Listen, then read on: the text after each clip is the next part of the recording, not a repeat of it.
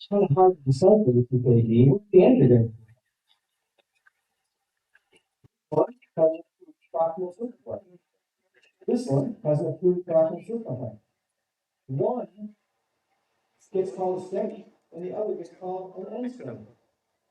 Why do we have this difference? This is worthless. This is a worthless diagnosis.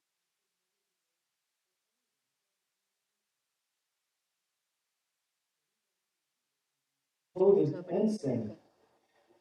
There is no ST elevation anymore. There is some loss of an S wave here, straightening of the ST segment, a tiny. Most people would not call this anything, but the Queen of Hearts gives it with low confidence, and she sees all these things that I was pointing out. A case that came in before the Queen existed. 60-year-old male with sudden epigastric pain radiating chest. This was sent to me with no information. And my response was, this is an acute LAD occlusion. Why did I say that? Because that is a hyperacute T wave. Like this one is not tall, but because it's in relation to QRS. So the first troponin was below the upper reference limit, so people just ignored it. Often the first troponin is negative, and later troponins came back positive. The patient went to the cath lab at 6 hours, having 100% LAD occlusion, peak troponin I greater than 25,000. What was the diagnosis? NSTEMI, that worthless diagnosis. And this is a EKG that was found later of the patient's baseline. This is what his T waves should look like. They look like when his LAD is occluded. And remember that 6 hour delay is terrible. This comes from exam on 2005. This is onset of chest pain by 4 hours after the onset of chest pain. This is the mortality reduction. 80% of the mortality reduction is gone.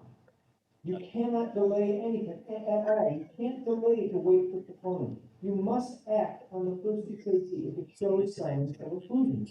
And those signs go way beyond ST elevation. So after the Queen, same patient, has hyperacute T wave. I say it's acute LAD occlusion. First troponin is negative, goes to cath lab later, peak troponin high, new heart failure. However, if you ran that first EKG through the Queen of Hearts, you get OMI, occlusion, myocardial infarction with high confidence. And she points out those hyperacute T waves.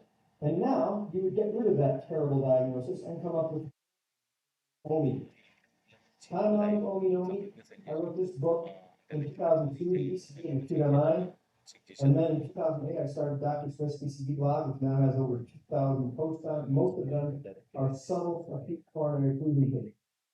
In 2011, I started giving a talk on non-STEMI that need the cath lab now. In 2014, I started talking on the false STEMI non-STEMI dichotomy. And then we decided we needed a whole new name for myocardial infarction. We needed acute coronary occlusion myocardial infarction, or ACOMI. But then we thought that that's too long. How about OMI? We need a third poll. Should it be ACOMI or OMI? And the overwhelming response was OMI, occlusion myocardial infarction versus NOMI, non-occlusion myocardial infarction. OMI, NOMI. And so in 2008, OMI manifested. And this is Martin Luther putting an EKG with hyperacute on the catheter door. But now, our group now has reviewed OMI article from 2018. In 2021, there are countless other author groups from all over the world. Now, Australia and Brazil have changed their myocardial infarction guidelines to get rid of STEMI, non-STEMI, and now OMI, NOMI. ST elevation. Sensitivity for acute coronary occlusion is only 42% with 96.5% specificity. That's not meta-analysis by De Anton in 2024. Hillary found a sensitivity in the first EKG of only 20% for OMIs. On serial EKGs, 30%. A cardiologist, 49%. Even a cardiologist is only 49% sensitive. Non-STEMI, when they go to the cath lab the next day, 34% have occlusion 301 with a death rate, odds ratio of 1.72. And those patients are younger and healthier at baseline. Lindau and Monterey Meyer have published their data on patients who came to the ED. These are patients who go directly to the cath lab, and leftovers come to the emergency department. And then in those two data sets, about 2 to 4% of patients left over had occluded myocardial infarction. ST elevation was only 23% and 29% sensitive to that. I'll show you more data on that later. And also, there's a lot of false positives, 15 to 42% in these studies. And this one, which we published in November, we used the clean parts to decrease false positive activations from 41% to 8%. There are 21 OMI ECG morphologies beyond ST elevation that we've discovered, described, and published. All of them here. And the most important aspect is proportionality. R ratios, SPCR ratios, and configuration, and many other findings that we've described and reported on.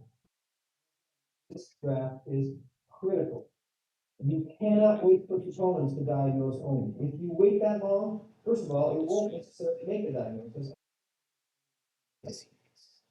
So when you look at this, you know immediately which one is Barack Obama and which one is his impersonator. Do you need to measure his nose or his mouth? No, you don't measure millimeters or anything there. You just know instantaneously.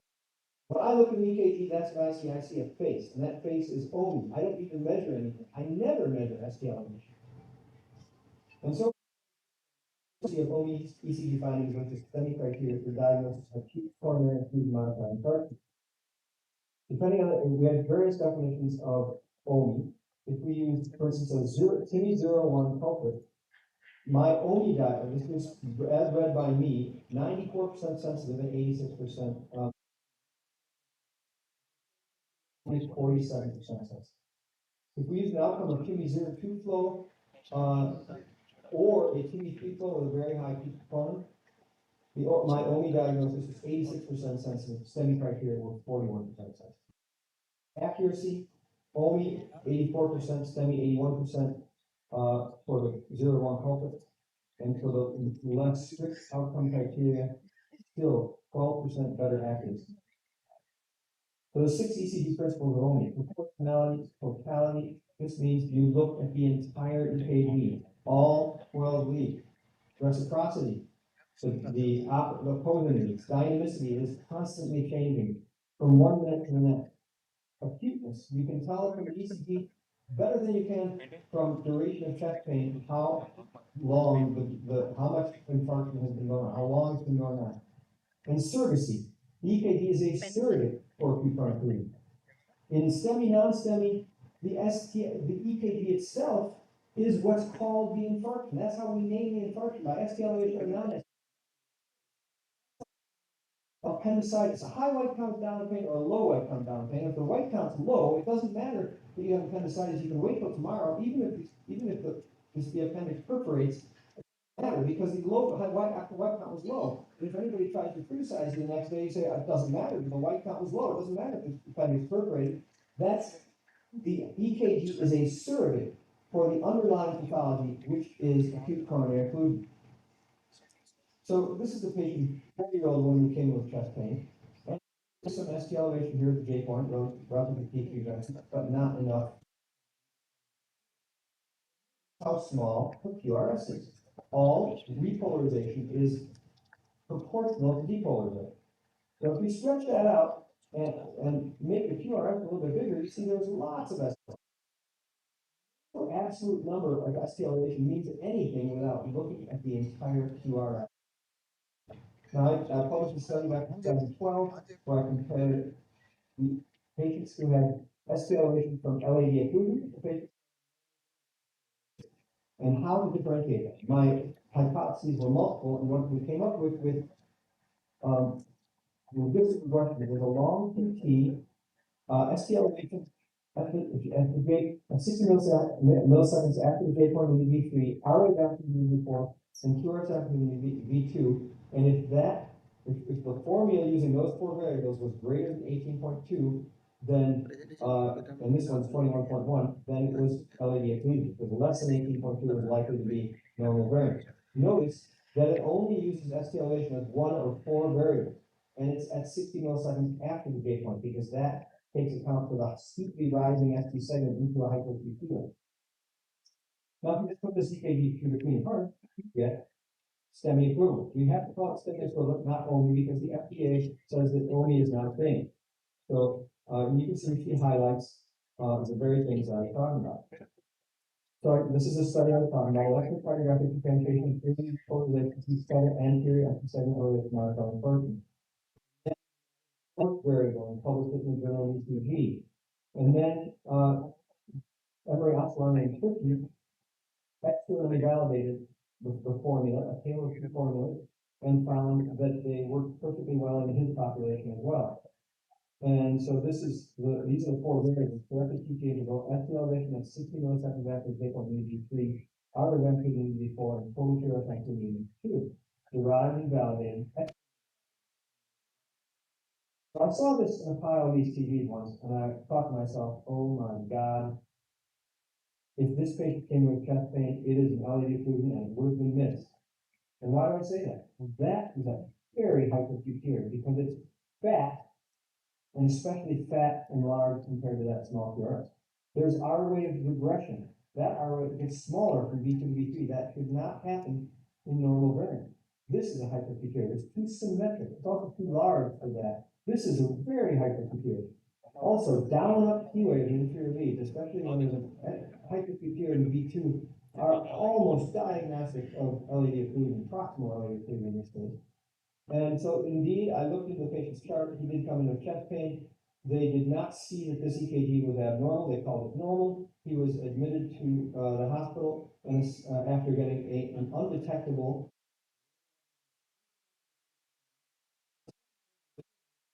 0.8, which prompted them to get a repeat EKG, which now shows loss of the entire anterior wall. He went to the cath lab. Troponin I was 140 nanograms per milliliter, which would be 140,000 with high sensitivity troponin, and left with heart failure in the EF. For variable formula is also positive. And charts and the equivalent. He sees the same things that I was seeing. Modified Scarbosa, the Smith modified Scarbosa criteria. Diagnosed as ST elevation modified with 13 in the presence of left bundle branch block with the ST elevation to S grade ratio in a modified Scarbosa. Again, proportionality. So, and then we validated it on another example. Okay, patient comes with chest pain, you've got left bundle branch block.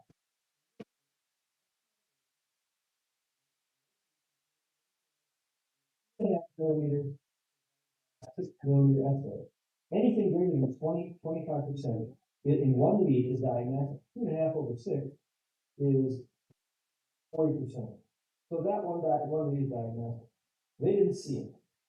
So they waited 1 hour, got another EKG. Same thing here. There's a little bit of concordant ST elevation here, but they didn't see that either. They waited another 3 hours and got another EKG. And now they see what they think is an inferior OMI because there's concordant.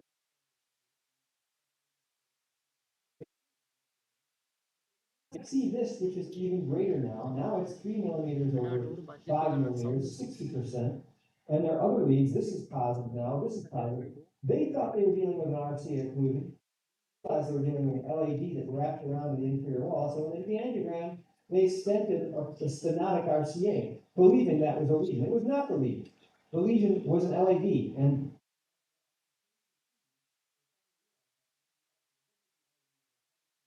opened it. The EKG told the story, but they couldn't see it. Parts could see it very well. This is the first EKG. The one I said was diagnostic. They would have made the diagnosis on the first EKG. Open that artery before the entire anterior and inferior walls are all dead. This is YQRS, 50-year-old with chest pain. This is a hyperacute QA. This is too much ST elevation for that escalate. It meets the Smith. This is a little bit of concordant ST elevation with reciprocal inferior ST depression. A concordant positive QA. This is diagnostic of an acute LAD occlusion in the setting of IVCD. The interventionalist gave a formal interpretation that doesn't mention ischemia at all. He would not come to cath lab. Do not take a patient to cath lab until the patient had cardiac arrest. Immediately, exactly the things I was pointing out, all of them. understood the Queen of Hearts, believed the Queen of Hearts, he could have taken this patient to the hospital, the cath lab before the patient arrested. Here's a patient who has a lot of ST elevation. It's a left photographs block, and there's 6 or 7 millimeters of ST elevation here. But there's a very deep S wave. The proportion is actually normal. And so this is the baseline EKG. There's no MI and no here. It's a true negative by the ratio rule, proportionality, the Smith rule, 6 over minus 63 is 0.1. And it turns out that the normal maximum ratio in precordial leads is about 0.11. We studied pacing in 59 cases with pacing and acute coronary occlusion compared with controls, and we found that the Smith modified Sclerosis criteria worked extremely well for that as well. And so there was this editorial about it saying it's an advance in ECG.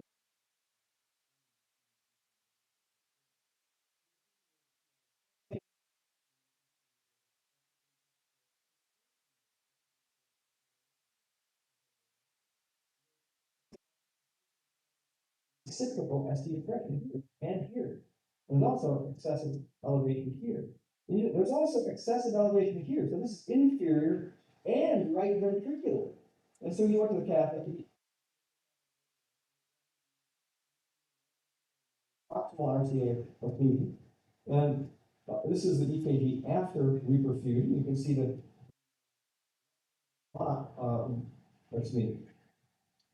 this is a face movement.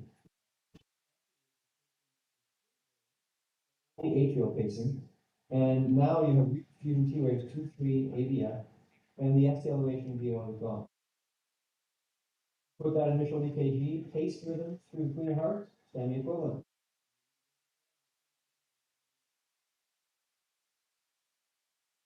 Last summer we published, I've always maintained that a hyperpituitary is not by its amplitude. Amplitude is only one of many factors. It is diagnosed by the area, by the bulkiness of the T wave, the area under the curve relative, again, proportionality relative to QRS, and also the symmetry. Hyperpituitaries are more symmetric than non-hyperpituitary. So we study this. It's a very complicated article, very complicated study. In a derivation and validation group, we confirmed that hyperpituitaries are having those features, a magnitude score, which is T wave area relative to QRS amplitude, and a symmetry time fatigue, and we put those two together, you come with overall score, which has a best cutoff of 0.70. You can read that paper anytime you want. This is a 60-year-old with chest discomfort, and that is a hyperpituitary. It is too big for that CRI. This is a hyperpituitary. In fact, that too is a hyperpituitary. It probably is an apex. This is a hyperpituitary, so it probably goes to the apex, and LAD around the apex. Well, this is not seen, and so they put the patient in the waiting room, but they did order the EKG 40-some minutes later, and they're still hyperpituitary.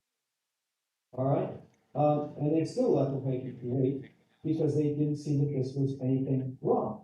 The patient had a cardiac arrest in the waiting room, which is a good thing for this patient. Fortunately, it's too bad that the patient has to have a cardiac arrest to get people's attention. But this is what happens in the managed heart attacks in this day and age. And so the patient had to have a cardiac arrest for people to realize that this was an acute coronary occlusion, and that's the other. Now we're wired to it, and now it's fully open. I just want to make a point too. This patient did not ever develop STEMI criteria. We published a study in the summer of 2025, 2024, where we showed that of 53 TIMI 0 LAD occlusions, only 62% met STEMI criteria on the first EKG, and on serial EKGs, none of them ever met STEMI criteria. Ever. And 17 of the 20 that did not meet STEMI criteria had hyperpituitaries on the first EKG, and those hyperpituitaries never developed into ST elevation. So there's that case. And the Queen of Hearts, he sees it, hyperpituitary. This patient comes with chest pain. This was a case that was sent to me by a kid who hasn't gone to medical school yet. He's an EKG tech, but he loves EKGs. He 1,000 of them. And he's gotten to be more of an expert at EKGs than any cardiologist I know. But he hasn't even gone to medical school yet. So it doesn't, that tells you interested in it, you have to be able to see things, and you have to follow up on it. He said, yeah, I recorded this, and I know these are hyperpituitars, but the doctor wouldn't believe me. He said, shut up, kid. And so we recorded one 2 hours later, and now it's much more obvious, and so he activated the cath lab then. But there was a 2-hour wait. And there's that EKG again, and we put it through our hyperpituitary analysis, and sure enough, area under the curve and symmetry scores were high enough to make this a red T wave, and a red T wave is a hyperacute T wave. It takes 2 of them in a row, or an average of 2 in a row, 0.7 to be positive. That, by the way, that if you put that through the Queen Hearts, it's also positive. Swirl sound, a new ECG pattern of left anterior descending artery occluded myocardial infarction. It's a narrow QRS without LVH plus ST depression V5, V6 plus wave to S wave amplitude ratio greater than 0.4 in lead V2. That came up with a positive predictive value of 70%, sensitivity 9%, specificity 98%.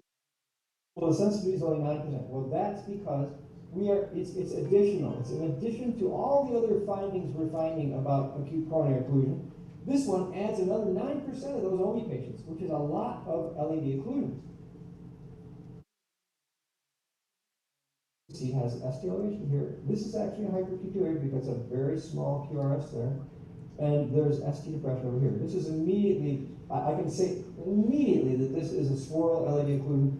Proximal, this means it's proximal to the septal perforator. That's why V1 has the ST elevation, because it's looking at the septum. And the physician said this is minimal ST depression in lateral leads. He could not see that there was OMI. The patient had to have a V arrest in order to be recognized. Fortunately for her, she had a V arrest, she was resuscitated and taken the cath lab. Her artery was open before she could lose the rest of her heart.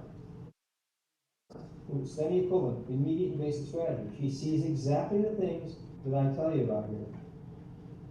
This is another article I published back in 2016. ST depression in lead AVL differentiates inferior ST elevation myocardial infarction from pericarditis. Found that any ST depression in AVL, with any ST elevation in the inferior leads,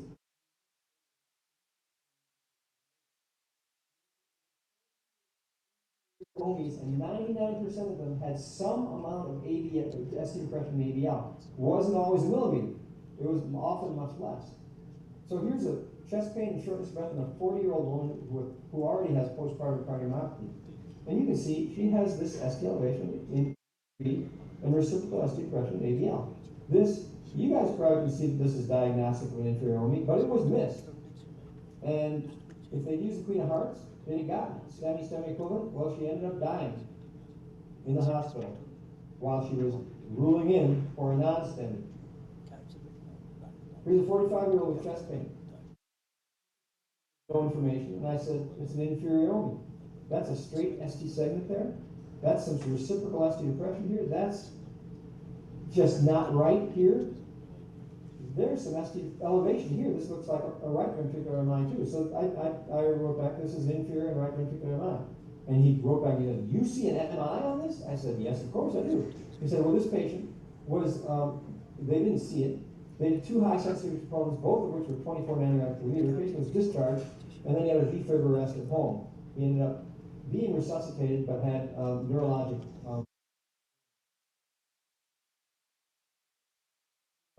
gets it, no problem. She sees that right there. She sees the STEMI equivalent. Immediate invasive strategy or equivalent management is recommended. Now, people always say, oh, geez, she must call everything an OMI. I mean, to be able to get this, you got to call everything OMI. Well, I told you about how good she is decreasing false positives. She has better sensitivity and better specificity than any human being. Here's the chest pain. I was looking through our EKG system and I saw this EKG and I'm like, oh, that's an interesting one. Look at this. There's coving here with a negative T wave, more coving here with a negative T wave. There's reciprocal ST depression ADL, kind of a reciprocally upright hyperpituitary. Looks to me like an inferior reperfused OMI. And so I looked up the patient, and it turns out that the patient had not been seen in the room when the intern went to talk with this patient, and while talking to him, he had a V-fib arrest and died. The confirmed computer interpretation see this at all. Non-specific T wave abnormality. This is specific. It is not non-specific. It is the interpreter who is non-specific, not the EKG. And so this is an acute OMI. It was missed and the patient died. Queen of Hearts gets it. Okay? She says high risk NSTEMI. And that's exactly what I would say, because I thought it looked like a reperfused OMI. And when she sees reperfusion, she calls it a high risk NSTEMI. Catheter activation is justified if high clinical suspicion and ongoing ACS. How specific he is, there's a lot of ST elevation inferior here. And the conventional algorithm calls it acute STEMI. And there's even reciprocal ST compression, ABL, which happens in normal variant. But I can look at this and tell you instantaneously that this is a normal variant. It is not an OMI. There's too much R wave amplitude here, and the shape is not correct for an OMI. What's Queen of Hearts say? He says no signs of STEMI equivalent protector on this one. All right, we also published on ischemic ST depression maximal in V1, V4 versus V5, V6 of any amplitude.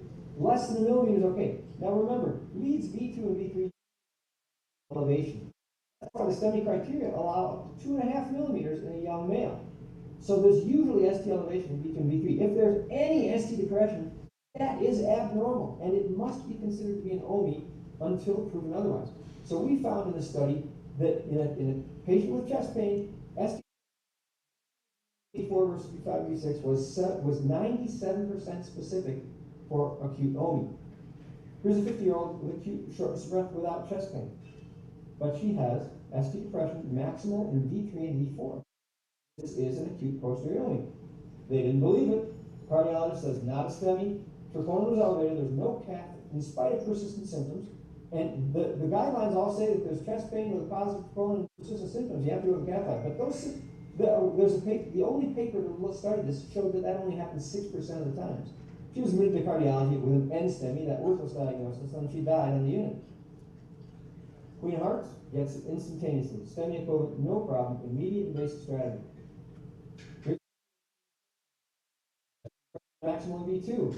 It's in posterior OMI, can't be anything else. There's also hyper-QT waves found in inferior leads with reciprocal depression, ABL. This is an reciprocally inverted hyper-QT.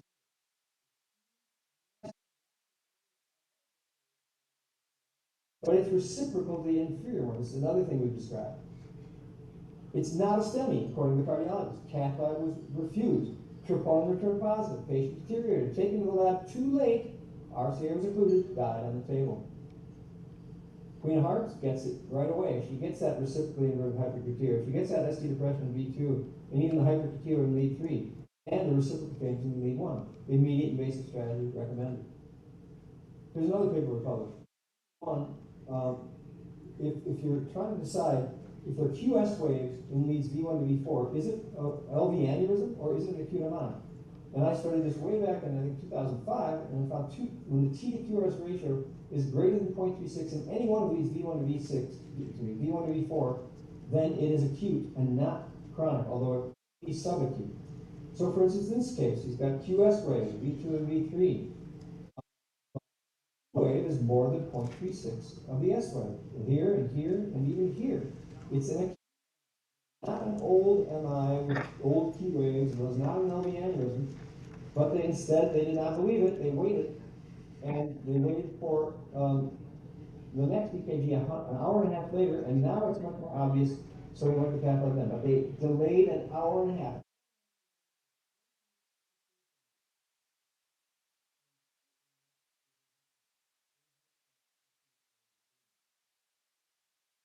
Study called terminal QRS distortion is present in anterior myocardial infarction but absent in early repolarization. Now it's not present in all anterior myocardial infarction, but it's never present in early repolarization. So if you see terminal QRS distortion when there's any amount of ST elevation in the LAD distribution, it is an OMI. So for instance, here's normal. Nice S wave in V2 and V3. There's ST elevation, sure enough, but that's normal ST elevation in this case. There is S wave. Now, sometimes it can be OMI with an S wave. So S wave doesn't mean it's not OMI, but S wave, absence of S wave, like here, means it is OMI. So absence of S wave means no S wave in either V2 or V3, like you have here, and also no J wave. So like here you have no S wave, but you do have a prominent J wave. 10% of normal variance will not have an S wave, but they will have a J wave instead. 29-year-old male with severe chest pain. This actually does meet STEMI criteria. But he's 29 years old, and people thought, oh, this is probably normal EKG. So they did not activate the cath lab. They did get a serial EKG though, and the patient's pain went away, and they got another one after his pain went away, and they realized, oh my God, this is with pain, and this is without pain, then he must have been having acute coronary occlusion here, and this must be reperfused. And indeed, here you see terminal QS distortion, there's no J wave, and there's no S wave in V3, and here he reperfuses and it's reconstituted. Well, the faculty physician saw this and was suddenly worried about the patient, and as he was walking to the patient's room, the patient had a defib arrest. He was taken to the cath lab while CPR was ongoing because they could not resuscitate him. They shot the LAD, it was totally occluded, tried to open it, but they could not resuscitate him. He died right away. This is a 32-year-old with chest pain. Of course, a lot of people that age do. This one actually might meet STEMI criteria. I guess it doesn't meet STEMI criteria, but there is terminal QS distortion. It must be an LAD occluded. How did he get treated? He received ibuprofen with a sandwich. And not until his troponin came back an hour later did they take him to the cath lab, and they opened him up, and sure enough, his S wave gets reconstituted after his LAD is reopened. Queen of Hearts, she gets it right away. STEMI, immediate invasive strategy. And there's that one again, which has lots of ST elevation, but has a very prominent J wave. And this is normal variant ST elevation. I don't think I put that to the Queen. No, I should have. 42-year-old woman with intermittent chest pain. She comes in with this EKG, and look, she's got Wellens syndrome. Pain gone. Conventional algorithm says normal sinus rhythm, normal ECG. It calls it a normal ECG, if you can believe that. First troponin T is undetectable. All right. So the Queen of Hearts knows immediately high risk NSTEMI. That's what she calls Wellens. Wellens is a reperfusion pattern. Okay, when this patient was having chest pain, the T wave was fully upright. When the patient reperfuses, the T wave inverts. It starts as terminal T wave inversion pattern A and becomes over time deep symmetric, unless it reoccludes, in which case the T wave goes back up, which is pseudonormalization. Queen of Hearts sees this, high risk NSTEMI, knows it's Wellens syndrome. 1.5 hours later, the patient has severe crushing chest pain because they didn't take her to cath lab. I think you should go to cath lab with Wellens syndrome. And that's her EKG 1.5 hours later, when she's having crushing chest pain, and then she had a cardiac arrest. Fortunately for her,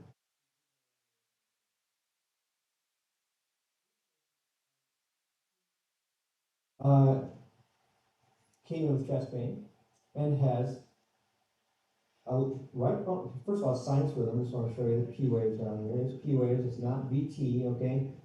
There's a right bone branch block. There's a left anterior sigma block, negative, negative, negative, and positive. Excuse me. And it is diagnostic of an proximal LAD occlusion. How do I know that? See this downsloping ST elevation here? That's typical in RBBB LAFB cases. You see downsloping ST elevation here too. You see downsloping ST elevation here too. It rarely looks classic. So I diagnosed this as proximal LAD occlusion, activated cath lab. The interventionist said it doesn't meet STEMI criteria. He rolled his eyes at me. I said, take him to the cath lab. He took him to the cath lab, and it was a proximal LAD occlusion. Queen of Hearts knows it right away. STEMI equivalent. Immediate invasive strategy equivalent is recommended. Here's that Matre-Meyer study I told you about. Again, this is 4,000 chest pain patients, only 142 OMI, because in this hospital system they take STEMI directly from the ambulance to the cath lab. The chest pain patients who are not diagnosed in the ambulance go to the ED. And 3.2% of those chest pain patients are OMI. So it's a very difficult group. It's a group without obvious EKGs. In this group, Queen of Hearts has a positive value of 55% compared to 11% for STEMI criteria. The odds ratio, positive value is 47, negative value is 0.3. That gives you a diagnostic odds ratio of 156. That's an incredibly high diagnostic odds ratio. That's the difference of the probability of OMI before the test versus after the test. It's 156 times more likely after the test is done than before. Whereas with STEMI criteria, diagnostic odds ratio is 6.0. Diagnostic performance, if you want other things like sensitivity, and the AM model was 0.7 with 98.5 specificity. STEMI criteria, only 29% sensitivity with 0.394 specificity, much less specific also. This is Lindau, which is a similar sort of system with 24,000 chest pain patients, 467 only, which is 2.1%. Positive predictive value, 51% for the clean heart, 16% for the conventional algorithm, which was the Scotland, blanking on the algorithm from Scotland, and 24% for STEMI normal criteria. Diagnostic odds ratio, again, over 100, 110, 28 for the conventional algorithm, 14 for STEMI normal criteria.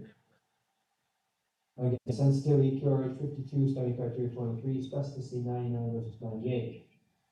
How about normal ECGs? I've got a collection of over 60 EKGs that were called completely normal by the conventional algorithm. There are 4 papers that state they don't need to be reviewed by physicians if the conventional algorithm says they're normal. But I took a look at these EKGs. I could diagnose OMI on them. So I want to study this between hearts. All of them because we had used some of them to train the algorithm. Smith recognized all as OMI. The conventional algorithm called all totally normal, not non-specific, not non-specific STT abnormalities, totally normal. This is Veritas, the GE Marquette called myself. Queen of Hearts diagnosed 34 or 42 or 81% as OMI. Score of 0. Emergency department assessment of chest pain score of 2, which is very low. Computer normal ECG, the computer calls it completely normal. Initial troponin below the limit of detection, and yet look at those hyperQTRs there, and the reciprocally inverted hyperQTR there, and the downsloping ST segment in lead B2. This is diagnostic of inferior posterior OMI. I saw this patient in the triage area and activated the catheter right away while I'm waiting for the catheter. And says OMI with mid-confidence. And while waiting for the cath team, we got serial EKGs. They continue to show dynamic findings of OMI. All serial EKGs where the T waves are slowly changing in size, but they're all diagnostic of OMI, and Queen of Hearts still gets OMI with high confidence on all of them, even though the computer algorithm says they're normal. Here's an EKG by research partner Kendall while he was working in triage. The computer called it completely normal. What do you guys think? Well, there's a straight ST segment here. That is a hyperQTR. It's not very big, is it? But look at how tiny that QRS is. That's a hyperQTR too. So he saw this and immediately knew that this was an OMI. He hadn't even seen the patient yet. He went to find the patient, asked her if she had chest pain. She said, yes, I have chest pain. He activated the catheter. And he did later find a baseline EKG, and I'll put the precordial leads side by side, see how different that is from that, and how different that is from that, and from that.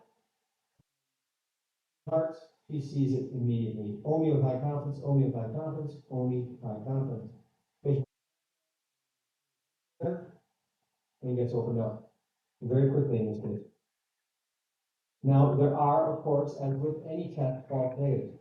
We, in our study of the Queen Hearts versus standard care back in November, is where the Queen Hearts and the standard care were discordant. They did not agree with each other. Standard care being a doctor making a diagnosis with all available information, meaning he has the clinical story, may have, that's all he has at the beginning, and the Queen Hearts just has EKG. When they were discordant, they gave different diagnoses. The Queen Hearts was 7.5 times more likely to be the correct one. That doesn't mean she was always right. She was not always right. But he was right 7.5 times as much as a treating physician who had more information. In my view, and the Queen of Hearts didn't get it right.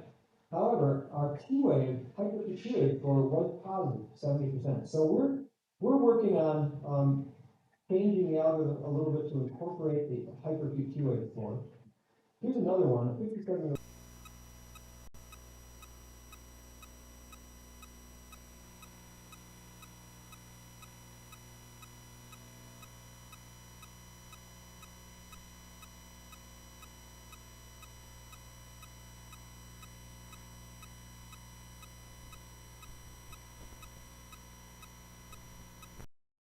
we will call it OMI, even if the baseline Queen of Hearts does not fall OMI.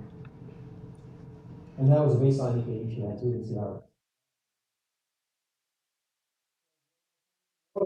Questions now.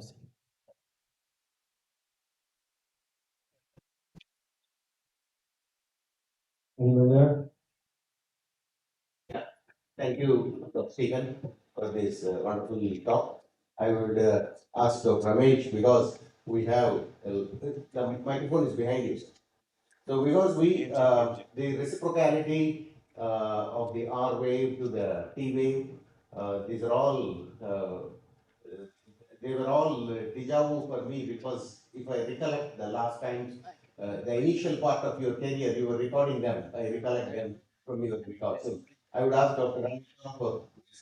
I can't hear sound quality. Just wait, Dr. Stephen. We are just going to address it. Please, thank you. Can you maybe type your question into the chat? Yeah, we can do the chat, type into the chat.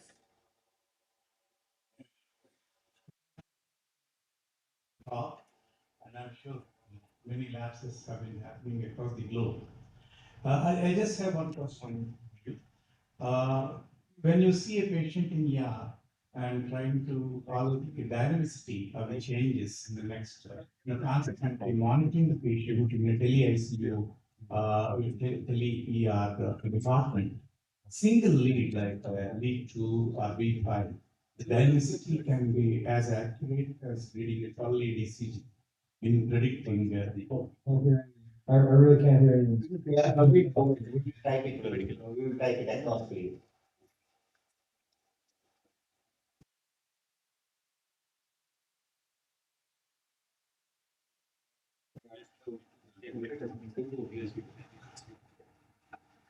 Yeah, we will take that question anymore. I will type it across to you, Professor Smith.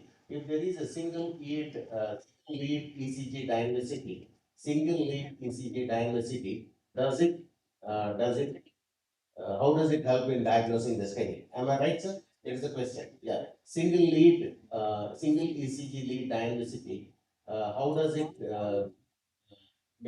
how does it translate into the OMI diagnosis?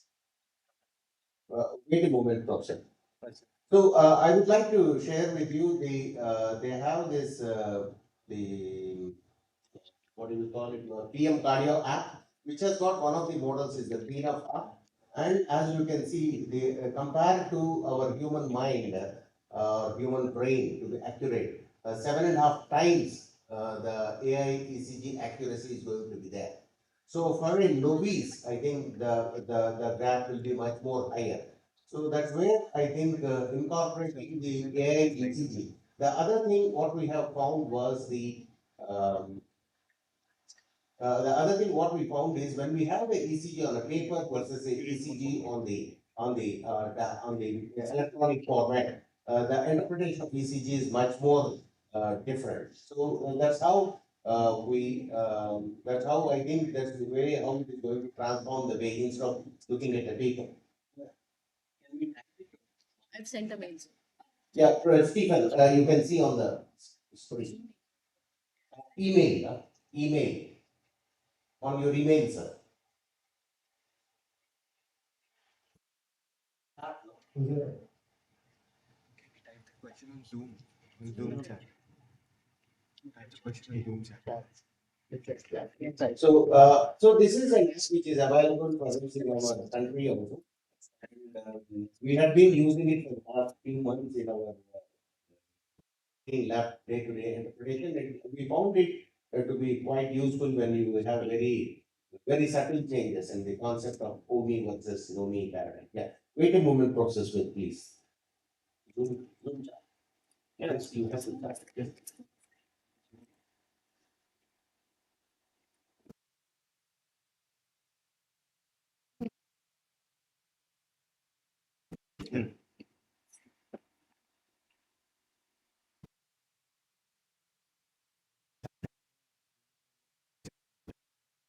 Anybody has any question? I think if you ask us, we have got a couple of minutes before we go on to the next one.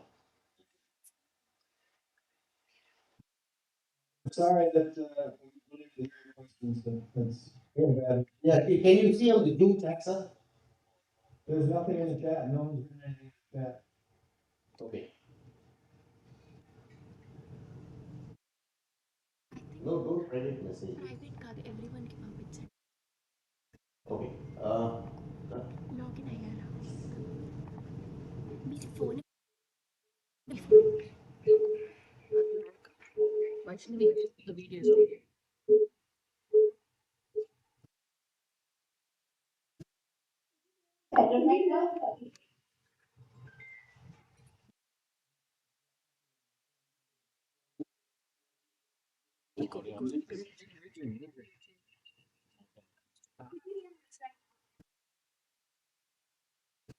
Yeah. Okay. Through the book. Yeah. So we're gonna ask our first question right now. So 1 minute.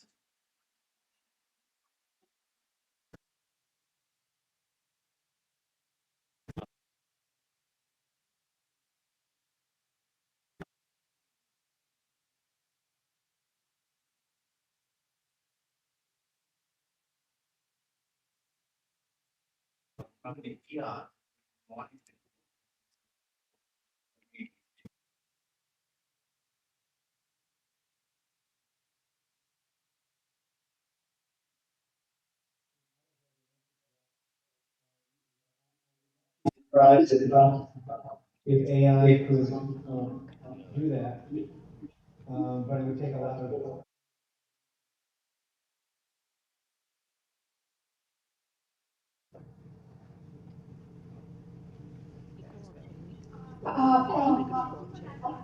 Thank you for that answer. We're gonna మాట్లాడేటప్పుడు ఇక్కడికి ఈ system వచ్చేయండి.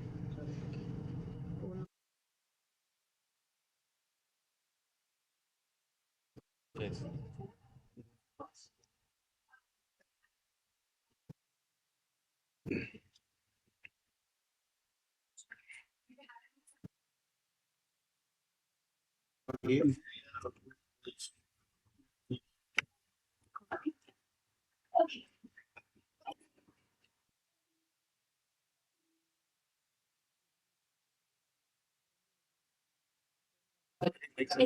Participants ఉన్నారు. ఇప్పుడు ఏ computers correct class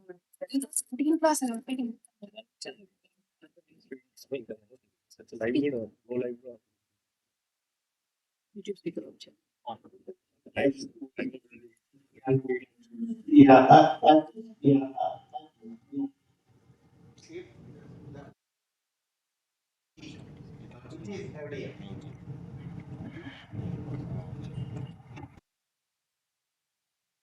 Echo versus the ECG. Which changes come earlier? EKG is going to be more accurate. Echo doesn't tell you very well whether it's a new wall of or an old wall. EKG tells you whether it's acute ischemia or not. And our research, the studies we know of show that EKG is more specific, especially. Do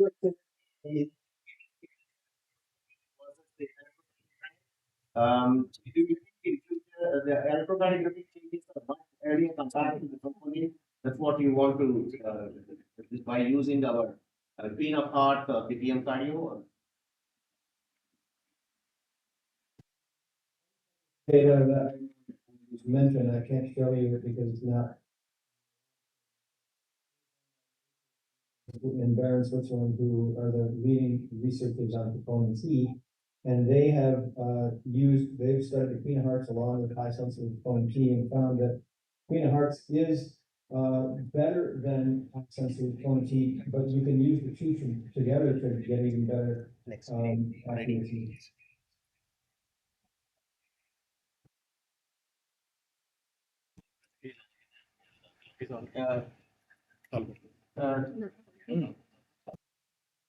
Thank you, Professor Smith. I think we had an excellent understanding of the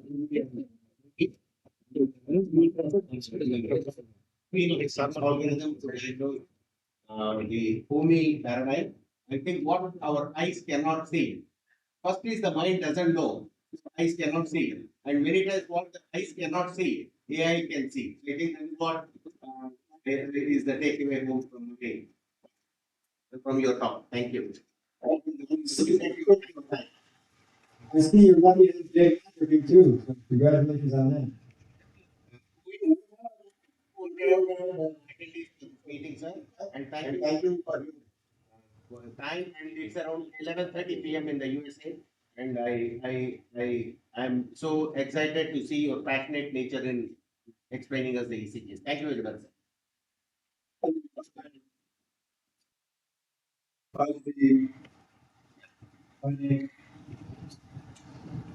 So we have to introduce David.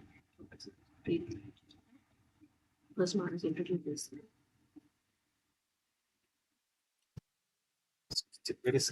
Our next speaker is a physician who decided that medicine could be done differently and then spent 4 decades proving it.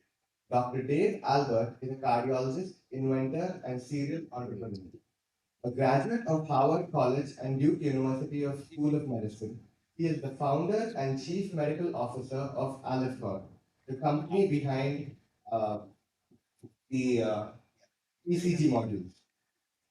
Uh, Cardia Mobile Personal Device, which became a global phenomenon and then went viral at the Consumer Electronics Show in 2011 and has since been used by millions of patients worldwide.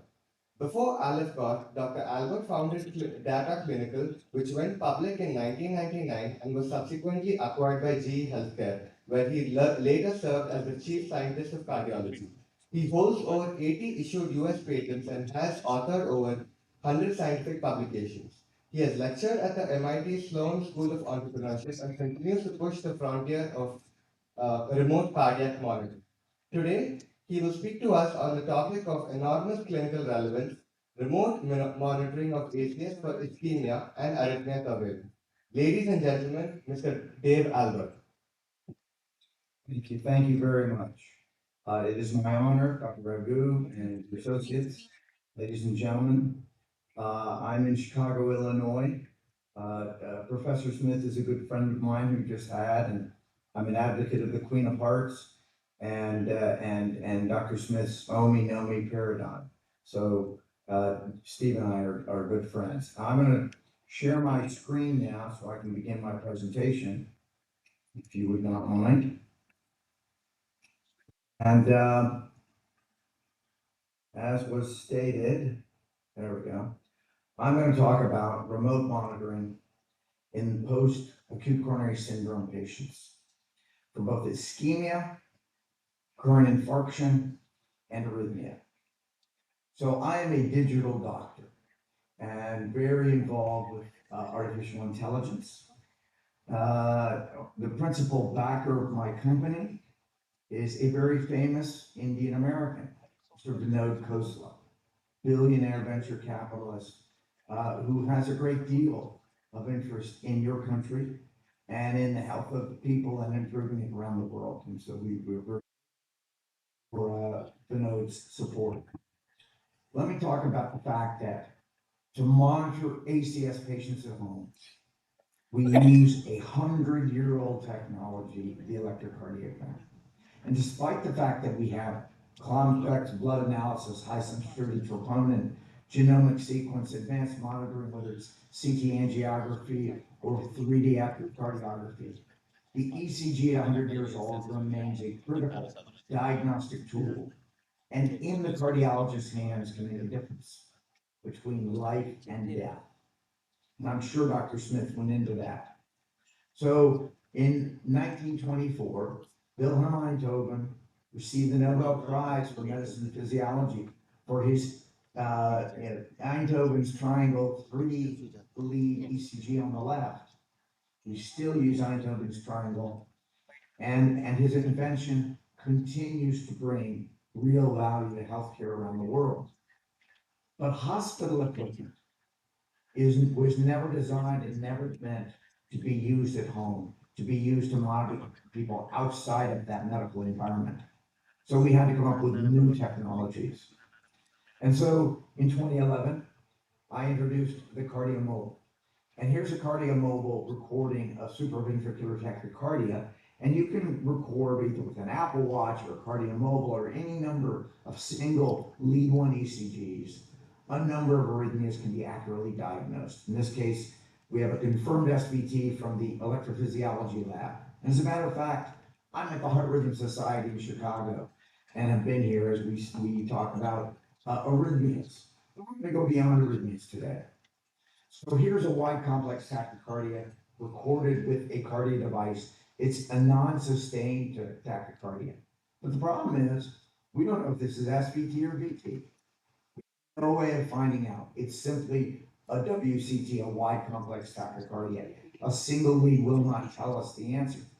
So sometimes, if this was sustained, we might try adenosine, or we might just go straight to cardioversion, which treats both the SVT and the VT. But we'd really like to know which one it is. So today, we have a device, our 6-lead, cardiomobile 6-lead, that gives you all of Einthoven's triangle, plus Goldberger's augmented leads, ABR, ABL, ABF. And this enables you to gather far more information, including superior P-wave visibility. Lead 2 is much better for P-waves than the cardiac axis measurements in the frontal plane and QTC accurately. All of that has been FDA cleared and is available in India. So this gives you more information that can be used by a cardiologist when that data is transmitted via the cell phone, where it's recorded.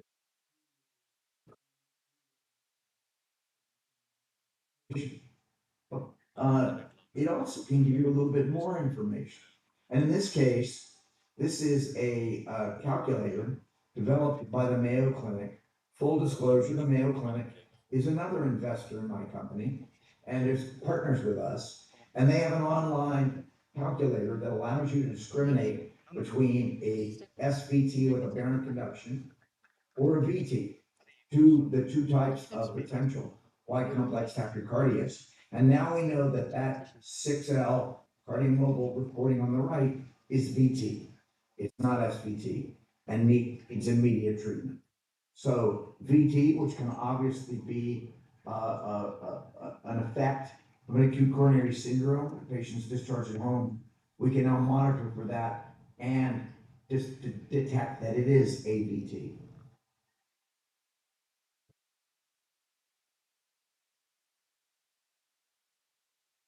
The other thing you can do, this is a paper from the ESC Digital Health Journal from South Korea, and they built an AI model to use the 6-lead data to determine and detect a low ejection fraction, systolic dysfunction.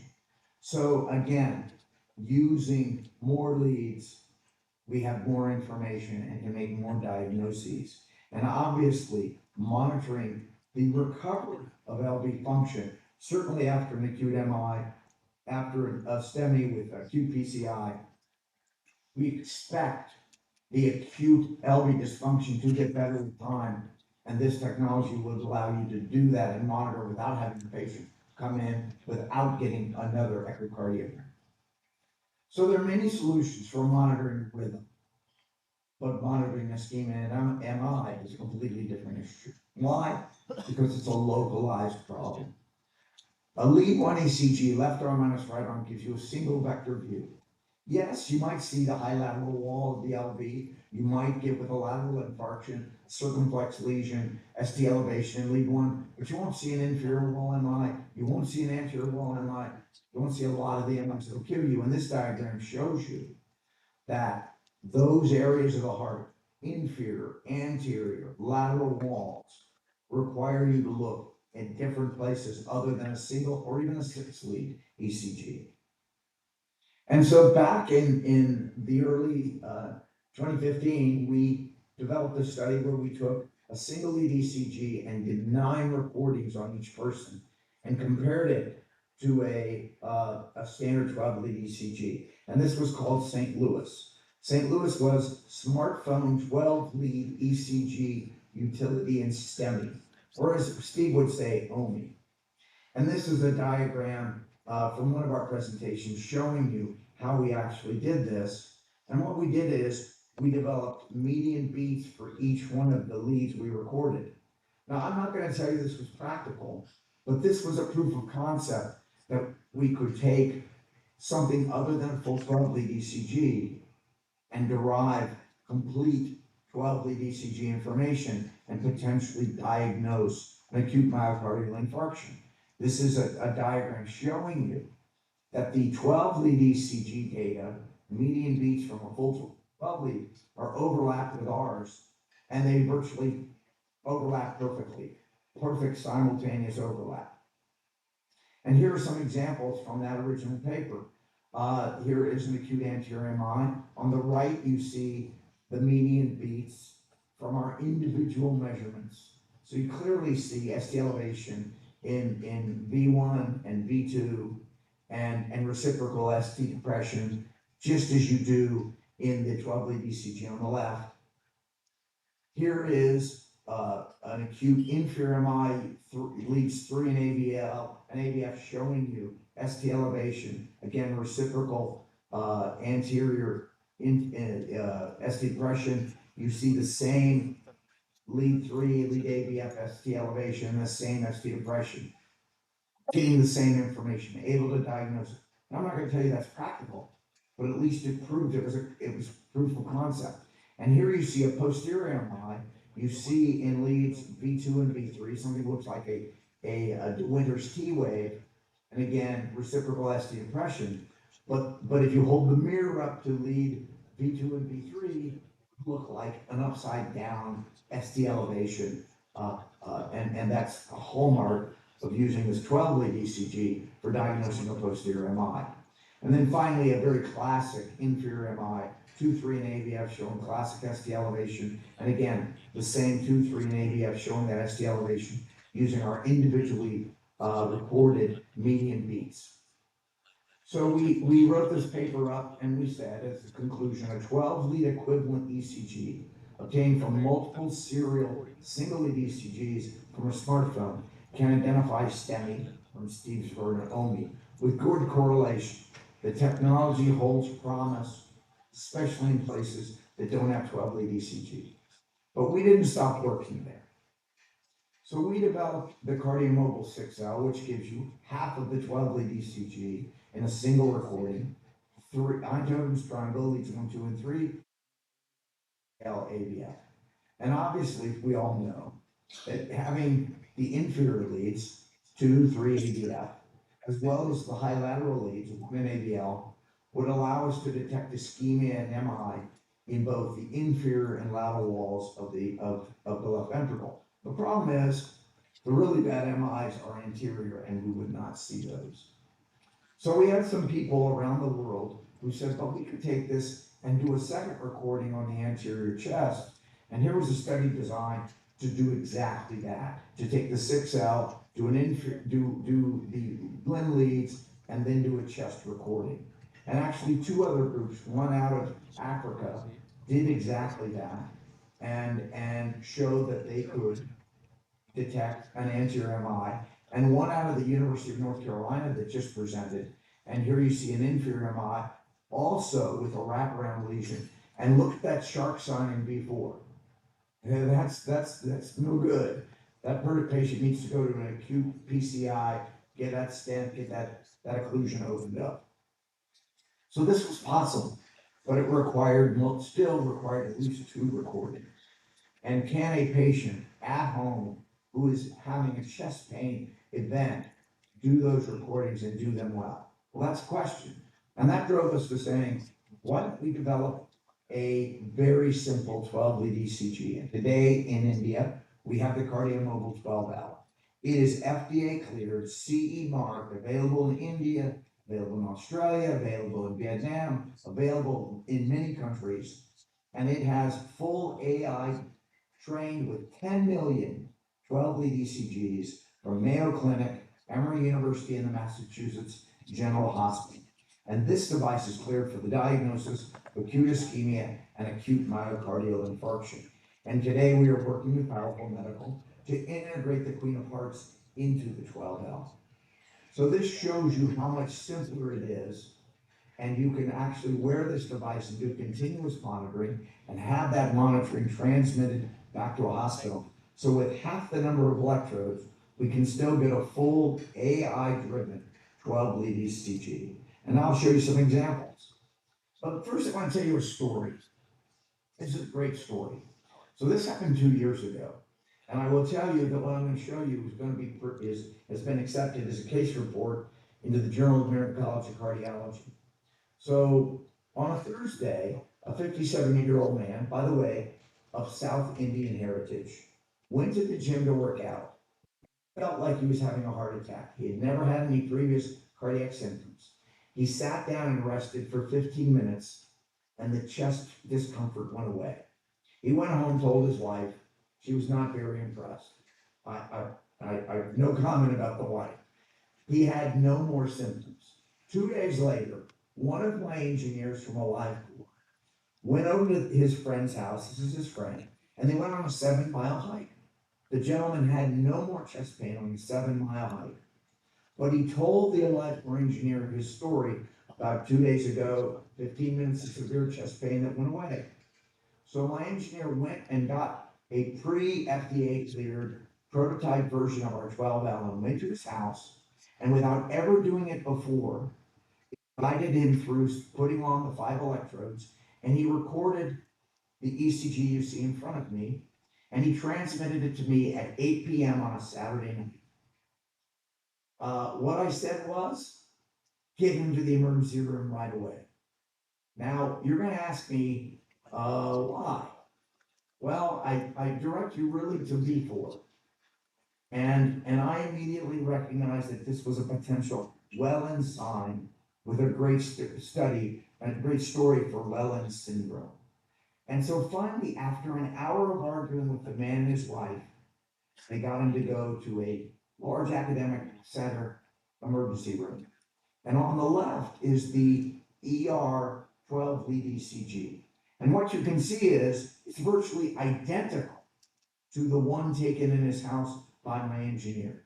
And both of them said anterior and lateral ischemia, okay? They did not say acute MI, they said lateral ischemia. Now, the ER doctor probably was not aware of Wellens syndrome and Wellens sign, but he was smart enough to say chest pain, let me draw a high sensitivity troponin. And that came back 2,700. So they admitted this, totally asymptomatic. They admitted this man, and the next day was a holiday we have called St. Patrick's Day, known for a lot of drinking. Okay, but they admitted this man to the CCU, so they weren't going to immediately cap him. And they monitored him on the coronary care unit of this big academic medical center. I won't tell you where it is, but it's one you would know. And on Monday morning, they capped him. And what did they find? They found 2 very high-grade LAD lesions, one before the first branch and the second 1 centimeter later, okay? And he got 2 drug-eluting stents. So this was a perfect case of a Wellens sign and Wellens syndrome, and the first time one's been diagnosed by a home-recorded, AI-driven 12-lead ECG. And so this gave me promise that maybe our device was pretty good. And here's the original Wellens paper from 1982, and you see our recordings from that Saturday night. And a Wellens sign only occurs when the patient's asymptomatic. Once they get chest pain, that goes away. So, and it's always associated with a high-grade LAD lesion and with a very high risk of either sudden death or a major MI. So I told my engineer to make sure he told his wife that his friend saved her husband's life. So just as an FYI. But subsequent to this, we've done many tens of thousands, we've sold many of these devices, and I'm going to show you a few examples. Here's some examples of acute anterior MIs, okay? Classically, I don't have to show you and tell you that, they're slightly different, but they both are, V2 in both of them just tells you that this patient is catheter. And here are 2 anterior MIs. And again, they're slightly different, but they're classic. 2-3 in AVF, with great ST elevation, and AVL, having reciprocal ST changes. So these are classic acute inferior MIs. And then here's some lateral MIs. So we see lateral MIs with ST elevation in one in ABL, and again, reciprocal changes in the inferior wall. So these are classical signs, all of which were called with our AI as acute MI. STEMIs that require. And then here's the combination. These are really bad. So these are things where you have LADs, the inferior to posterior wall, and you have very large MIs. And these patients would either die with a cardiogenic shock or end up with very bad rate. So this is called, post-STEMI stacked. And so even when the ECGs are noisy, as those recorded either at home or in an ambulance, we're able to diagnose acute MI through that noise, through that motion artifact. And so it shows you the power of this AI-driven technology. And I think, I was at a recent meeting with Dr. Harlan Krumholz, who's a professor of medicine, professor of cardiology at Yale University, and the editor-in-chief of the Journal of the American College of Cardiology. And he got up at this major meeting and said, I predict that in 10 years, cardiologists will not read 12-lead ECGs. Just like today in the United States, we have health systems that are replacing radiologists with multiple AI models. I think this is an opportunity like the Queen Hearts, where the AI will do a better job than we do routinely, and certainly than many physicians do. So with that, I want to say, of course, we continue to work on more convenient personal ECGs, simplifying the self-use, and that will continue to evolve. But those devices are not here today, and they are for another talk on another day. But I look forward to coming back to you and showing you that we can monitor people at home. We can diagnose recurrent MI and recurrent ischemia at home, and we can make patients safer and save their lives. And with that, I'll say thank you very much. And I'll stop sharing. Look for questions. Thank you, Dr. Albert. You set a bar very high for us. Also want to mention that there's going to be an ALIFCOR ECG workshop during lunchtime, so please join us. Yeah, please do. The 12L, our ECG devices are cleared. We have a whole team in India. We have a large development team in Bangalore, but we also have a sales and commercialization team. And we look forward. I'm going to give you a story. So the story is I've been to India once. In September of 2019, before the pandemic, I went to Chennai, which I've been told is one of your main medical cities. Headquarters of Apollo Hospital, very large government hospital. And I went and visited 3 hospitals. And I went to the CCUs of those hospitals, and met with the head cardiologist of those CCUs. And he says, Dr. Albert, yeah, it's for diagnosing arrhythmias and AFib. That's not our problem. Our problem is acute MI. And it's people 45 years old having acute MI. And he said, here in Chennai, we have multiple hospitals that can do acute PCI. We're standing. And several of these doctors were FACCs, fellow cardiology. We're back in India. And he said, we've got 10,000 villages where people have MIs. The cardiogenic patients, we never see them. But the patients who have MIs come in hours, if not days later. And they took me bed to bed in the CCUs. And each patient had a big LV deficit, had a completed MI. And so, despite the fact that today we know we can salvage MIs, we can use thrombolytic therapy in these villages if we can't get them in quickly. But even after a few hours, we can salvage myocardium. And by the way, you all may know that the famous Dr. Eugene Brown just passed away at age 95. And as he quoted, time is muscle in acute MI.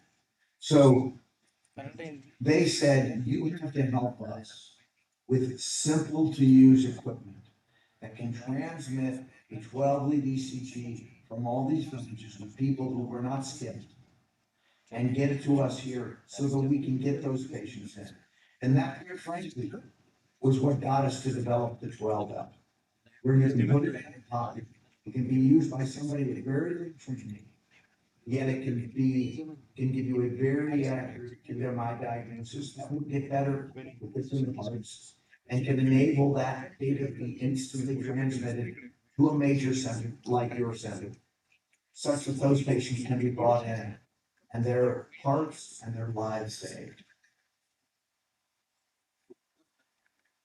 Thank you, Professor Dave. It was very inspiring.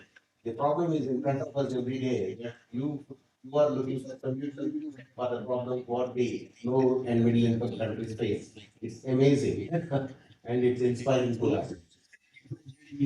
I'm passionate, as is Dr. Smith, Yes. we're Well, going to save people's lives who are having acute MS. we'll just ask the audience for any questions because we have some stalwarts who have been into from a different 12-lead ECG perspective. I think Dr. Ramesh, you want to have any comments or anything? Uh, yeah, yes.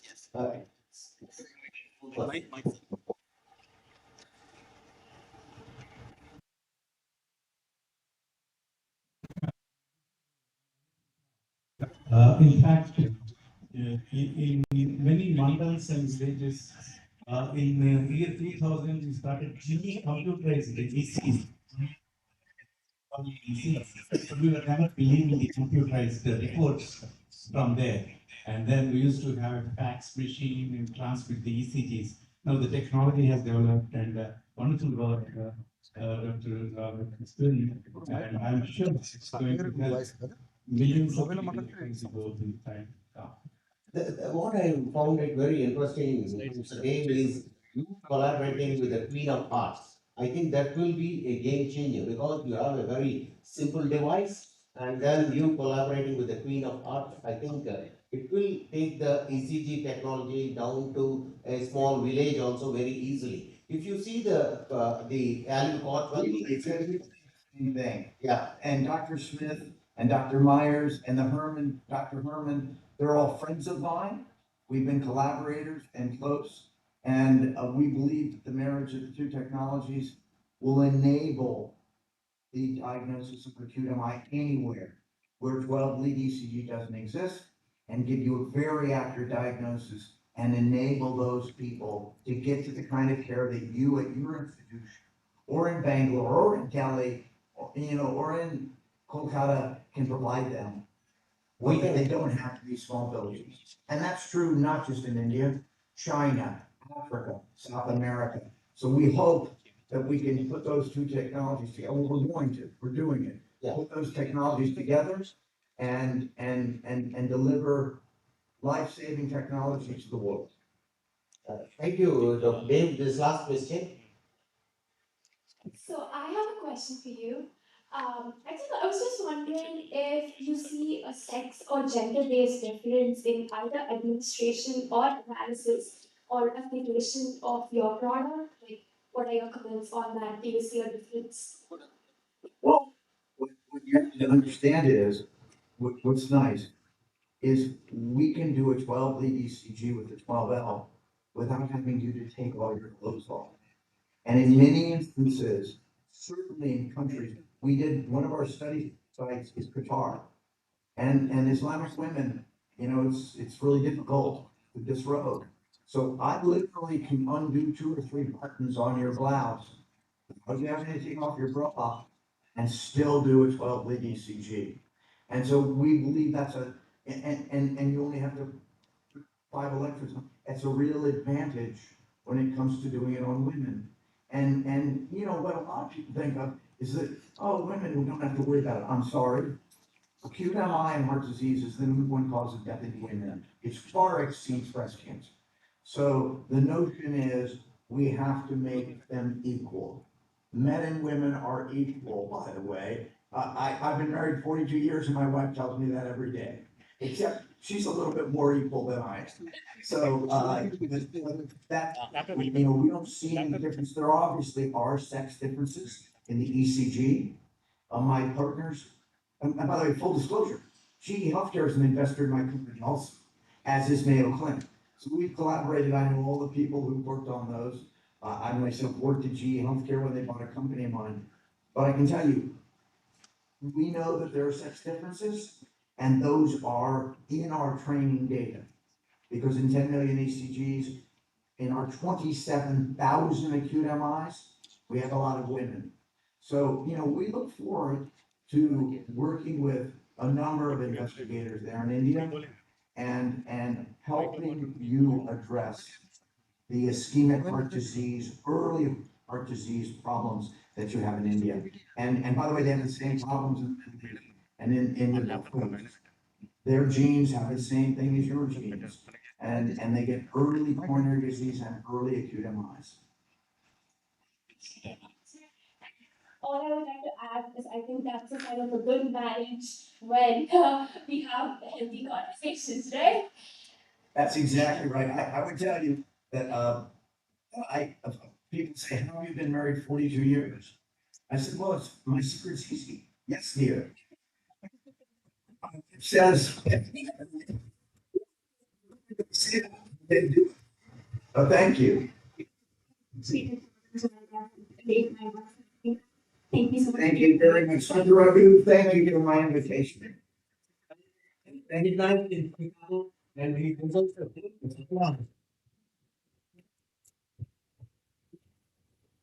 Take care. Our next speaker brings her expertise from Indus Hospital in Visakhapatnam.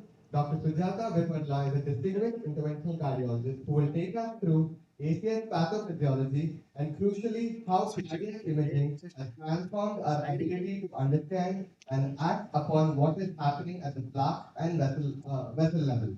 Please welcome Dr. Sujata Vipadla. Can we also have Mr. Olva's team to present Dr. Sujata Vipadla, ma'am? Small token of appreciation, please. So,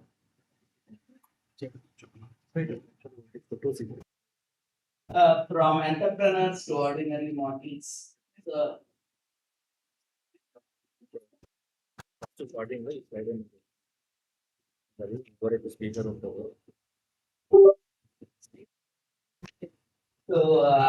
I'll be talking about physiology more than anything else.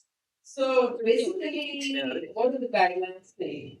So what we are seeing in India is, as we all know, we are seeing that acute coronary syndrome, and today deserve the same treatment in the West. So what do our guidelines say? Guidelines say that the ESC guidelines and acute coronary syndrome is a class 2A recommendation, and most of the guidelines rest on procedural guidance rather than a mechanism oriented treatment. And also the EAPCI expert consensus believes in the use of OCT and idols to assess the need. And what do our science say? As you can see, that idols ACS trial, which is the largest trial in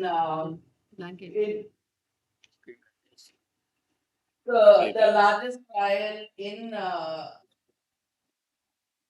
ACS patients, you can see IVAS versus angiography. And what are they looking at? They're looking at target failure. You can see that the ACS patients almost 40% STEMI and STEMI. You will see that there is a reduction in target resolution. Then looking at the cost-driven mechanisms that is optimizing the PCI rather than looking at what is causing this acute. So obviously we have to move away. We have to hear of nutrition, cardiovascular medicine. We have to keep the biology, the substrate, and we have to tailor our therapy to what we see and not repeatedly spend everybody. So what are the things which can happen? We can have a plaque rupture. This is the necrotic course. You can see a catheter, and this accounts for 50% of the acute coronary syndrome. You can see plaque erosion, which can be covered by a liver thrombus that is mostly a white thrombus, and this is increasing with life. Now they constitute about 30 to 40% of the acute coronary syndrome. And you can see there are calcium nodules here, and you can see the glass edges, and you can see that these are difficult to handle and difficult to treat. So, what are the different versus plaque? You can see a ruptured plaque in the plaque rupture. You can see the epithelium which is denuded in a plaque erosion. And this plaque is different from plaque rupture. You can see proteomic plaque which is rich and most of the cells. Whereas the rupture you can find thrombosis, red, most of it is STEMI, and plaque rupture is STEMI. Prognosis is better. It is usually seen in younger males, younger women, and smokers. And with OCT, we can see what is happening. What are the image modalities which we can use? We can use intravascular ultrasound, and we can look at the plaque burden and volume, for which this is best because it penetrates the depth, and you can see the attenuated plaque in ultrasound. Or the best of tool is OCT, where you can see the cap thickness, the lateral plaque, the macrophages, the calcium of the erythrocytes, and more importantly, the thrombus. And we have near spectroscopy needs, where you can see the lateral core burden index. It's more than 400 in a length of 4 millimeters. It is highly high. And then you have city coronary angiography, where you have low attenuation, less than 30 Hz per unit, napkin ring signs, spot calcification, remodeling, and MRI, MRI, where you can see the disruption, hemorrhage, and now we have CT, which can look at the calcification with NAS and FDG, the macrophage activity. And so basically, this is you can see that for iris it's better condition. If you want to look at the stronger, you want to look at the light weight, it is better to use OCT or leads where you can image the light weight. So you can see various characteristics. This is the thin cap papilloma. You have a light weight score more than 180 degrees.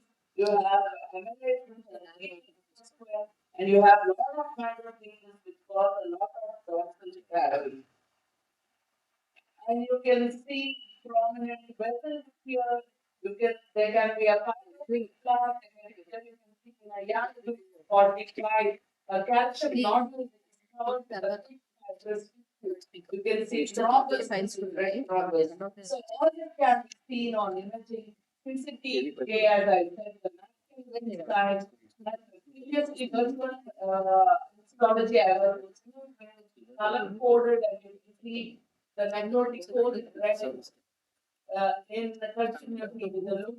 And this is the lead drivers more than 400 over SCPI, more than 404 millimeters is important. And OCT features which I already told, a thin cap hyperchroma, 180 degree light with loop, light with, and also magnification, illuminated and the high risk class. Then now we're going to have OCT AI, the color coding.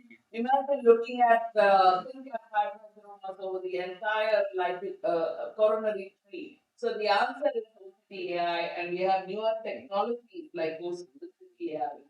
So, lot of studies that looked at these subjects, especially the acute coronary syndrome. And this I already showed the OCT characteristics, these plaque burden, the LCBI more than 400, and all CT low attenuation, napkin ring, all indicate high risk plaque. So we know what is vulnerable. So what do we do? So how does imaging help? What is the culprit? What is the mechanism? And we have to treat based on the mechanism, as I said, not to treat everybody. Definitely optimization of PCI, which I'm not going to deal. We are concentrating on optimization of PCI, but we are neglecting on what should really be done. So identification of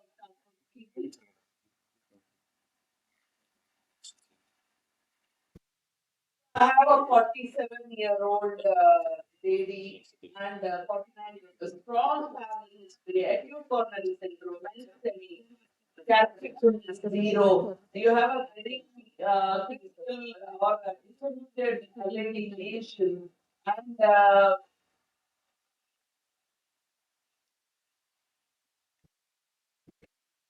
critical right coronary lesion. What would you consider as the culprit in this lady? You need clean of hearts. You need phenotypes. So, unfortunately, I didn't put ECG for anybody and I changed of that after listening to the talk.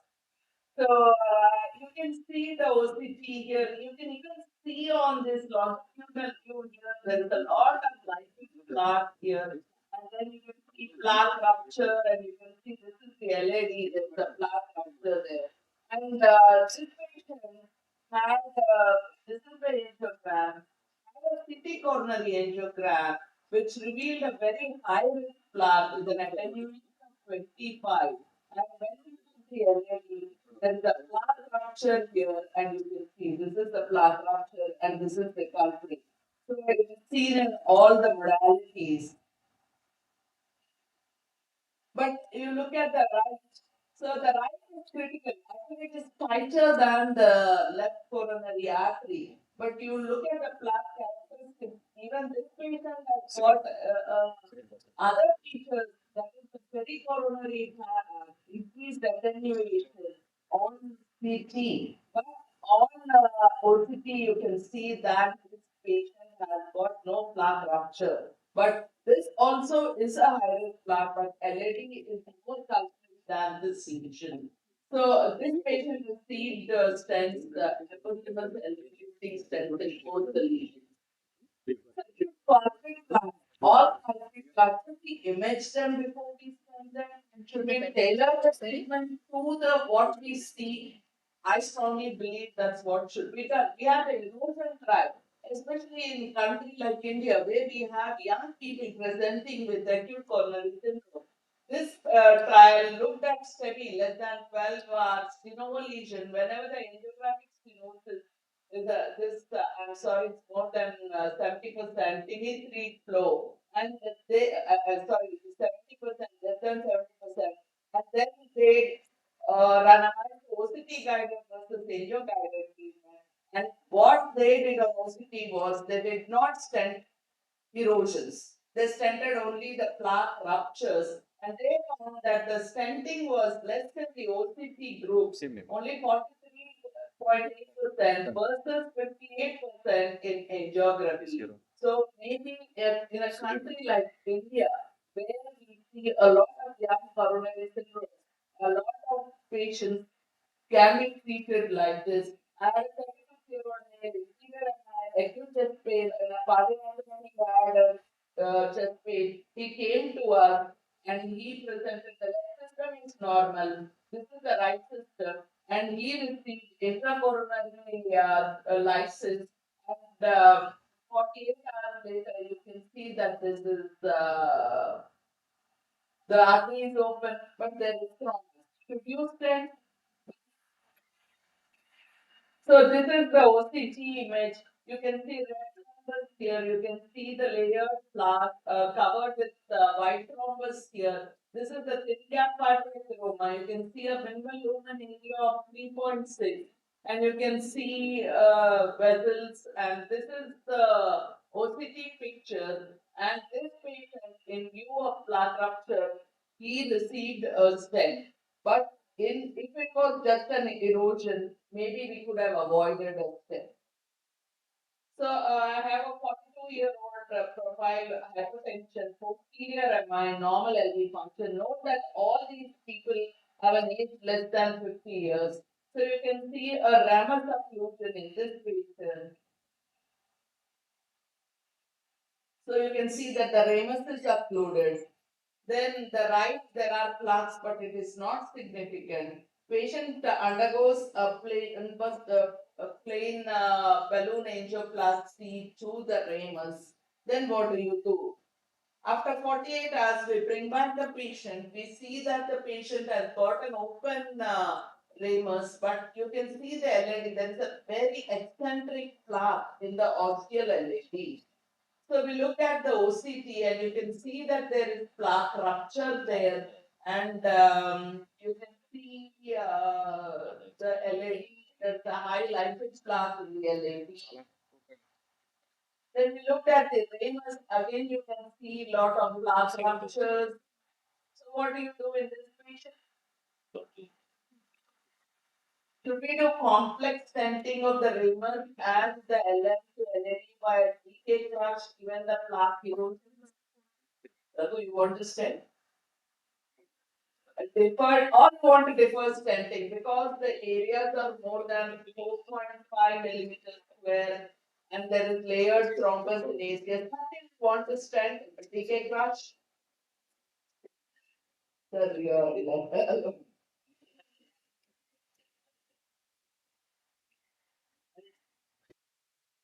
I think deferred, he's 44, his complex stenting, the lumen areas are good.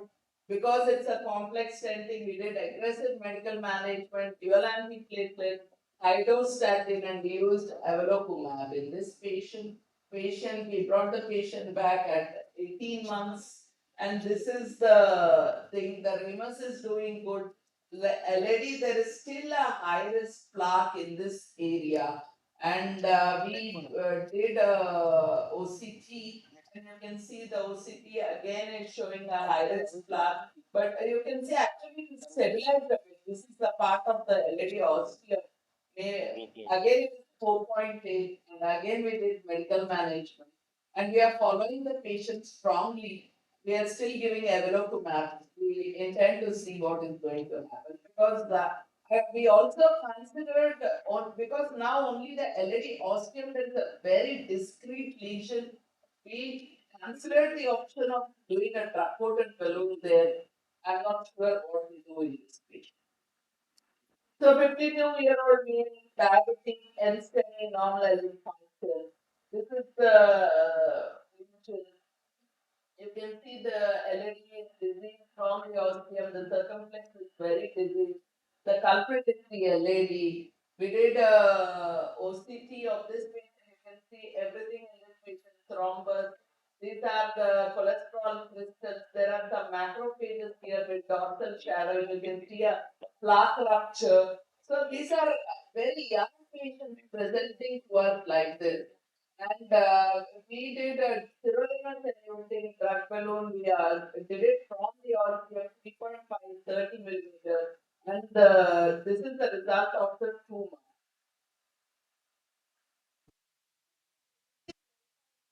Classically treated mechanically with local devices, regardless of the physiologic lesion severity. This is the question before us. Many times we have patients STEMI whom we have done angioplasty. Then the non-culprit lesions look like this. A young lady, again, inferior MI. We have a very high aggressive plaque burden. You look at the LAD, this is the LAD. And we already had done the RCA with a stent. She's again 51. We bring her back. The LAD, FFR 82. You want to stent? Yes. This is the OCT. It's borderline. Borderline, yeah, but I think Young patient, you want to stent this lesion? yeah, usually my concept is to better to keep them. So this is the OCT analysis. You can see an MLA. There's some plaque rupture. As you can see, this is a very high risk plaque. You can see a lot of cholesterol crystals, the macrophages, lot of lipid. Again, you have to stent from the ostium.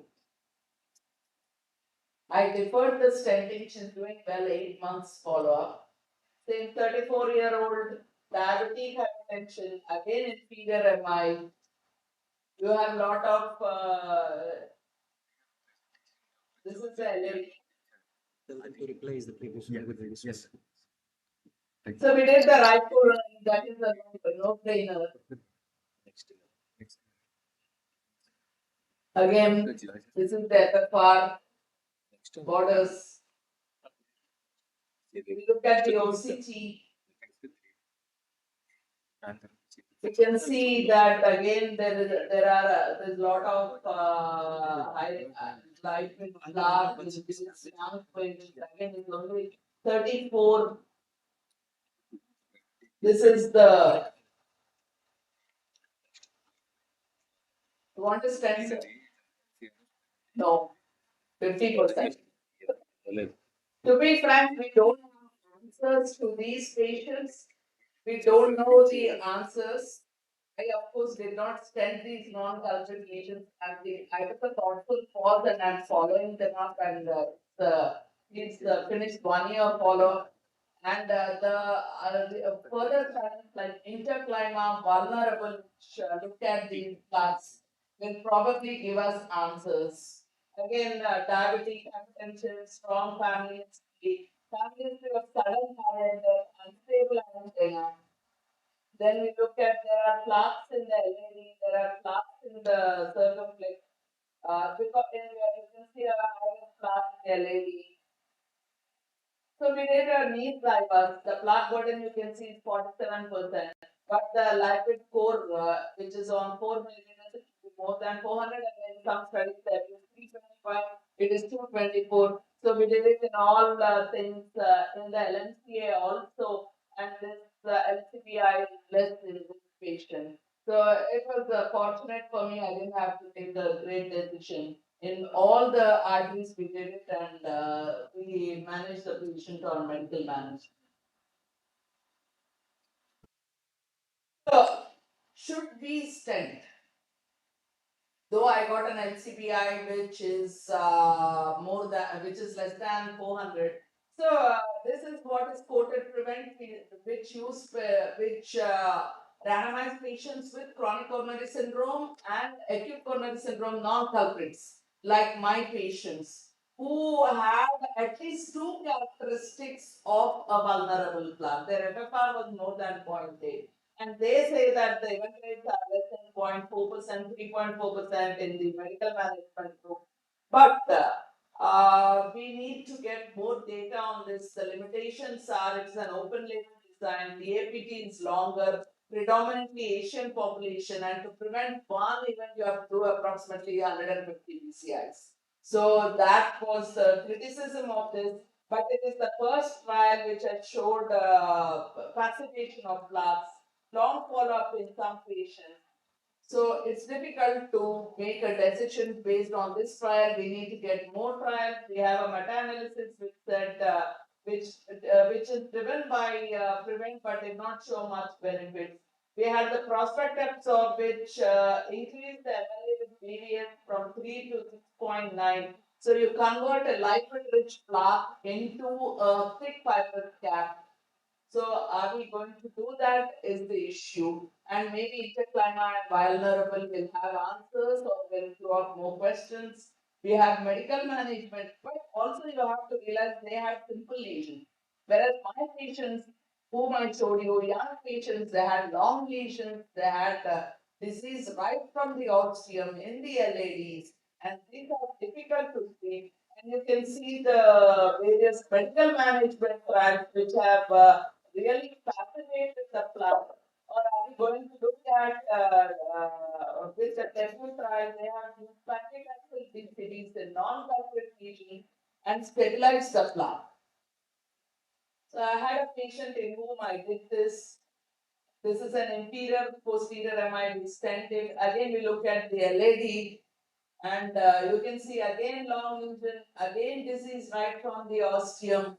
And you have to stent across the left main if you're going to treat these patients. You can see a very small MLA calcium. Then what we did was we treated with a drug balloon in this patient because we didn't want to stent from the left main to the LAD, and we are following up the patient closely.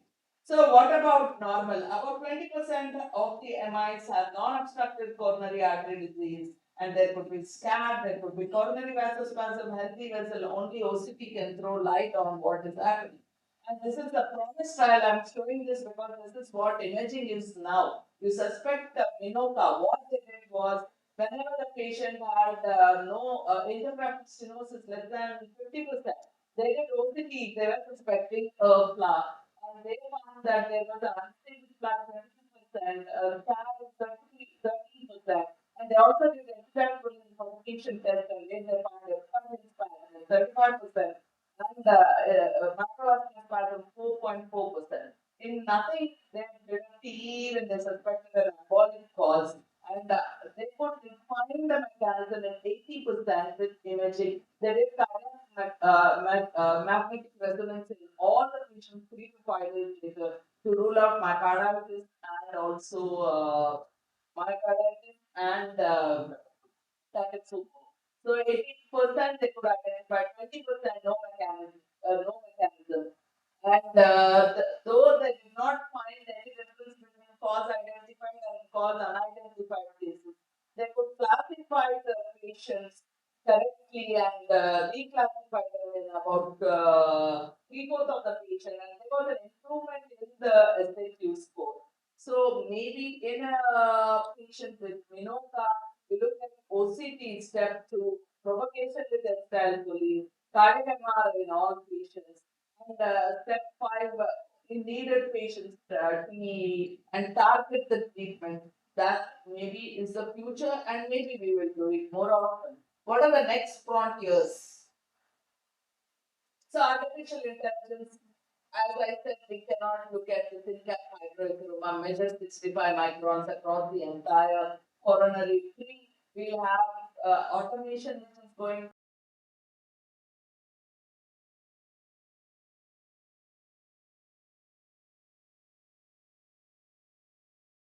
the neighbor. And as I told you, there is no dichotomy between anatomy and physiology. Possibly we are going to combine both. We are not going to just look at does this cause ischemia, is this plaque vulnerable? Maybe we are going to combine the imaging from both with AI computation. You look at both the anatomic risk and the physiologic risk and with OFR. So that is the future. And maybe we're going to look at the plaque biomechanics, look at the shear stress with endothelium, with AI. We're going to have better catheters, deep OCT needs, combining high resolution OCT with needs. Then we are also going to do what is called diagnostics. We are going to use near infrared fluorescence. We are going to image and use light to activate the macrophages. And it's just not complexity guidance. We are going to stratify the risk. We are going to look at high risk plaques. We are going to do mechanism driven ACS treatment, especially in India where our patients are young, differentiating ruptures, erosions, and tailoring treatment to what we see. And then we are going to consolidate all this with AI and intracoronary imaging. It's just not a tool for optimization. It is going to drive a precision medicine. Thank you. Thank you, Dr. Viparla ma'am. It was a beautiful and clinically rich overview of how imaging brings the pathophysiology of ACS to life at bedside. We are grateful for your insights. Thank you. Can we have Raghu sir to facilitate ma'am with a token of appreciation?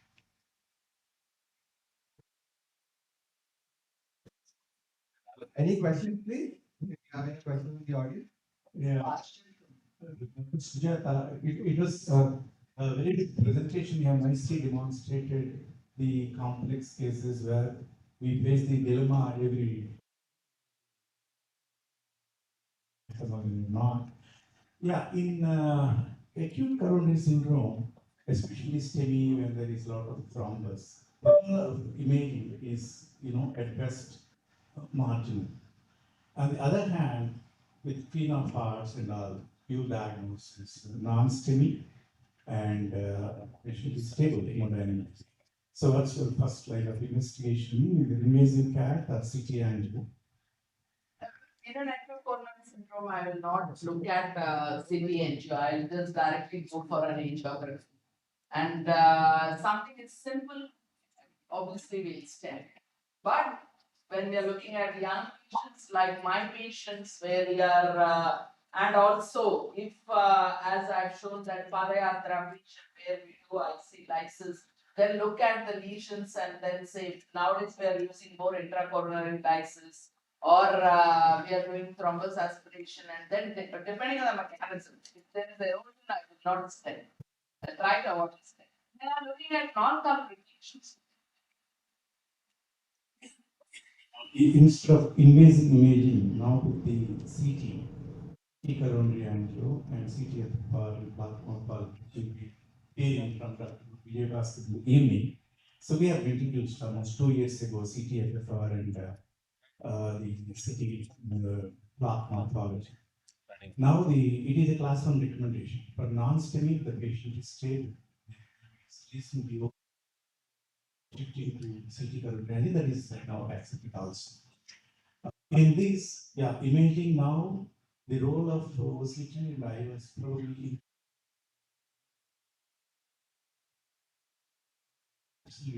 correlation and accuracy of the IOS and OCT also. The CT plaque morphology, AIQCT, clearly about. So now with the things changing rapidly with the AI introduction, of course, because of the hardware which is very, very expensive, now it is still not available very freely. But the machine learning, what you mentioned very clearly, machine learning is very, very simple, on-site available within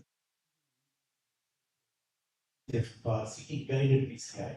So the imaging probably in future we have cut down a lot of OCT imaging and all now. Even there is false to remodeling. When you are doubtful about the expansion of the stent, we are using image post stent. But before that, elective stenting for stable or even non-stable when you do the CT. We do the counseling and we do the workup in the console room. So the future is, I think,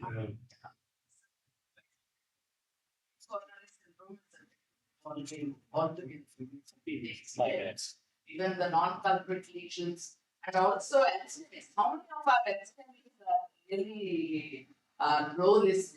Most of our NSTEMIs are high risk.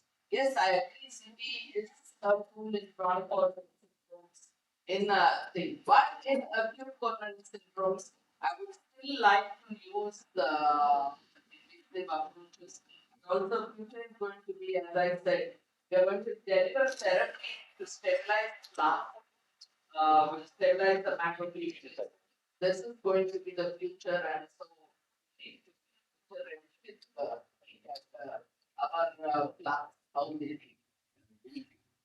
already it is included in the guidelines. Non-STEMI, you go for CPCA at the first slide, class 1 indication. Europe.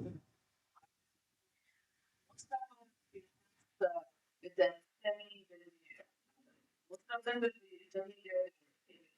So that's the reason why I would prefer go more for Without engaging gap. But anyway, things are changing in the next 2-3 years. A lot of changes are coming.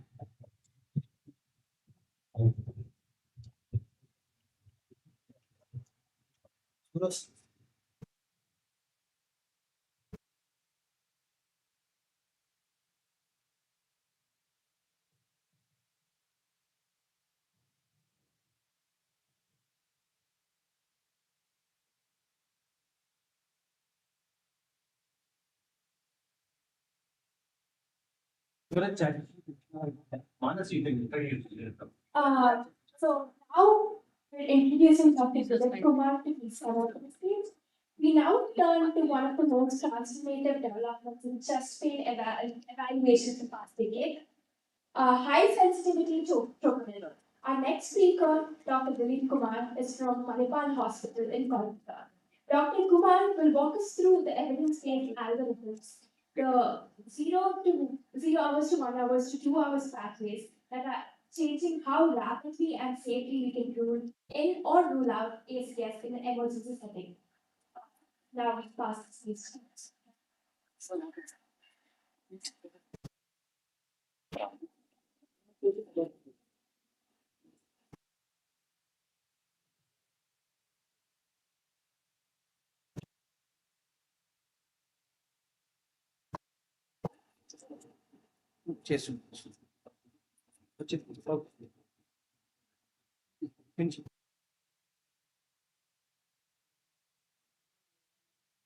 Thanks for having me here. And for the invitation.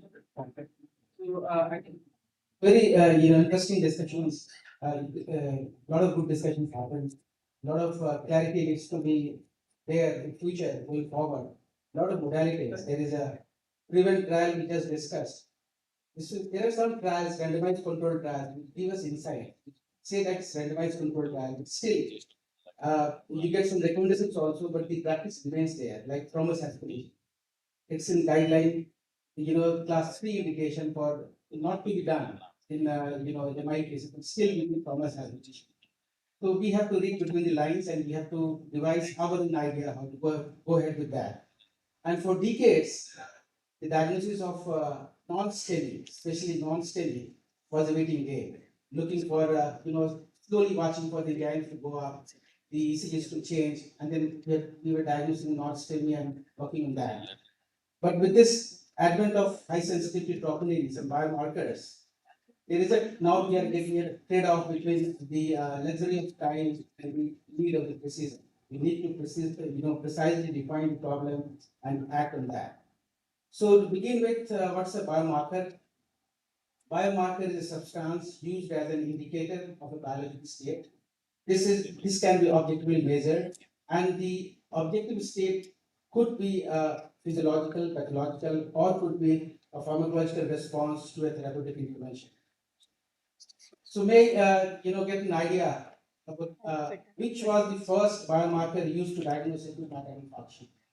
So I think everyone could clearly put their fingers on as AST, and rightly so. The first biomarker for acute myocardial infarction was an AST, and it was proposed in 1950s.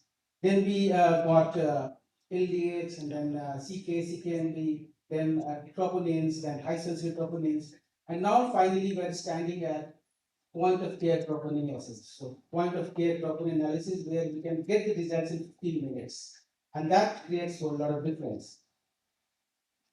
So what's the troponin? Troponin is a complex, it's a three protein, complex of three proteins, and these are basically calcium sensors. Troponin I and troponin T.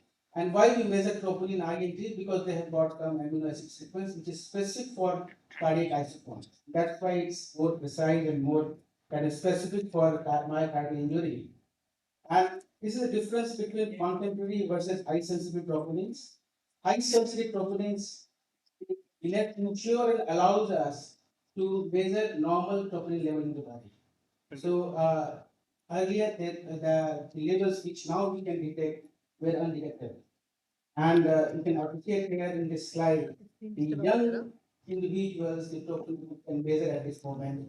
And once there is a myocardial injury, the troponin is elevated, they can measure anyway.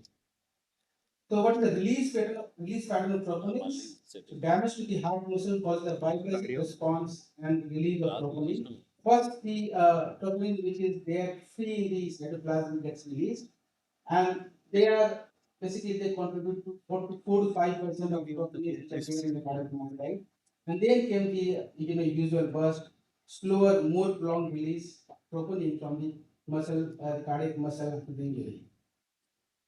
So this slide shows how in 1995 we were able to identify and detect troponins at the level of 10 nanogram per liter, and these were little towards the 99 or 100 percentile in normal populations. But nowadays with high sensitivity troponins we can measure up to 2.5 nanogram per liter, so we can detect very low amount of troponins and at a duration of 3 hours or non-STEMI. So this creates a difference, and that's why the troponin algorithm is now enabling us to detect these patients earlier. So you can see here the level of detection. The level of detection earlier was 99 percentile with coefficient of variation 10%. This with the normal assays, with the high sensitivity cardiac troponins, the level of detection comes to around 10 to 20 percentile with coefficient of variation 10% exactly same. So it's highly sensitive, and you can measure it within 2 to 3 hours of the chest pain. There is some difference between the cutoff between male and females, and males have got a higher cutoff for normal cardiac troponin range. And the cutoff varies from the different manufacturers. Also, the cutoff varies between the different, central laboratories. So they can standardize their troponin labels. They can give you a cutoff. So if you make an idea, it has to be around something like 35 to 50 highest cutoff for males and females around 20-25. So this is an average, but there can be some variation. Now coming to the basic question, the chest pain by in the emergency room, emergency department, how emergency clinician handling the show. Patients coming with chest pain, whom to send the patient back home with 100%, kind of assurance that they are not going to get any stage, myocardial infarction. And we have to just pick those patients who have potential or who are exactly having non-STEMI or STEMI and then work on that. So this is a big dilemma, and also this is a statistics which can give us a little insight. How many of ER chest pain patients will have a STEMI? Yes, this is less than 1% or maximum to 1%. So only 1% of patients coming with chest pain, they have STEMI, and and if you extend it to 2-3%, it becomes non-STEMI. Majority of the patients have got atypical chest pain or non-cardiac pain. When the emergency physician gets this ECG, there is no doubt he is going to work on that. There is still elevation myocardial infarction. Straightway, the STEMI protocol gets activated. The emergency cardiology comes into the picture.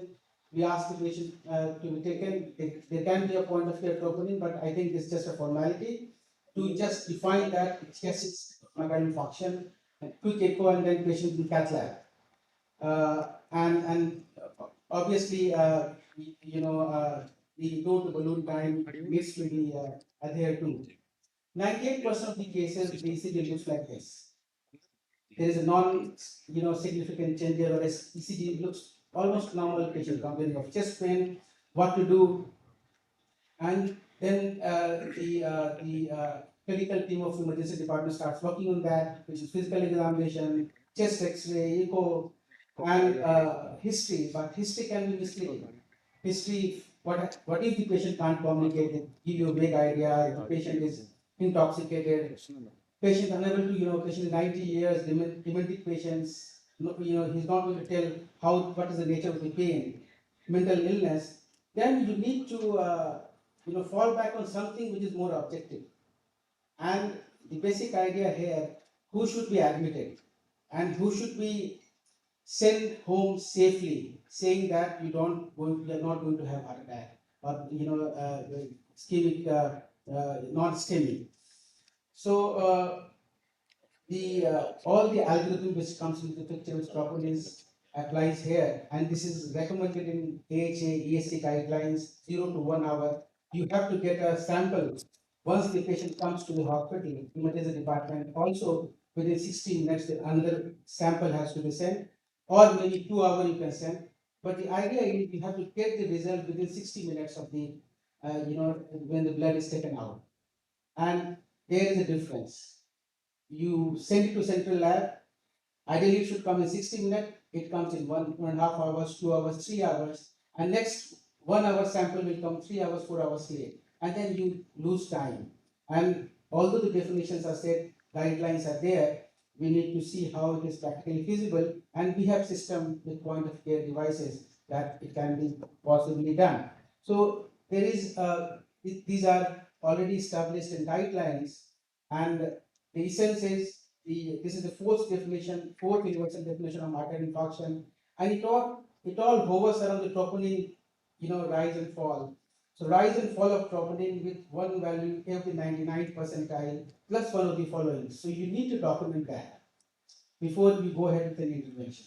So, and the universal definition of myocardial infarction clearly states the role of troponins and these algorithms. And just to complete it, what are the types of myocardial infarction? From this universal definition, type 1 is normal, what we saw in cases a little while back. These plaque rupture, plaque erosion, thrombotic lesions, and you're getting STEMI, non-STEMI. Type 2 is demand and supply mismatch. Patient is sepsis, patient is tachycardia, getting a troponin raise. This is type 2 MI.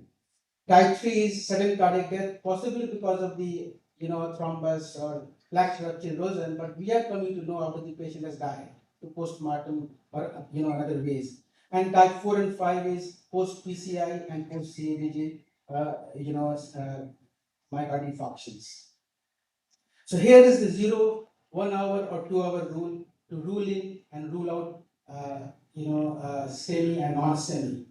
If you take the sample, once the patient is presented in emergency department and it shows very low, or you repeat it after 1 hour, delta is also very low. This is, we can rule out, clearly. Of course, we have to take into account other factors which I will discuss. If the patient has a high baseline troponin and the delta is also high, then they are ruled in. Patients are admitted, and further steps are taken. And in between, we observe these patients.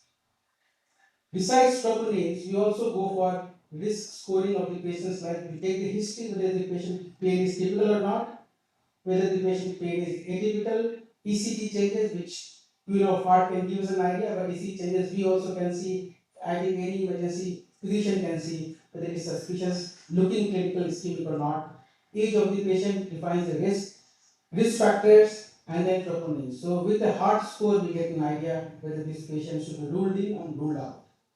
And here the evidence. Anything comes with evidence. You can see here in this initial landmark study, a passive study, the ability to rule out was 100%. From there, everything started working. Once you see that 0 hour, it is less than 1.2 nanogram per liter, and 1 hour it is less than 3 nanogram per liter, then you can safely rule out based on heart score. And the specificity of this ruling out is almost 100%. The first study at ACS. And also to rule in, if you apply this algorithm and you rule in non-STEMI, STEMI, myocardial infarction, the positive predictive value is 84%, and since specificity is 97%, very high. Especially ruling out is 100%. And this was followed by other studies which were again randomized controlled trials, and they again showed similar kind of benefit, almost 99.9% to 100% of rule out ability. And that's why these are in guidelines. We can use this algorithms to safely rule out patients who can go home, and rule in patients who can be further taken in, further risk stratified, and if needed, go for the angiography and angioplasty. There is a cherry on cake. If we measure these troponins, we also get to know about the future adverse risk, the ability to predict the future outcome, cardiovascular outcome of these patients. So patients with high baseline troponins have a adverse 1-year mortality, and with this advent of point of care tests become more practical. We can use this with standard central lab, testing. You may miss the time, you miss the important crucial time when we can intervene. With point of care tests, we can deliver the test results within 15 minutes, and critical decision making can be done, and finally we can work on that. And it's not easy, it's not very difficult to get a blood sample quickly to troponin in the emergency, and there this is in the guidelines in recent EAC and AHA guidelines, 0 to 1 hour, or you can use 0 to 2 hours. Once you are pretty sure you are ruling in the patient, not ruling out, ruling in the patients, you can further risk stratify by Grace EV score, and depending on that, you can take the patient for intervention for an angiogram, or you can go for conservative management. So let's look at some of the situations, some of the clinical scenarios. So suppose this is an 82-year-old male, hypertensive, diabetic patients coming to the ED with acute onset chest pain, retrosternal chest pain, relating to left arm, it's a very typical chest pain, and the patient's vital signs are normal, clinical examination is also not contributory, but the troponin at baseline is 35. What are you going to do with this? Definitely, we are going to patient If there is no ST elevation, there is patient ECG is not contributory, still we keep this patient.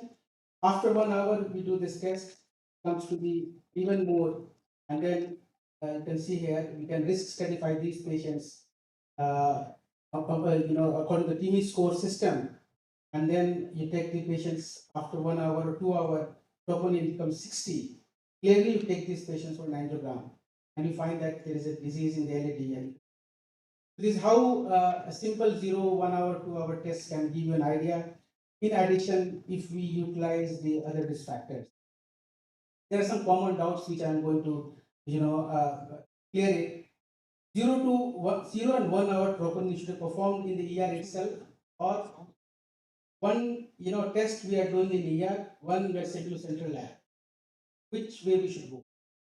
So ideally, both the tests we are looking at delta should be done in the same device. If it is central lab, it should be central lab. If it is in the point of care test in the emergency department, it has to be QC in the emergency department. Two tests, 1 hour, 1 hour, 2 hours. See the delta, you see the baseline, you see the jump, and finally the rise of the troponins. So same instrument should be used. The point of care and lab results can vary a little bit because of their standardization and should stick with one laboratory. In case you think the point of care is wrong, then keep this patient, do other tests, and then reconfirm it, go to center, send this samples to central lab. When you are clinically feeling that this is ischemic and the point of care test showing less than 1.5, keep this patient. Observe, we can send the patient to the lab, again to central lab. This can be case 2, 52-year-old women present with vague heaviness over the left side of the chest, no radiation. Patient doesn't recall the duration of chest pain. She says 5 hours, 6 hours, and she's non-hypertensive, hyperlipidemic, but she has a pain of 5 hours duration. And the troponin here, we can do the troponin here, and it comes to be less than 2.5. Should we repeat the troponin test or not? So here we can apply it at 5 hours. It was atypical. You are doing point of care test. This is less than 2.5. There is no point repeating it. So already 5 hours. You can safely, counsel the patient, and you can send the patient.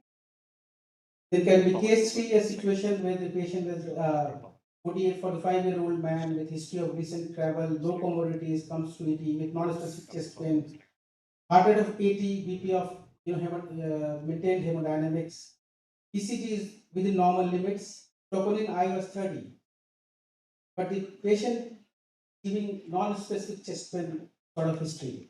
What do we do? Echo is normal.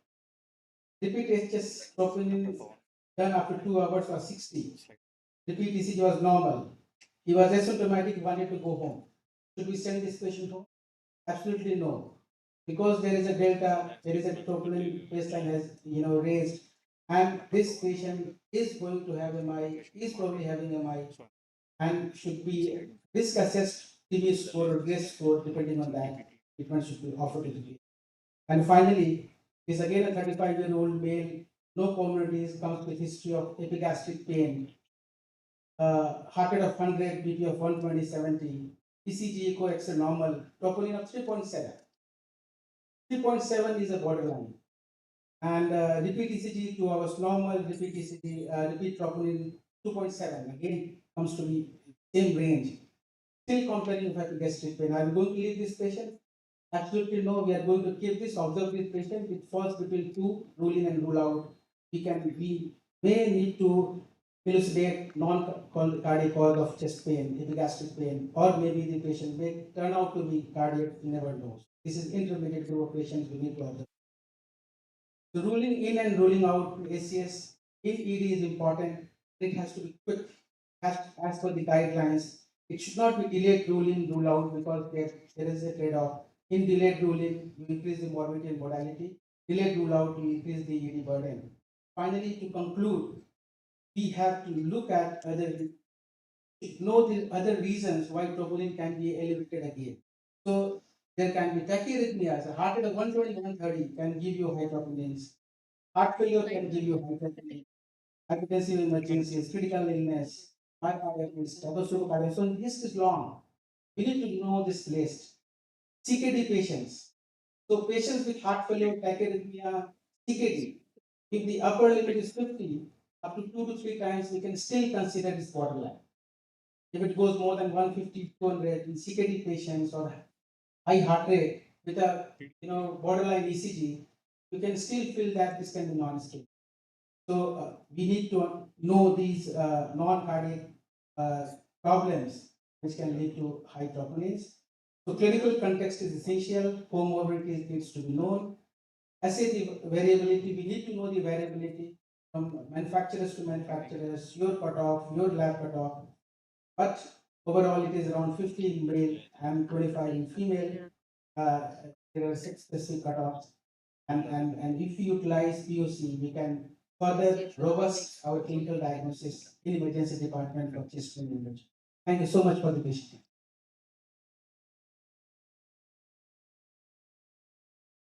Thank you, sir. High-sensitivity troponin has truly redefined our diagnostic timelines, and you've outlined the evidence with great clarity. We appreciate your contribution. Have any questions, please?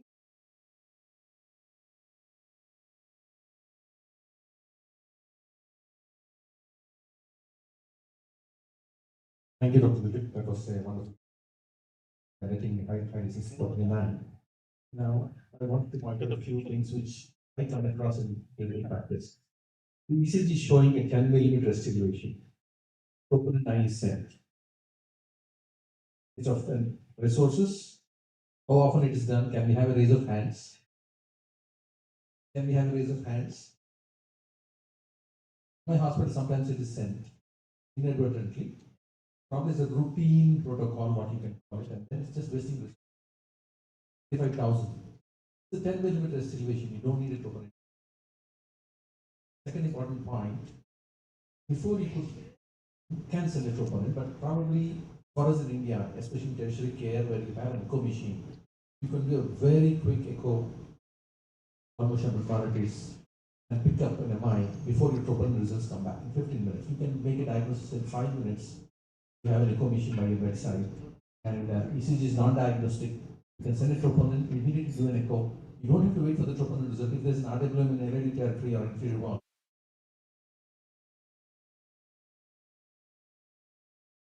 Point is sending troponin I from acute medical care and renal units, dialysis units.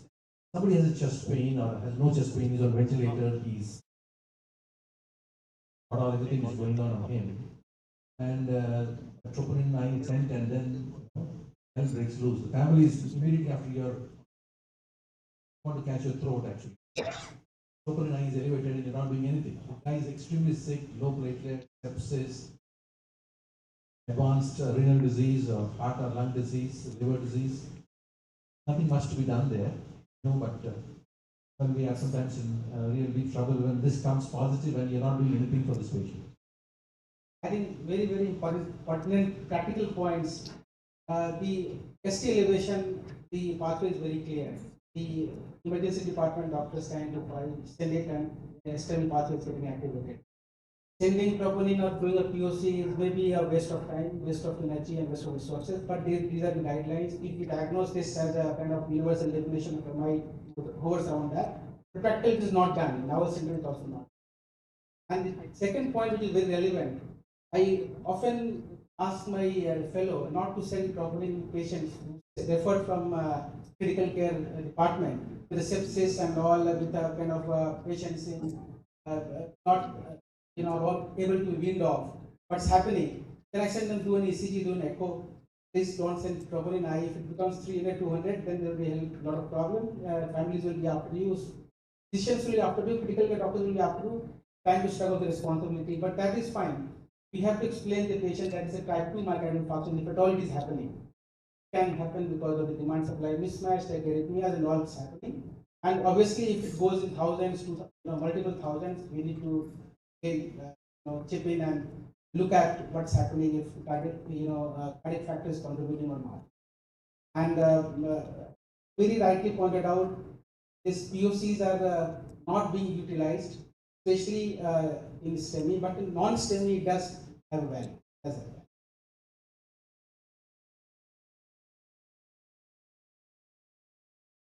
Common and misuse investigation as we see everybody all these things. Apart from that, probably one basic indication is the perioperative.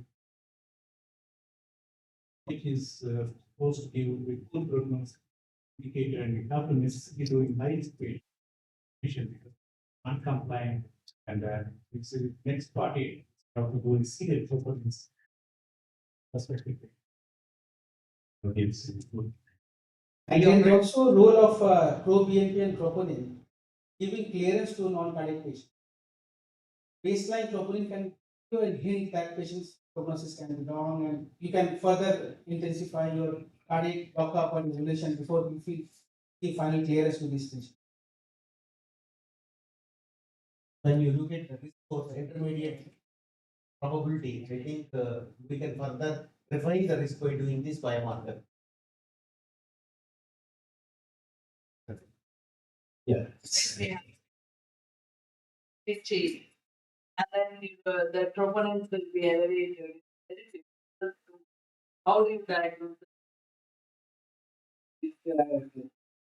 Subtroponin and the ischemic CVA, even ICH, the troponins are high, ECG changes are there, and then you're really confused. But as long as it's not STEMI, you get ST changes downwards.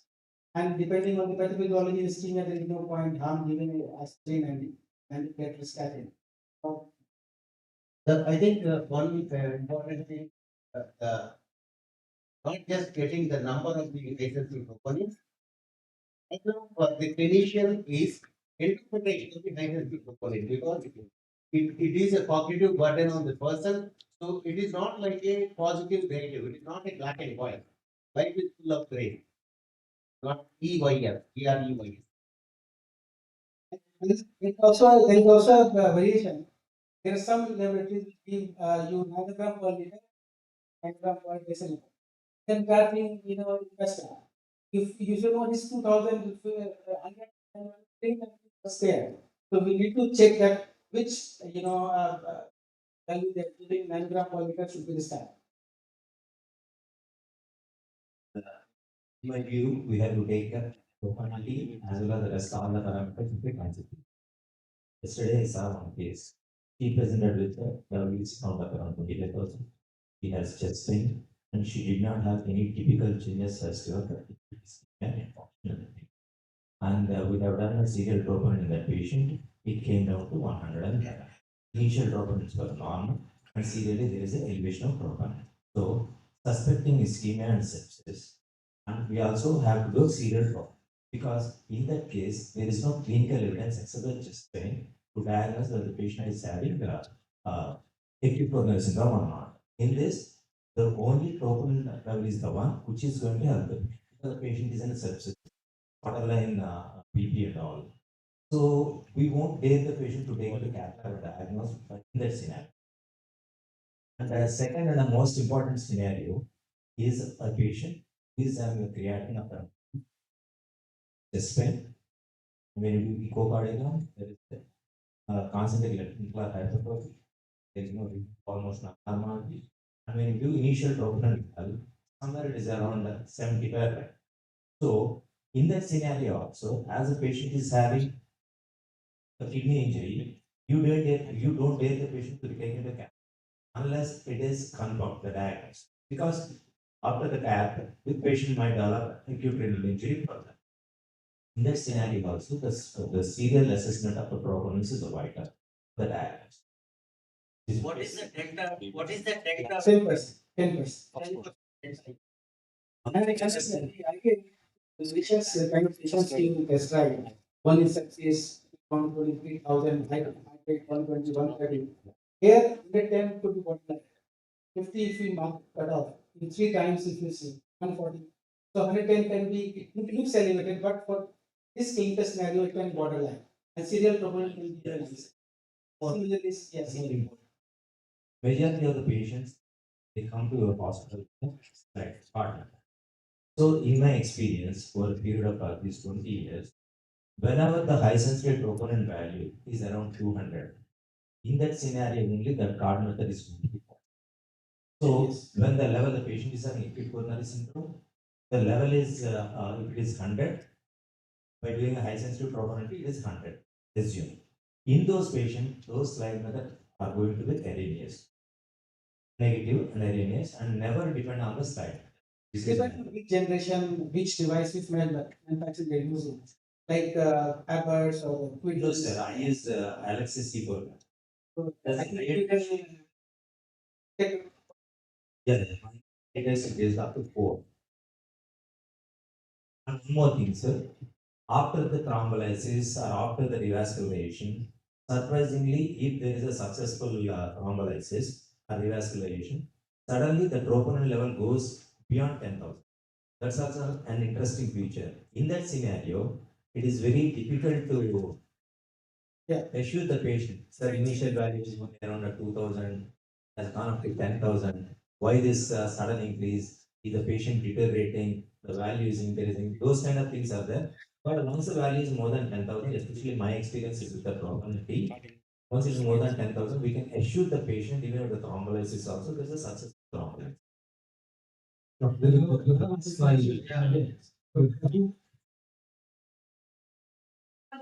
Speaking of medical examinations, the good detail is to this correlating clinical improvement. It's really, people think it's, they're surprised with that. But if there's chest pain resolution and other markers, definitely it's a sign of. see the other markers also whether ST has down settled or not, chest pain has settled or not. Cells are being shown up in the blood because now it's open. This basically means it's open up this.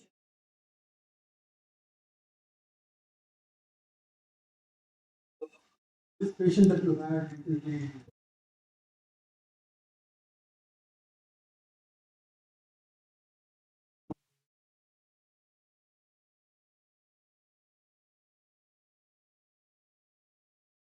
absolutely stable chest pain, no insufficiency.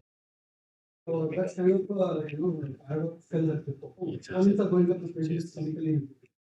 So the other point in fair enough to do a troponin because it's fuel.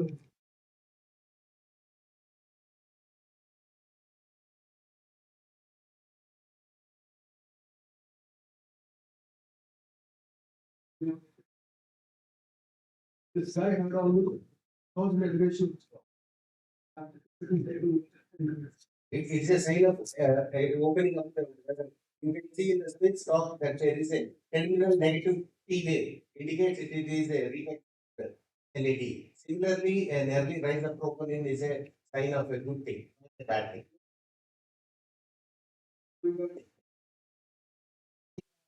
When it comes to post-procedural troponins and enzymes, there was a controversy on Excel trial. The Excel trial entire result, because there was a debate between Dr.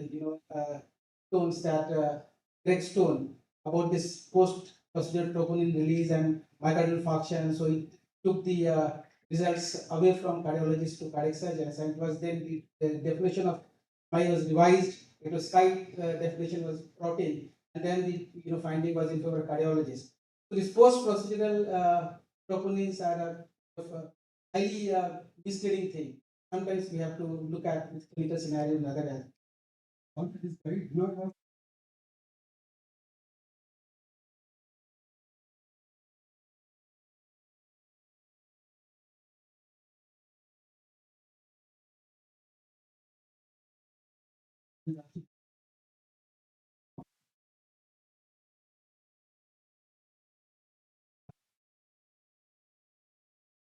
Thank you, sir.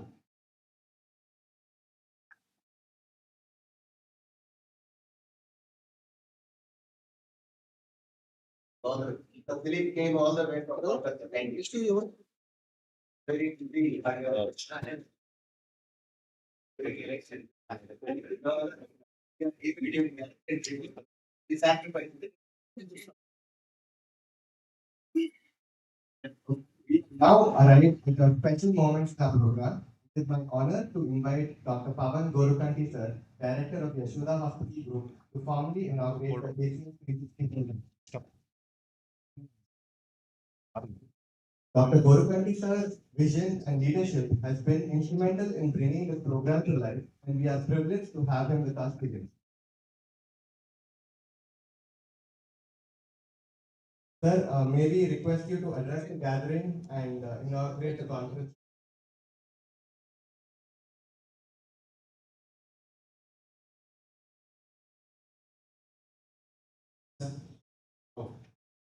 Sunday also all full. I was thinking my hangover time on yesterday maybe and another conference. So got up at 9:30. I thought I forgot something, but no, Dr. Raghu sir was following me for last 1 month, so made sure that I came apologize a little late, but excellent. So I think all full is because one is Dr. Raghu is ageless. I think anybody knows Dr. Raghu's age.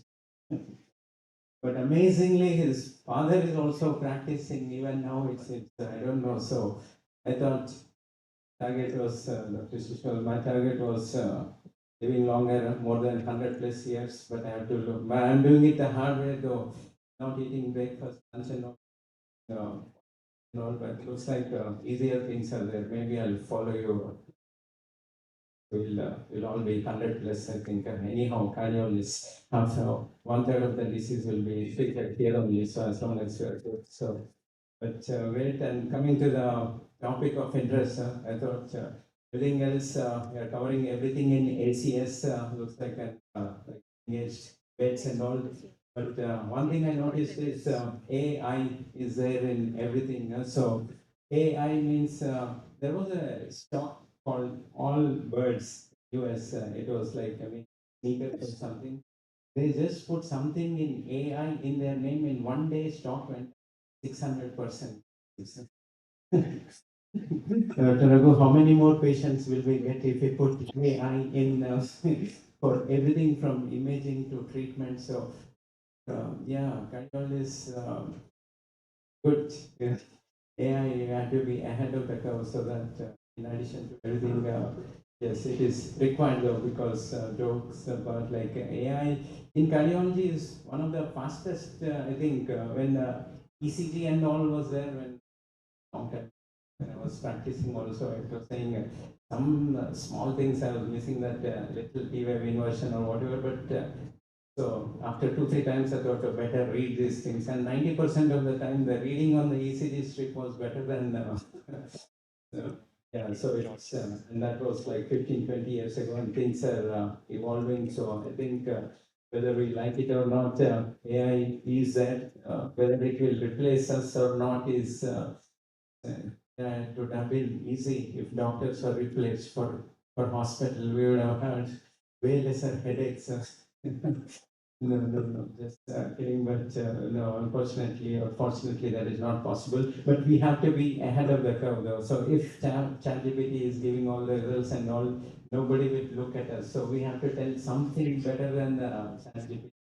So patients nowadays are asking, okay, this is showing like this, and also yes, ChatGPT is showing this, but also this one is there. So we have to be ahead of the curve. So that's the only way. Like Dr. Ravi, you can see one of the first persons who, when radial angioplasty was not that popular, maybe 20 years, 20 years ago or so. Like from that time only was pushing, and also if you keep doing things ahead of the curve, I think 100% people will recognize this. Nowadays, there are so many doctors graduating, like we are at 10,000 MBBS seats now. When we were there, 1,000 seats, and maybe before that lesser. So world is competitive, but like market is also bigger. And as long as we are ahead of the curve, including AI also. So for everybody from tomorrow, maybe even hopefully, like if we change our hospital's name, some AI, if we put like maybe we'll have at least 100% jump or something, even though we are not listed, unlisted. Great. I see our all-star cardiology team is here. Agarwal sir, you are the only non-doctor, I mean, sorry, not doctor, but non-cardiologist here means that that's even more important. Many cardiologists may be there, but you send the people to cardiologists. That's why you're in the front row, I think. So I'll not take too much of your time in high quality sessions, but everything is evolving and AI and imaging wise and the only request is like we do. Yeah, that's one thing when all cardiologists say that I'll not forget to tell is now like liver transplant is fully established. Lung transplants also is reasonable. You're doing 4 5 per month kind of thing. So heart transplant is also beneficial to a lot of people, as you know, like terminal heart failure and all their life is very bad. Patients come in and out of the hospital and all 6 months.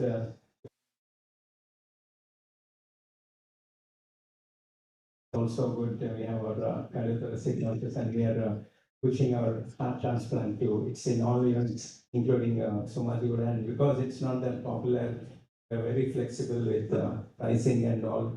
And on stage, I'll announce so for cardiologists and all, if you send us one heart transplant, we'll send you 5 PTCS from my side. So hopefully you get a few heart transplants here also. And that is also ahead of the like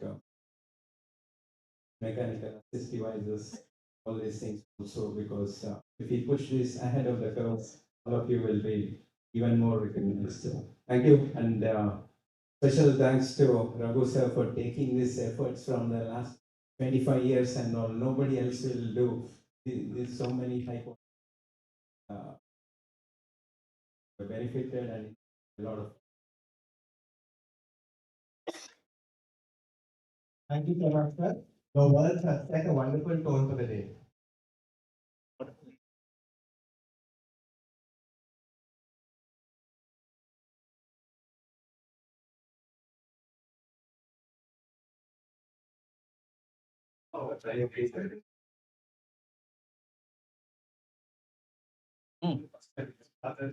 Okay. Sorry, slide is better. Announce this installation. Okay. Okay.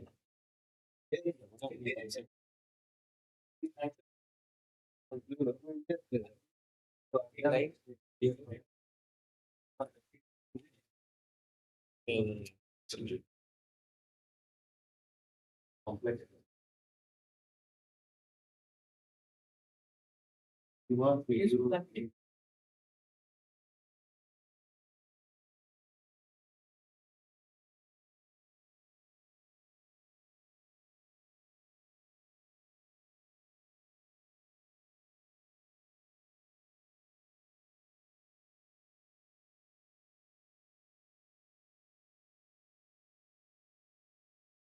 he's doing it.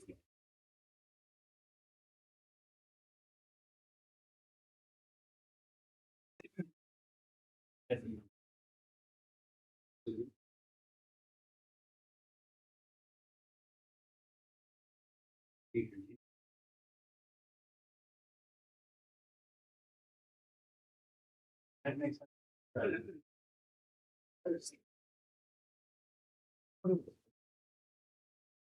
This place.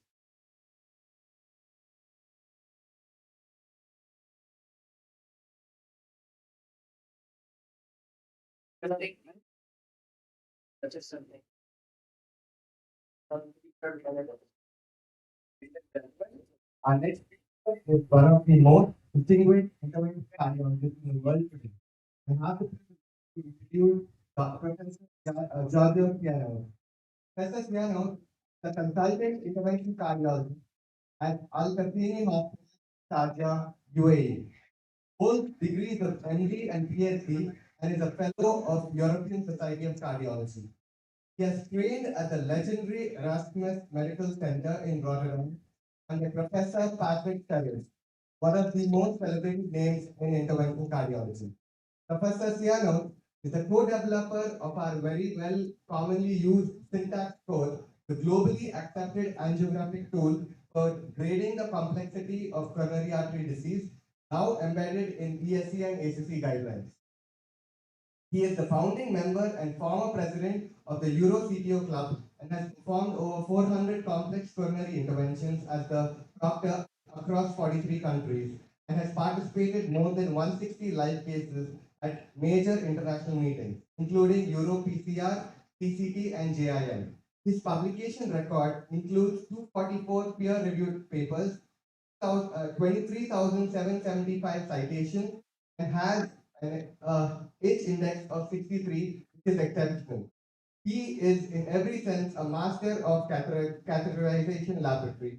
Today, he joins us to share his top 10 tricks and tips in primary angioplasty, distilled from decades at the very front line of interventional cardiology.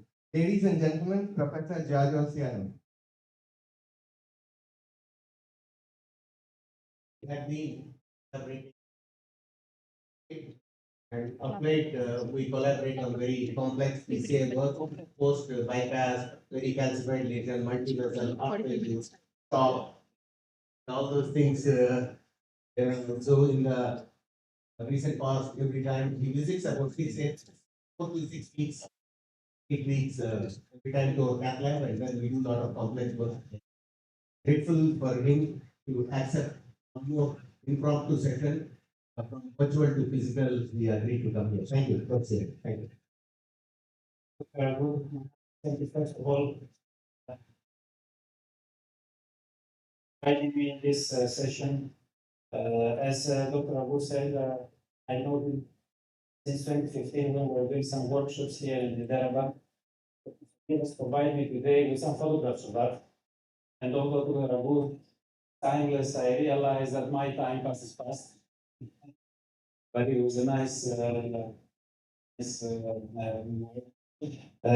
as also he said that he is organizing now an excellent cath lab with a high level of complex coronary artery disease. And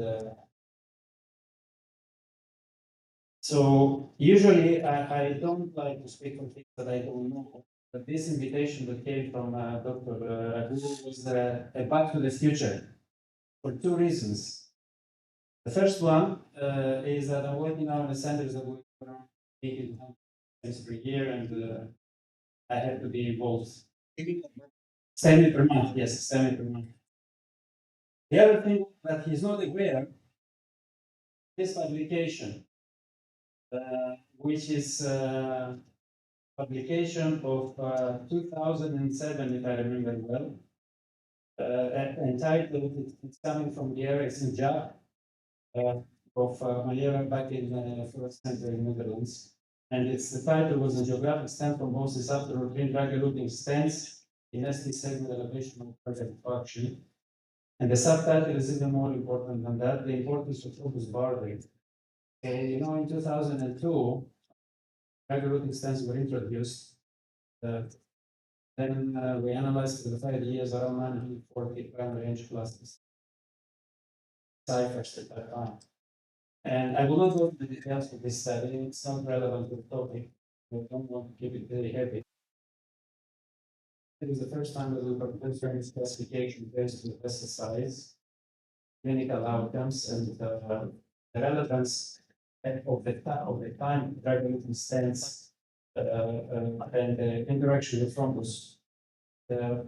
Afterwards, many publications followed, and very recently, as Professor Kardil back in Greece, we were doing thrombus extraction, and we're analyzing thrombus in various settings, microscopy imaging up to the level of part of this presentation, but I'm still working on the thrombus bar and the classification and understanding that's important in the outcomes. From that respect, it's relevant.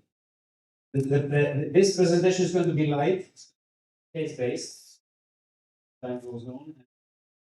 We're going to present you cases of the last 2 weeks, which are complementing what it has been presented, especially.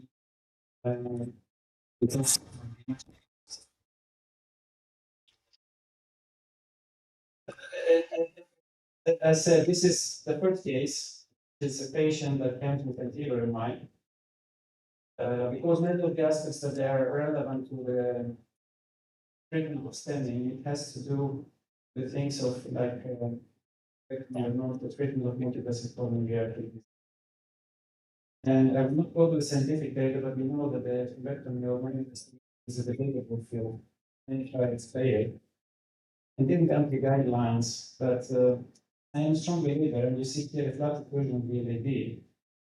I just want to say this is a minor aspiration faster. And you see how the lesion is becoming after that, that we clearly shows. This LAD happens, and then we extort the symmetry flow. This is a routine case that we see. And I just want to stress that the STEMI, it is and should be, because we're asking about a simple procedure. Everything, the primary PCI, everything that gets primary PCI complicated is not a good sign. It's not a good sign for the outcomes, the acute, and it's not a good sign for the long-term. So this procedure was done radial. So this is one of the things that I have to stress that, and all the 99%. So in the primary PCI, radial is the access choice. The second thing is the thrombus aspiration, as minor one, and we will see some procedures more. Second thing is that you try to avoid, and I will show you some more examples, complex stenting, as it comes in this case, and make sure that stent is appropriately sized and you avoid post-dilatations. So I'm going to go in another case, and the other thing that I forgot to mention is that, at least for me, the imaging of the non-infarct-related artery is a must before you make the treatment, because it gives you the perspective of kind of the patient that you had of you, which is not only you're trying to reduce the myocardial injury and the necrosis, but from the other side, you have a patient that it is more than that. And you see an example, for instance, in the previous case, the RCA was normal, but this is an inferior MI. And you can appreciate that the extent of the burden of coronary artery disease in this patient is completely different compared to the previous one. And to me, those tips and tricks in primary PCI are not technical, in my view. Pharmacotherapy is a major issue. How you apply thrombus manipulation or thrombus, how you do thrombus management is another major issue. And you can appreciate here that this patient has very extensive coronary artery disease. This is right coronary artery. This is after some balloon crossing, because in this case, thrombus aspiration didn't cross. So I just ended this, was done in this previous publication of 2009. I usually close these lesions with a small balloon without dilating at the beginning, and some sense of flow is restored, but many times, and I have people that they don't like, but usually I use the thrombus aspiration crossing personally. And then I retrieve it. So this crossing without, because the balloons, the radial expansion of balloons, they fragment the thrombus, but the longitudinal vectomy catheter actually doesn't. And maybe sometimes restores flow that allows better pullback aspiration. This is my strategy, and it comes from the era when these devices were not extensively used, and we were crossing the balloons and without inflating, and we finding there is no increased distal embolization, was no flow based on that. Extending was done here, and this is the result. And what I want to show is that you see that the distal right has lesions, both in PVA and PLA. We tried to avoid to do standing in this case, which didn't work, because pre-dilatation resulted in, because it was a tough lesion in sections, paired flow. But this lesion is left as such because it might do such a patient, primary PCI should not predispose the patient on certain treatment aspect. What do I mean? These patients, at least, we try to put them with balloons, or with sometimes the only aspiration when they have extremely coronary artery disease. And these patients, they have to be discussed further from a heart-team fashion, decide what is the best treatment option. That's very important to me.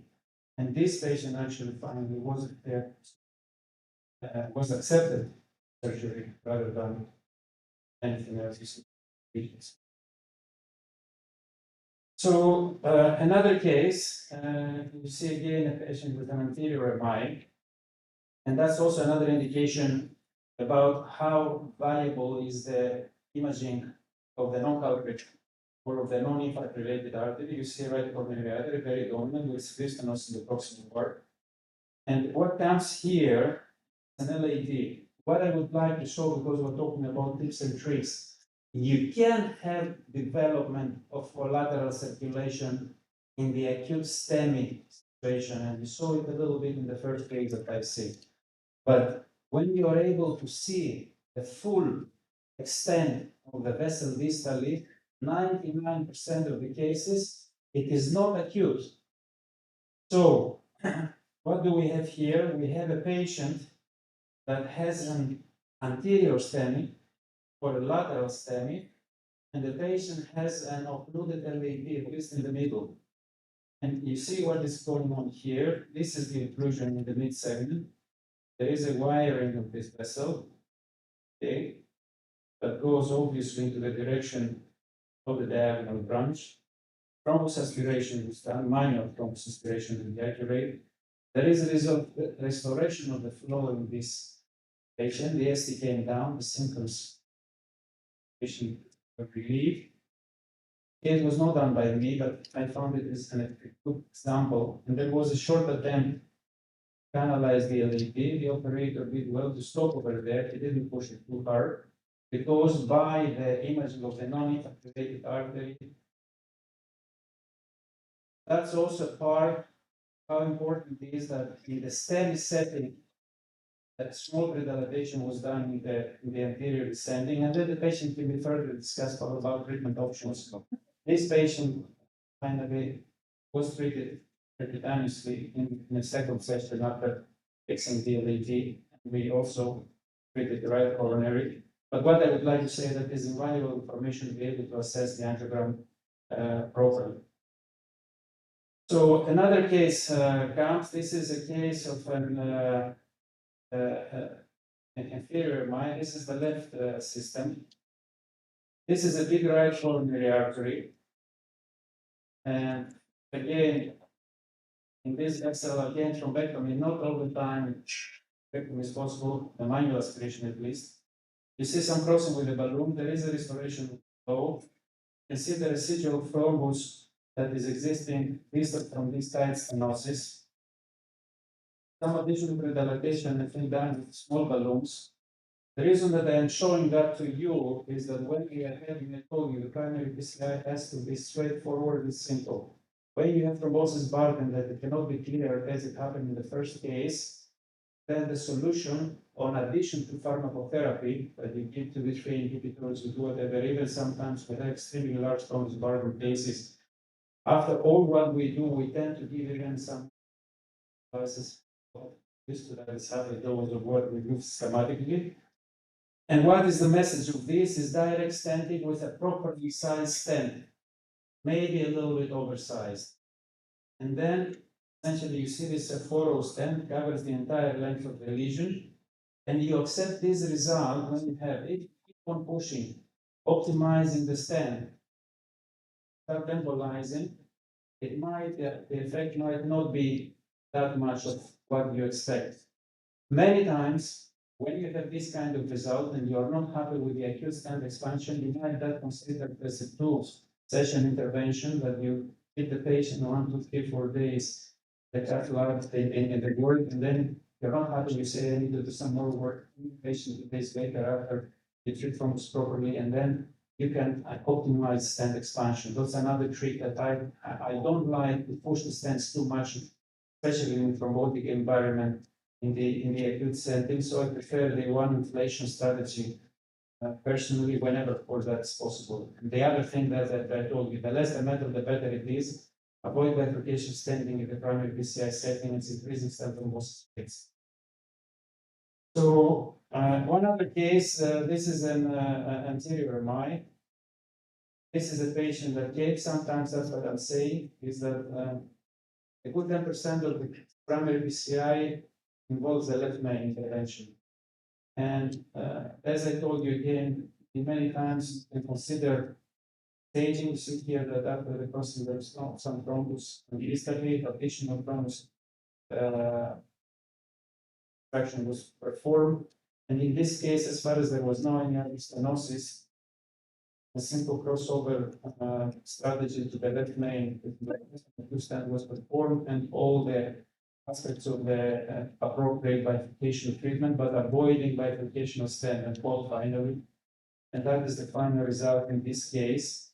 The gain, even in a STEMI scenario that involves left main or other complex pulmonary disease, the main thing is to try to keep it simple.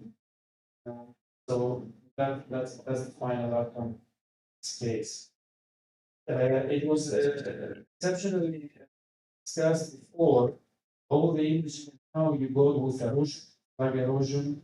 A good percentage of the cases that they are coming, and we see a lot. I'm used to that. I have to tell you that it is a regular thing to see STEMI patients below the age of 30. It's very regular to see patients of STEMI between 30 and 40. It was not so much in Europe, but here in UAE we see this patient that actually I think he came 2 days ago. This was a 37-year-old man. So his right was a canalized right. So probably he had inferior mind past, and then he got an anterior MI this time, extensive anterior MI. I will show it to you. So there is a process there that definitely is not the LAD. Aspiration done, you see some flow restoration into the direction of the diagonal branch. The LAD is still missing, and it's obviously that there is a huge thrombotic burden.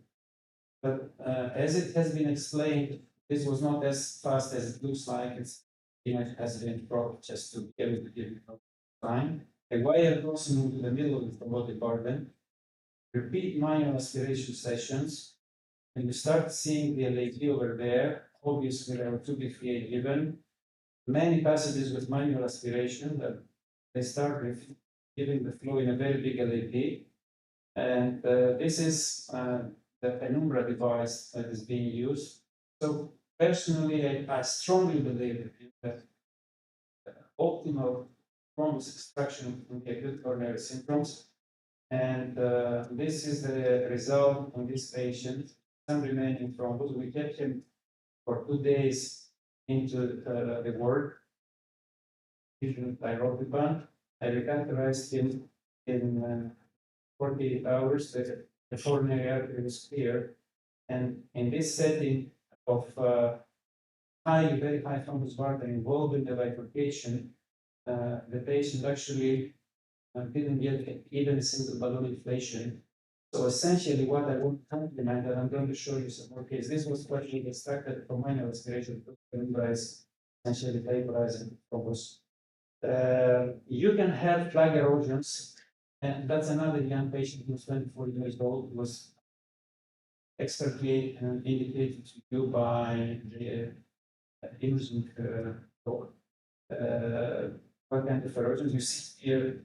Comes with an anterior MI, and he gets pharmacotherapy in the ER, comes with some form of restoration. The number was performed directly here. And again, that the result was considered satisfactory. So the patient was recorded, as you can appreciate, 48 hours of flow. Again, he didn't get a stent. So you see the entire spectrum for a fully blown eye to it can be deferred in the majority of the cases. I'm going to show you one last example that post-primary PCI sometimes quite openly involves hemodynamic instability. You see here what kind of cases they have to be done. One example that as a tip and trick, this is not a tip and trick, is that the reason that I put in this case, I think it's the last one. I wanted to say that whenever you have a patient that comes in a critical situation, but he's still maintaining hemodynamics, any kind of left ventricular assist device has to be placed before you touch the coronaries. That's at least my strategy. We have a full-blown program there with any ventricular device from ECMO, balloon pumps, but we're sincerely struggling with the intensity, lack of support, which because of this kind of situation, this is set and requires an intervention early. What happened in this case, and I wanted to tell you that, and I use this example both for what I told you was the handle the assistance devices. This is the result in the right part. You see that there is a distal right patient with inauguration still not distributed. And what I tend to do, balloons very well. I ask them all the time, let's take long balloons, let's take long balloons every time. I strongly believe that small dilatations, long dilatations, low pressures. So we are using extensively PCBs in the STEMI setting, extensively, especially when we have patients that really achieve results that they can avoid standing, or when we have very peripheral disease that needs optimization, as in this case. See that air flow is substantially increased, and then the AAD was also fixed, and this patient did well. So, in 2 weeks, these cases have last 2 weeks. Try to give you perspective how it is personally I perceive the primary PCI setting. So we have the radial access, always filled the non-infarct-related artery. Thrombus aspiration, if majority of the cases, around 60 to 70% of the cases, you have a good thrombotic pattern in primary PCI. This it's a minority of cases that they don't have substantial thrombus. Personally, but it might be people that they have different things. I exhaust extraction devices, as much as out as I can before final treatments. Of paramount importance, I think, is the pharmacotherapy that interventional cardiologists have to be used. Imaging is also of paramount importance, and we do quite a lot of that. I chose not to talk. You have to get used to vasodilators. Yesterday with Dr. Wood it was not an infarction, but it was a recent infarction that we in the cath of Dr. Wood, we showed the hospital they have everything that means nitroglyceride, nitrates, kerosene. And yesterday we were looking at the protocols for epinephrine. This was the hemodynamics compromised with nitroglyceride. So we're looking how dilute, and that was a good learning session before part of the sessions with application. So what I'm trying to say is that you should not focus only on perfect angiographic results. See the patient is in total, he has reversible disease, minimize the treatment, discuss the patient, save the myocardium, leave the lesion in 50% analysis. That's not any very big deal. You can revisit the case. And to me, as I'm saying, I had this one patient strategy back from my case in Northern Netherlands from Pim de Fighter. Was always telling me that the PCI has to be an extremely simple procedure unless otherwise necessary. And we're not talking only about primary PCI, but we're talking about every PCI. One inflation is the best outcome. Training and primary PCI, I think that this was a good advice. Despite the fact that when afterwards his career very comfortable area. Avoid bifurcation standing. Keep in mind the standing is not always mandatory. You have to realize the focus that we have to restore flow. Rest, we have the time. And as I told you, the left ventricular assist devices, if you go into this field, it replace time. I have to thank you, Jane, for the invitation. I could be back in Hyderabad and collaborate with every time that I visit, he is increasingly challenging me. But so far, so good. Yeah. I hope. Yes. Ask some questions.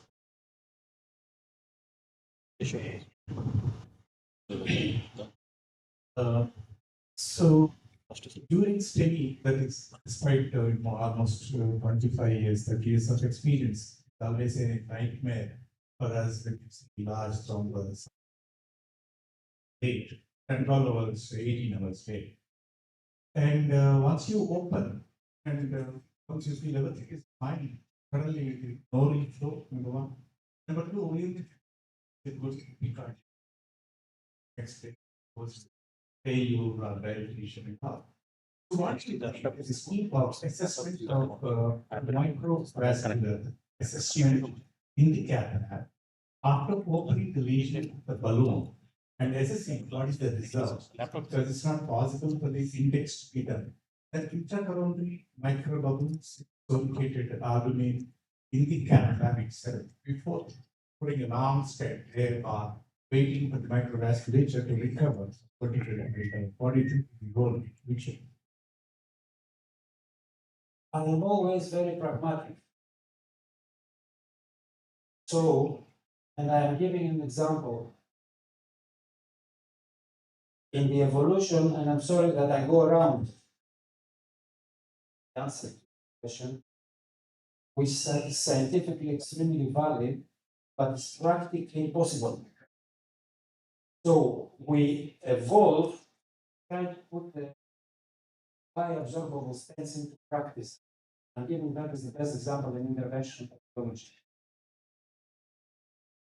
Investment of multi-billion dollar investment failed. And what was the reason? The reason was that it wasn't practical. As interventional cardiologists were used in these vascular procedures, have to implant the stent, a good stent that they have to be forgiven for the imperfections, which this technology didn't allow. And then you have to go with imaging and whatever.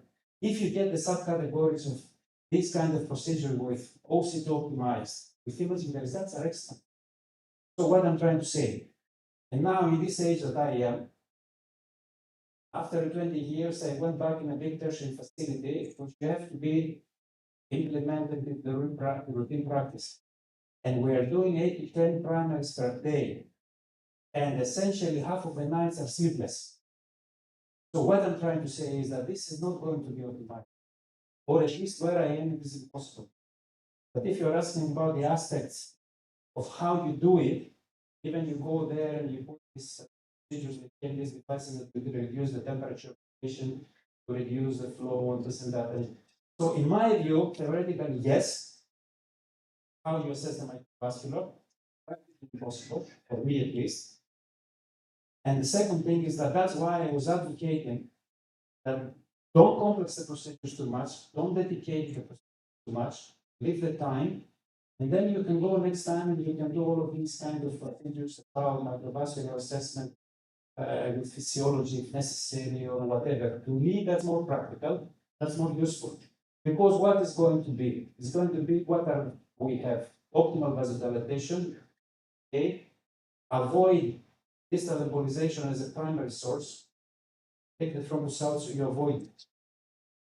So that's a little bit an honest approach for my practice to your question.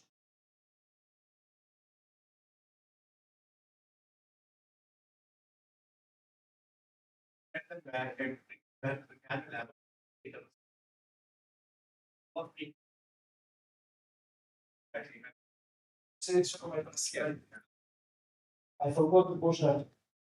This was my last message here. I didn't complete it because it was animated. This reaction is simple. And this reflects what you're saying. They're not over that. And there are many times that in my institutions we're activating second labs in order to be able to close if the flow is big. And what I always tell me is there are centers that may do 100 per day, right? Okay, so it's impossible. It's a good thing on science, but I think even if you have extremely strong data on you implement additional techniques on the primary PCI to improve rapid fusion, the setup of the primary PCI setting has to be completely changed.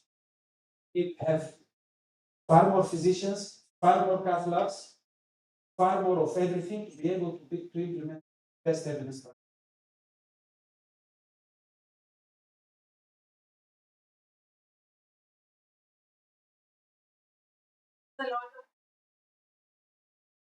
Personally, I use more than 80 to 90%. No thrombolysis, 2B3 thyrophobal usually is available. Thrombolysis goes always in the direction that whenever you get active, after you do extensive effort to remove the thrombus, and you're not satisfied, especially in these young patients, that younger patients and right coronary arteries, to read the literature well, are the major issues for the very long, very large thrombus burden, young age. Young patients, they have far larger thrombus burden compared to the older ones. Whenever all these things failing, then I had a case that I was not able to take, but it doesn't matter. You cannot see it in gen thrombolysis, but it works. So the dose is half the dose of the systematically, and you can apply it on top, and you can even give it even if you have to inhibitors on board. But you have also to balance the bleeding risk. You don't do that at least 80 years old. You do it when someone is 40 or 35. But usually, as I told you earlier, they don't. So I use it. It comes 2, 3, 4 times a year, no more than that. But it does work. And especially, sorry to say, but in vein grafts also, in junior post-cavis patients, that they are coming with NMI, the risk that you will use thrombolysis intracoronary.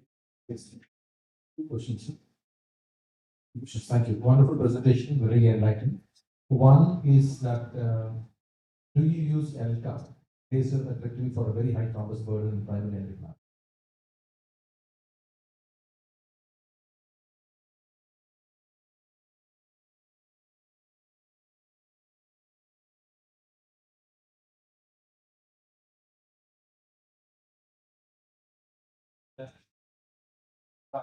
And always, as I gave the answer previously, and from the very early days of my career, dedicated to the practical aspects of interventional cardiology. Interventional cardiology is prevailing in the treatment of coronary artery disease for one simple reason compared to surgery. Prevailing, I'm not saying it's better or worse, but especially in the primary setting is so because we're able to reinvent ourselves in a cycle of 5 years. Go back 5 years and tell me if any one of these stents that you have in your lab today was existing. Go back in 5 years and tell me that if 80% of the wires that we have were existing 5 years ago. Take the microcatheters, take even the thrombus aspiration devices. So it's a good thing, but if you are asking me, because there are other simple things like related thrombectomy, back in 2001, that device also disappeared, because if you ask me in how many cases per year you are failing from thrombus aspiration in something simple, I can count them with the finger, and then it doesn't make the investment for me. Thank you. One more question is, do you use Angio in your catheter? Yeah. We have it. It's recently came, and we use Angio not in the cath lab in the primary PCI setting. We don't, but we use it extensively in patients like this that I told you, that they have to be staged for Harrison cabbage after primary PCI setting, offsetting all the dual antiplatelet medication. For these patients, they might, even if they don't get a stent, they still remain at high risk. Over there, we give them based on the guidelines to offset and antiplatelet 3-4 days. And that's how we stage the patients that they go safely for an operation.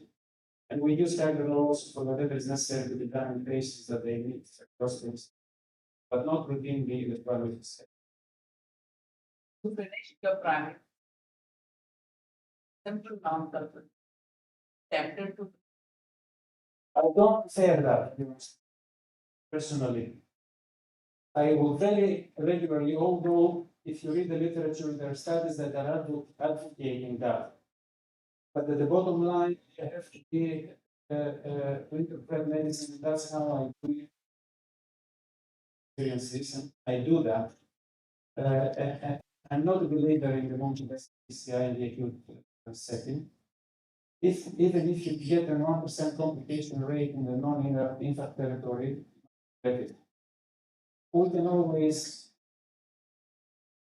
radial approach, bring the patient the second time, 3, 4, 5 days later, but I advocate the critical stenosis, the in-hospital staging. So I don't want to do them on the side at 3 o'clock in the morning, but I don't want the 99% stenosis in the AD go home to come up 6 weeks later. Also,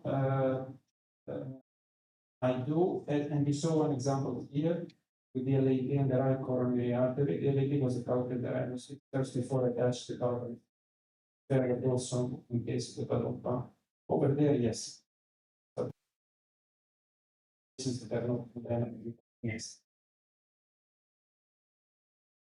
So while performing a primary PCI, how to recommend after wiring of the culprit vessel with cocktail injection of normal saline, tiropivan, and nitroglycerin? Few centers or few operators still practice that. How to rank to it?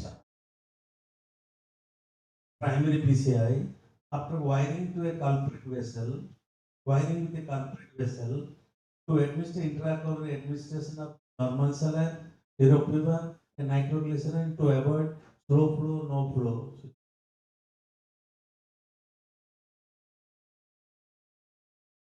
Flushing with salines or whenever you know, it actually has to be also temperature.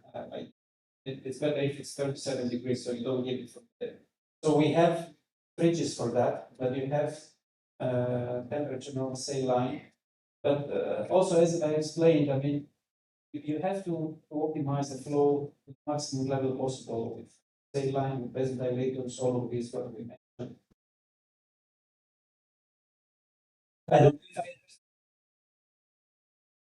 He is asking balloon giving some vasodilator. No. Personally, as dilatation first before that. The reason that I don't do it is that it's fun.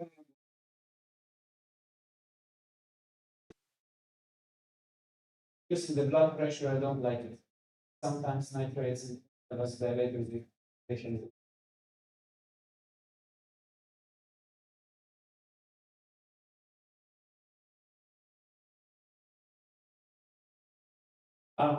Yeah. Yes. Yes. For me, yeah, it's not very often, but when it comes into non-medical weaving, because this is another territory, when you have scanning pregnancy, you have to go conservative as much as possible.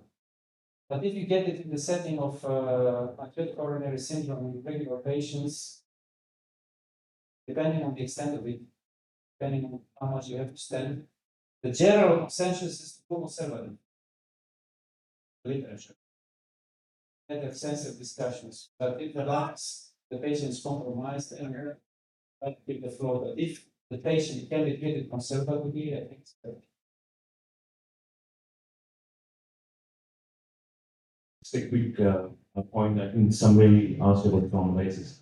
There was a negative trial recently presented at ACC on intracoronary thrombolysis versus GP2B3A. But having said that, like you said, if there is heavy thrombus burden, I think the best way it works is if you occlude the vessel with a balloon and then put the thrombus and probably marinate the vessel for a few minutes. Is that what you normally do, or you just inject the vessel flow? Now, as I told you, thrombolysis will be stated, not everything refers to something else. Clearly, we're talking about 3-4 cases per year, so it's not about trying to challenge as an alternative treatment. It's a kind of a risk operation when we get the flow. And in these kind of cases, the vessel is already occluded. So it doesn't follow the same pattern of the trial to optimize the use of thrombolysis in vessels that they have other treatment options. Do everything that we can do. You give everything that we can do. You do any instrumentation with manual. You can do, and you still have thin zero flow. Get thrombolysis and it works. So it's not about occluding. It's already occluded. It's not about optimizing. Yes. So the injection is with a microcatheter in the distal bed, or the injection of thrombolysis is in the distal bed with a microcatheter or in the guiding catheter? That's exposed by a guiding catheter. Therefore, even especially if people didn't have those by I did that I prefer to give it borrowed by the guiding catheter. not by medical catheter, just a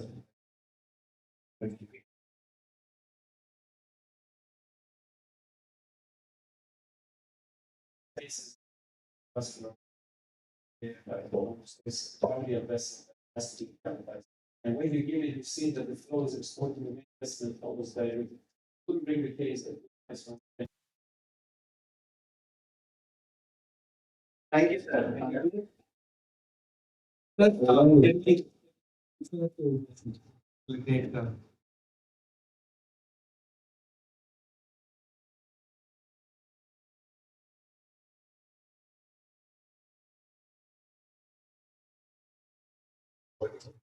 Thank you, sir. Thank you for your time and wisdom.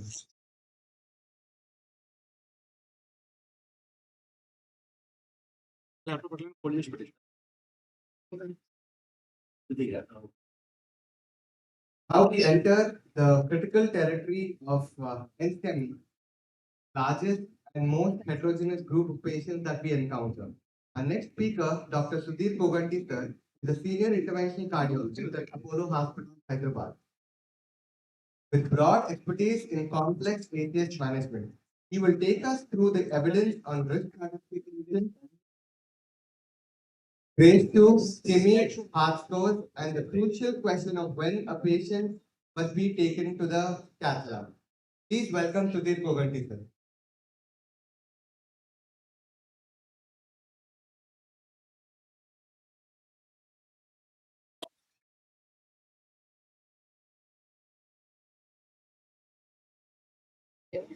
Yes, yes. Okay, good afternoon, everybody. I thank Ravi sir for giving me this opportunity. He's been a guide and mentor for me for many years, actually. And I really congratulate him for setting up this educational session on a complex topic such as NSTEMI. And probably he gave me the most ambiguous talk in terms of risk stratification, also finding of invasive strategy. So let's see what we can do. Before I go into the talk, just a bit about me. It's not, first of all, I want to introduce myself, and also secondly, I did quite a few studies which I'm going to reference during the talk. And that's the reason why I put these slides on where I work with the Royal Free, UCL, where I did my research at UCL, also Georgios worked at Erasmus, but I think I went to Erasmus much later to him. And then where I did international training at Barts. And I've got this interest in cardiogenic shock. I'm always interested in what happens to the people who actually does not recover with our usual IVBs and plasma. Just to see the pathway, the bridge to transplant, I spent some time all back at hospital as well to see how they list these patients for transplant and how they use the NCS, DWIs, Centrimax, and things like that. And with that, I spent quite some time with citizens and now working at Apollo hospitals in the mentioned. So if you see, ACS is a spectrum. So basically, there are only three entities when it comes to ACS. You have your STEMI. The treatment protocols are pretty straightforward with this.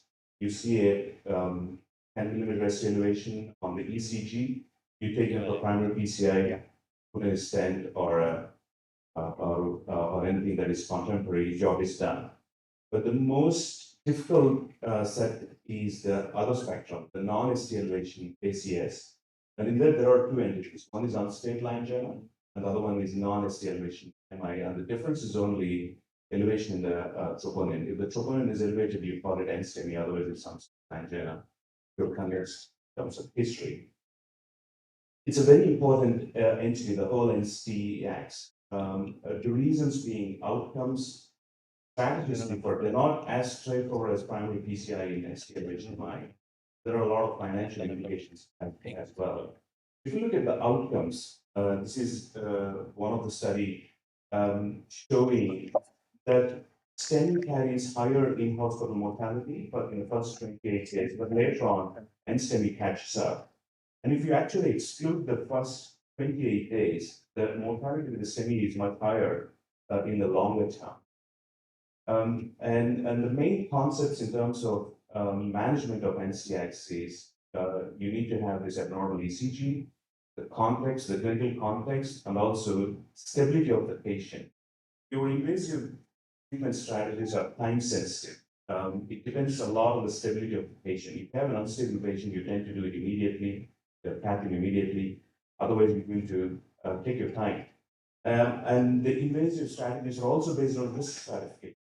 Have a very high risk patient or a high risk patient, probably do it much early. So this is that same pathway. Showing it again. If you have a STEMI, it's straightforward. If you're NSTEMI, then you're trying to justify yourself taking a cab, but waiting for troponins, maybe doing an imaging, so on and so forth. So let's look at strategies. When I say strategies, what do you do in non-STEMI? Do you revascularize all three arteries? Do you do a complete revascularization at the index procedure, or you completely revascularize at all? So there is a data to show that complete revascularization in NSTEMI actually improves outcomes. This is a contemporary study which was presented at ACS recently and published in JACC Asia. And they actually showed that complete revascularization have got better outcomes when compared to incomplete revascularization. And they've also quoted one of my older study, even in way back in 2018, we did an analysis back then in London, where we looked at complete revascularization STEMI. Those were the days when everybody was talking about complete revascularization in STEMI. And we've shown at median of 4.8 years, the group that underwent complete revascularization does better when compared to incomplete revascularization. And this paper is still referenced by, in any NSTEMI paper, and also it's included in the ESC guidelines. So what about FFR? I use FFR in a lot of things. So this group looked at FFR-guided complete revascularization. That's got benefit when compared to only culprit-only revascularization. But as with FFR, the benefit is in reducing revascularizations, not hard endpoints. And let's take a step back and look at definitions or terms related to invasive strategy in NSTEMI or NSTEMI. Immediate invasive, wherein you take them straight to cath lab, maybe from a year, and then do PCR or CABG. Early invasive, when you do that within 24 hours. And selective, where you may differ, or you may not do anything at all. You may just wait and see how the patients do. Look at this guideline chart by the ESC. So once you have your NSTEMI patient, on the top panel, got your high-risk patient. These are the groups which are unstable. They have mechanical complications, they're in shock. Those are the people you need to take them to cath lab immediately. There's no doubt about that. So the level of evidence is cut off, but it's A. So when you look at the high-risk group, this is where it gets slightly interesting. Let's look at the data. So back in the days, probably in the mid-2000s, there was this terminology that used such as routine versus selective invasive strategy. By routine, they used to take patients to cath lab based on routine practice, or selective invasive. That means some patients may not even have angiography or underwent angiography much later. And this strategy has shown no reduced all-cause mortality, but reduces the risk of composite ischemic endpoints, particularly in high-risk patients. And routine invasive strategy was also shown to increase complications if you intervene early. So this is a study by Mehta SR from Canada. The guy is saying that who did a complete trial in STEMI. He had shown there's no big difference in death RMI if you take them to cath lab much earlier, but you definitely reduce ischemic endpoints and also probably angina and probably heart failure related admissions.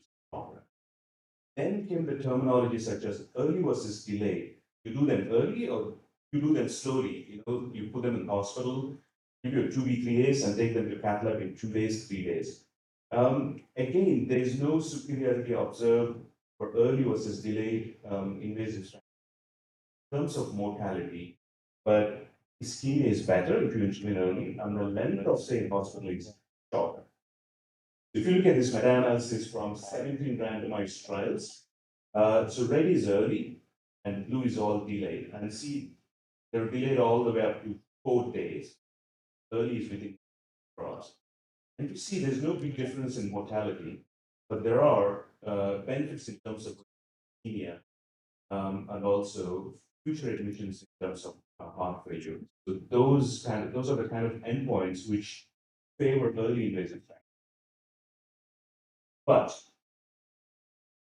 But there are a couple of caveats. If you have a patient with elevated troponin or a grace more than 140, grace score of more than 140, those are the ones which benefit with early invasive strategy, as shown here as well, with grace score of more than 140. You have a very high risk patient, if you do early, they do better than the delay. But a low risk patient, there's no difference in terms of outcomes. What about non-high risk? Absolutely, evidence is clear. You can do selective invasive strategy. You can wait. You take your time. And as shown in this study as well, your low risk, there's no difference in terms of early versus delayed invasive strategy. So bottom line is, have a very high risk patient, ongoing ischemia, complications, take them to lab immediately. You have high risk, early versus inpatient, depending upon grace scores versus troponins, non-high risk, selective.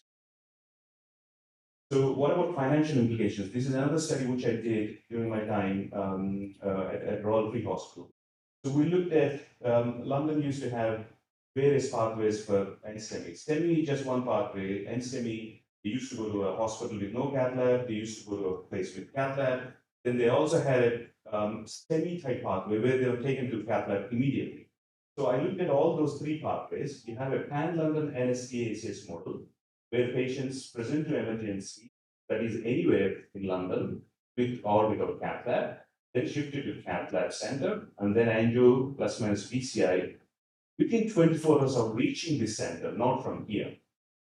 And then you also have ambulance picking up and then taking them to a dedicated center, which is offering a pathway similar to STEMI type of pathway, and undergoing angio PCI immediately. And then there was a third cohort who would go to nearby general hospital cath lab and would find their way slowly to a cath lab, in their own time, based on the referral criteria. And when you look at the length of stay, this is in terms of this is in terms of time to angiogram, and these are the three pathways directly taken to cath lab. This is the pan-London pathway where efforts were put in to shift to central with cath lab as soon as possible, and then the conventional pathway. And your length of stay is much lesser if you were taken to a direct access pathway to a dedicated center, which would offer a STEMI type pathway. And when you look at outcomes as well, there's no difference in mortality overall here. We see time to angiography, a large percent through direct access pathway would undergo angiography within 24 hours. Whereas in conventional pathway, they would wait forever to get a CAT. But overall, there's no difference in terms of mortality. Stay here was about 2 days, here would be about 5 to 7 days. So with that, I'll just show a quick couple of cases. First one is a 58-year-old gentleman presenting with a non-STEMI background of diabetes, hypertension. LV is good, no ECG changes, and he had a previous PCI2 circumflex and RCA.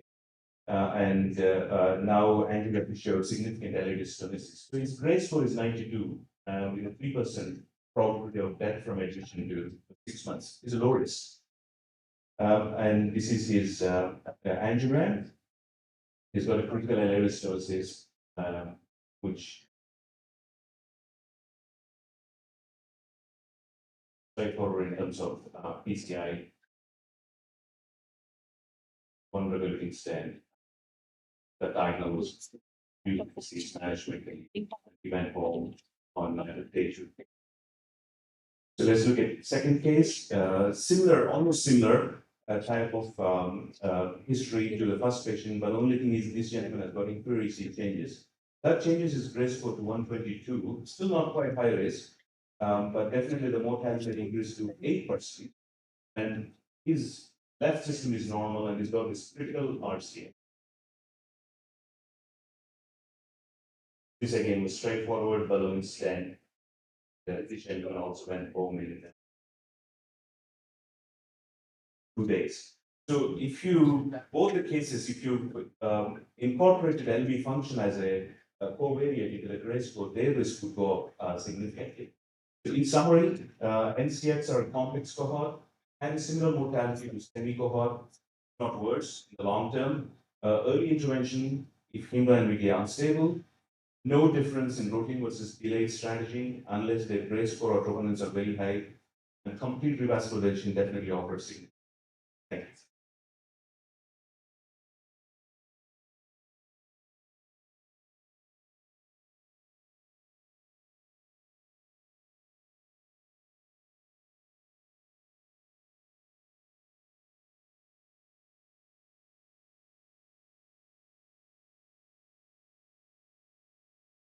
A beautiful presentation. I have one question which can land us in medical legal trouble. Number one is that you admit a patient on a Saturday with an ST elevation, with a non-ST elevation MRI, troponins are elevated. Next day being a Sunday, you put him in ICCU. Like one of the cases, in fact, which the US we do the procedure on Monday. Some event happens on a Sunday. Where do we stand? Commonly face this kind of situation. We do intervention straight away, don't we? See that on Saturday you need to do it. You're not going to wait. But the guidelines, late on Saturday. That RCA, I capped him on Saturday. And I didn't do PCI on Saturday. I did it on Sunday. You haven't given antiplatelets. You know, if it's stable, I think you can wait. Yeah, medical legally, they talk all nonsense, but it's very difficult to argue with the medical legal. But the guidelines clearly say if that guy is low risk, but his RCA looks really nasty. Anything can go wrong on a Sunday. But as long as I think you put them on antiplatelets, low molecular heparin, I think they get something to do.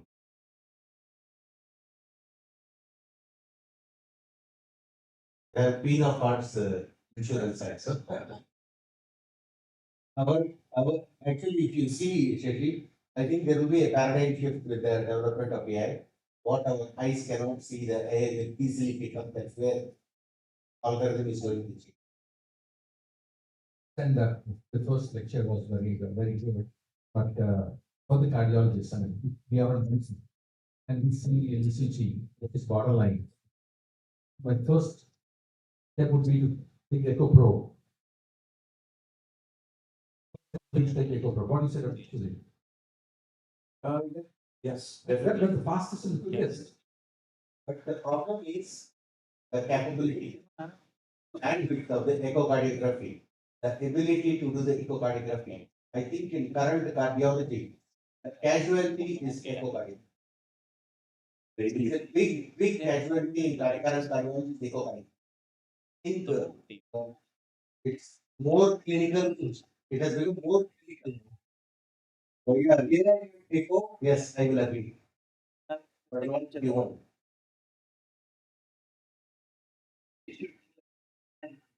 OMI, yes.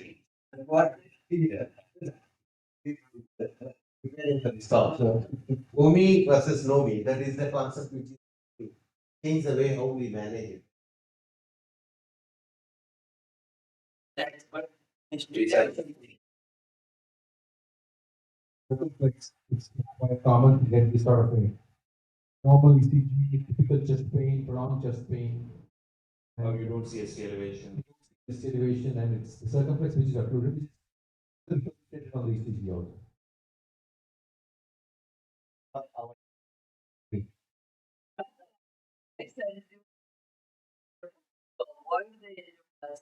for all your senses are not things. They are in That's why children left, no? So many times when we call children, there's no way he sleeps at night. All through the night they have to be awake. So that's his on-call. Every day. If you really have liberty, you cannot maximum things. Yeah, I think we will have to. How can we have Raghu sir accommodate these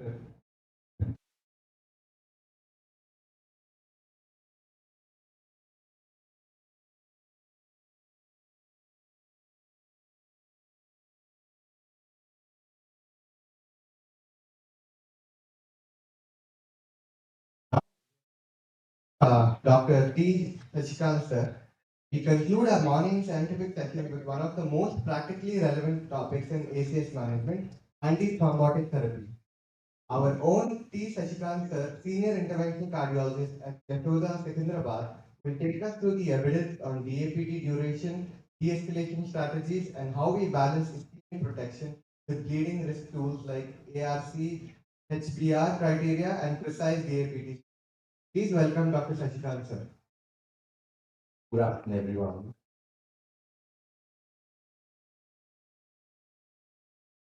Sudhir said Raghu had given him an ambiguous topic. I selected a boring topic. And then it was free lunch, so it's more boring because it's hot food already ready outside the door. Jokes apart.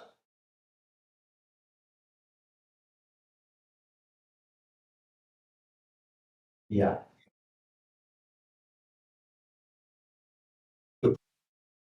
The topic which I chose and which Raghu gave me was antithrombotic therapy. What is the optimal duration of the dual antiplatelet therapy? How do we de-escalate? When should we de-escalate? To what drug should we de-escalate? And what is the bleeding risk? This is a very hot topic, very much a researched topic because the drugs are limited. Aspirin, clopidogrel, prostaglandin, ticagrelor. That's it. 4 drugs. But the number of combinations you have, the number of strategies you have to optimize the outcomes, long-term outcomes and short-term outcomes are very many. So we all know in patients with coronary artery disease, PCI is the cornerstone of treatment for those presenting with acute coronary syndrome. PCI, or continuous intervention, is also a mainstay of treatment for with chronic coronary syndrome. Acute coronary syndrome and chronic coronary syndrome both are treated with percutaneous coronary intervention. And here, the platelets play a very important role, a key role. Antithrombotic therapy, antiplatelets in it, agents especially, play a pivotal role in optimizing outcomes in patients undergoing ACS. The effects are both for acute results as well as long-term results. In particular, the antiplatelet agents play a key role in prevention of both local and systemic thrombotic complications. Over the past three decades, there has been an evolution in antiplatelet treatment regimes that have been used in patients who are undergoing PCI. Also, the stent platforms, the technology, the technique has changed dramatically. We all are familiar with this one single slide, which I want to probably medical fraternity to recapitulate. Platelets play a key role in the thrombus formation through adhesion, activation, and aggregation of their initial tethering, which happens with the von Willebrand factor and the collagen which is exposed from the damaged endothelium, which is recognized by the platelet surface receptors, which are glycoprotein 2B receptors. And this activates the platelet for the release of certain cytokines, as well as activates the coagulation cascade, as well as the inflammatory molecules, and the triage of activating the platelet, activating the coagulation cascade and the inflammatory process, leads to thrombus formation, which could be occlusive, sometimes semi-occlusive. Repeated episodes of this occlusive or semi-occlusive episodes lead to an inflammatory response in the vessel wall, which leads to progression of atherosclerosis. And that is the reason why chronic coronary artery disease patients who have a borderline lesions should be on an because disease progression is also modified by an antiplatelet agent. It's just not the statins, disease modifying drugs. But antiplatelet agents also play a role in preventing disease progression. So therefore, the rationale for the use of antiplatelet agents in patients with COPD and in the CAD, not only for the treatment of the acute thrombotic events, but also to modulate the progression of atherosclerotic disease. Very busy slide telling us number of trials which are going on. I'm not going to dwell on each of them, but early 90s, when patients were getting aspirin and warfarin, those are the days I remember when we used to hold the groin, because femoral artery was the only procedure at the time. We used to hold the groin for long hours, prevent a hematoma or a bleed. And with the bare metal stents, use of warfarin also made it more difficult because stent thrombosis was an issue. 1995, we started using piclodipine as the first P2Y12 receptor antagonist. And subsequently, piclodipine was withdrawn from the market because of its major impact on the bone marrow suppression. And clopidogrel replaced the drug subsequently. And then we had the cure and the PCI cure study telling us about the advantage of P2Y12 receptors in combination with aspirin for the long-term and short-term management of acute coronary syndrome as well as chronic coronary syndrome patients who have undergone a PTCA and a stenting. The initial PCI cure and the cure studies said the longer you use the dual antiplatelet therapy of aspirin and clopidogrel, the better the ischemic long-term results. So we started using these two drugs for long-term to avoid stent thrombosis, also give us a long-term benefit. So stopping the antiplatelets earlier than 1 year led to a stent thrombosis and a myocardial infarction. So we kept using these drugs for a longer and longer time. And these two studies established the role of dual antiplatelet therapy for a long-term use. Was it correct at that time? Because aspirin was a sheet anchor therapy. And on top of that, P2Y12 decreased the incidence of MI, stent thrombosis, and the cardiovascular outcomes, including stroke. So our initial goal for the first, from 1995 when piclodipine was discovered till 2010 or 7 or 8, our initial goal was reducing our strategies for focusing on ischemic events.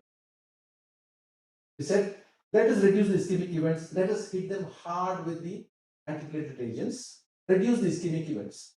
But somewhere in 2006, once the drug-eluting stents started coming in, and we had the first generation of drug-eluting stents, Cypher and Taxus, where the restenosis was much less compared to the bare metal stents, we started seeing a storm of stent thrombosis.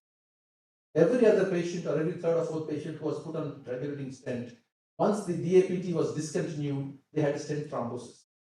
2006, 2007, there was a red alert, a red flag raised by the American College of Cardiology and the European Society of Cardiology and said, beware, do not stop your antiplatelets prematurely. And that's where the concentration changed from giving these DAPT drugs for a longer time. By 2010, we observed the bleeding risk started increasing because we are using the DAPT drugs for a longer time. And that's where, from 2010 onwards, we started looking at outcomes and said, okay, the ischemic outcomes are much better, but what about mortality? Mortality kept increasing. We are reducing ischemic events, but the mortality kept increasing. And that's where we found that bleeding is an important risk factor for cardiovascular mortality. And then we changed our strategy from focusing on ischemic event prevention to focusing on bleeding events. Then we started saying, okay, we established dural antiplatelet therapy for a long time, but is it okay to cut down the duration of antiplatelet therapy for a shorter time? Let's look at this example of this 83-year-old gentleman came with NSTEMI. He has an atrial fibrillation and he's on efficacy 2.5 milligrams twice daily. He's a CKD stage 3B. His GFR is about 40. He has a prior GI bleeding and had a transfusion. He had a prior ischemic stroke. Quite a common situation what you come across day to day. His labs are quite okay. He has hemoglobin of 11.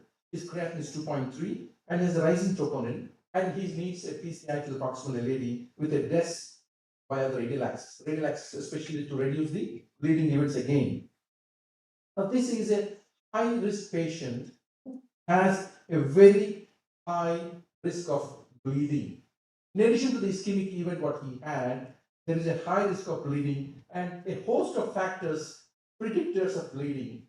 Age, he's 83 years old, he has CKD, he has anemia, he had a prior GI bleed with a need for transfusion, multiple factors to predict bleeding. Of course, he has ischemia also, has again the risk factors of his age, the extremes of age, he has a CKD, and he had a prior CVA telling you that he is a vascular patient who had a previous stroke and is likely to be prone for recurrent ischemic events, both cardiac as well as the brain stroke. So here is a gentleman who has a high risk of bleeding and he has a lot of host of risk factors. So what should be your strategy? The first step is risk assessment. To guide the antiplatelet therapy among percutaneous coronary intervention patients. First step is risk assessment. And how do we do the risk assessment? Based on the bleeding risk, you have a lot of clinical variables, the procedural features, and some bleeding risk scores. You have the ischemic risk, clinical variables again, procedural features again, and a lot of scores available. For the platelet responsiveness, you have platelet function testing where you have a high platelet reactivity or a low platelet reactivity. You could also be doing a genetic testing to see they have a CYP2C19 loss of function allele. So a host of factors are available to assess for bleeding risk, ischemic risk, and antiplatelet responsiveness. Based on these factors, one could make a decision, appropriate decision, how long to continue the antiplatelet. How potent vital receptor antagonist should be used? Should we use a ticagrelor, prasugrel, or should we use a clopidogrel? Should we use a triple therapy combination with rivaroxaban, ticagrelor, and aspirin? So multiple things could be assessed if was one done a personalization of the antiplatelet strategies after PCI or before PCI, where one could study the various clinical features. For example, if somebody has a previous major bleeding, he has anemia, he has a reduced platelet count, he has a prior stroke, a severe liver disease, or he is quite frail individual, has a high bleeding risk. Again, it is just not enough that you assess this, but also one needs to know what is the time frame of the events, what happens. If you have done a patient who has had an acute coronary syndrome and you put him on a dual antiplatelet therapy, definitely by continuing the drug, you definitely reduce the local ischemic events of stent thrombosis. But this stent thrombosis has a time frame. If you have the initial 1 month, you have a high risk of stent thrombosis, but as time fades off, the risk of stent thrombosis or local ischemic events drastically reduced by 3 months. There is a significant reduction in the plaque progression and destabilization. Again, it stabilizes by about 3 months to 6 months there. And prevention of systemic events like peripheral vascular disease or a cardiomyopathic stroke also is significantly reduced. What is important is the longer you use this drug, there's more of bleeding risk, but very, very important, the bleeding risk continues to be there at the same rate till as long as you can drug. The ischemic events start dropping very drastically, but the bleeding risk continues to be at the same level. So are we justified in downgrading our dual antiplatelet therapy after 3 months because the ischemic events are much less, but the bleeding risk continues. So should we do that? So the time course of benefit and risk of antiplatelet therapy after PCI is very, very important. And at all these levels, found that we have to look at the bleeding risk scores. A lot of risk scores are available on the net. Just need to feed the data of the patient, precise DAPT study, and this is one of the academic research consortium bleeding risk protocol wherein you find at least one major criteria or at least two major criteria to tell an individual is at high risk. Or you could be using the European Society of Cardiology ischemic risk definition, wherein you can have a high thrombotic risk, you have a diabetes mellitus, previous AMI, multivessel disease, polyvascular disease, there is coronary disease and peripheral vascular disease, premature atherosclerosis in an individual less than 45 years of age, concomitant systemic inflammatory disease like SLE, rheumatoid arthritis, or HIV, CKD with a GFR of less than 50, 60. Multiple risk enhancers are present, and by this European Society of Cardiology risk enhancers, you can put them online, assess the bleeding risk for an individual with a precise DAPT score or DAPT score. Online scores are there, and you can classify the risk as high bleeding risk patient, where you could downgrade your treatment. The standard therapy for by the European Society of Cardiology and by the American College of Cardiology by the 2024 guidelines for chronic coronary syndrome is continue dual antiplatelet therapy for 6 months for a chronic coronary syndrome. If he has had an acute coronary syndrome, acute MI or NSTEMI, standard DAPT should be 12 months. This is the standard of therapy what we have. But then we said this is increasing the bleeding risk because the time frame for ischemic events start reducing significantly after 3 months. So we said, can we reduce the DAPT duration to 3 months, 6 months, 9 months, or 1 month also? And there comes for a one slide which I wanted to keep just for you to understand the next consecutive slides. We say we measure the outcome of the clinical events, cardiovascular events, by doing a MACE, major adverse cardiovascular events. This captures the ischemic efficiency. You could have a 3-point MACE with severe non-fatal MI, non-fatal stroke. You could have a 4-point MACE, that is 3-point MACE with unstable angina hospitalization. You could have a 5-point MACE, which is a 4-point MACE with a heart failure hospitalization. This is how we assess the ischemic efficiency of a drug, major adverse cardiac events. But then there's a new terminology, all of you knowing probably, NACE. NACE is net adverse clinical events, where you have NACE means major adverse cardiac events plus the bleeding. And this is true for all the antiplatelet trials, all the antiplatelet.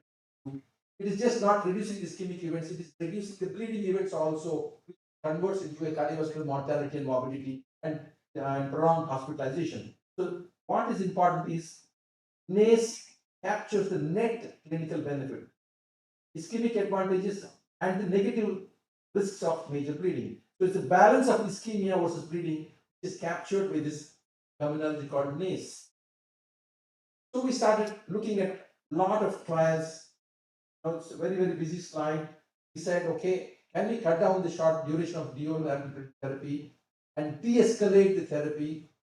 We said, okay, shall we give the drug for 1 to 3 months? I will go here, there. 1 to 3 months duration. We have a host of trials. Shall we say give it for 1 month or 6 months? Dual antiplatelet therapy for 1 month versus 6 months.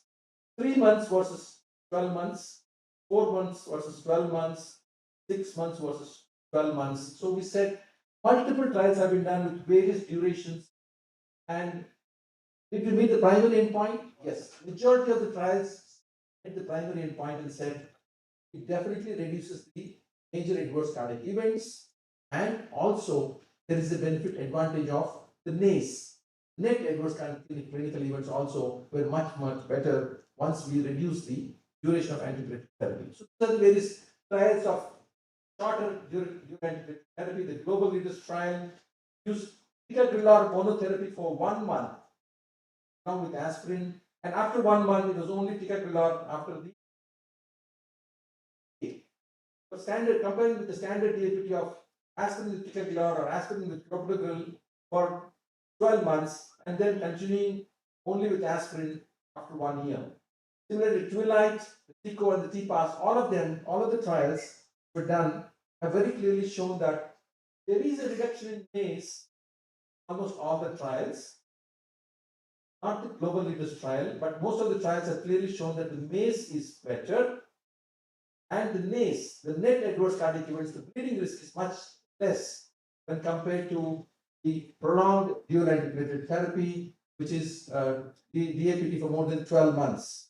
One of the trials, very important trials, the master DAPT trial, recently shown that clinical outcomes at 12 months for about 4,434 patients at high bleeding risk. Now, mind you, this cohort had a high bleeding risk. Abbreviated DAPT for 1 month versus a standard therapy of 6 months clearly showed that abbreviated DAPT therapy was not inferior to the standard DAPT therapy. There was no increase in MACE, there was no increase in major adverse cardiac events, and of course, there was a decrease in the bleeding, the BRC type bleeding 2, 3, or 5. There was a superiority to the abbreviated DAPT. So, based on this, and the post HDR trial for 1,600 patients with high bleeding risk, 1 month DAPT, 3 hours compared to the 3 months DAPT.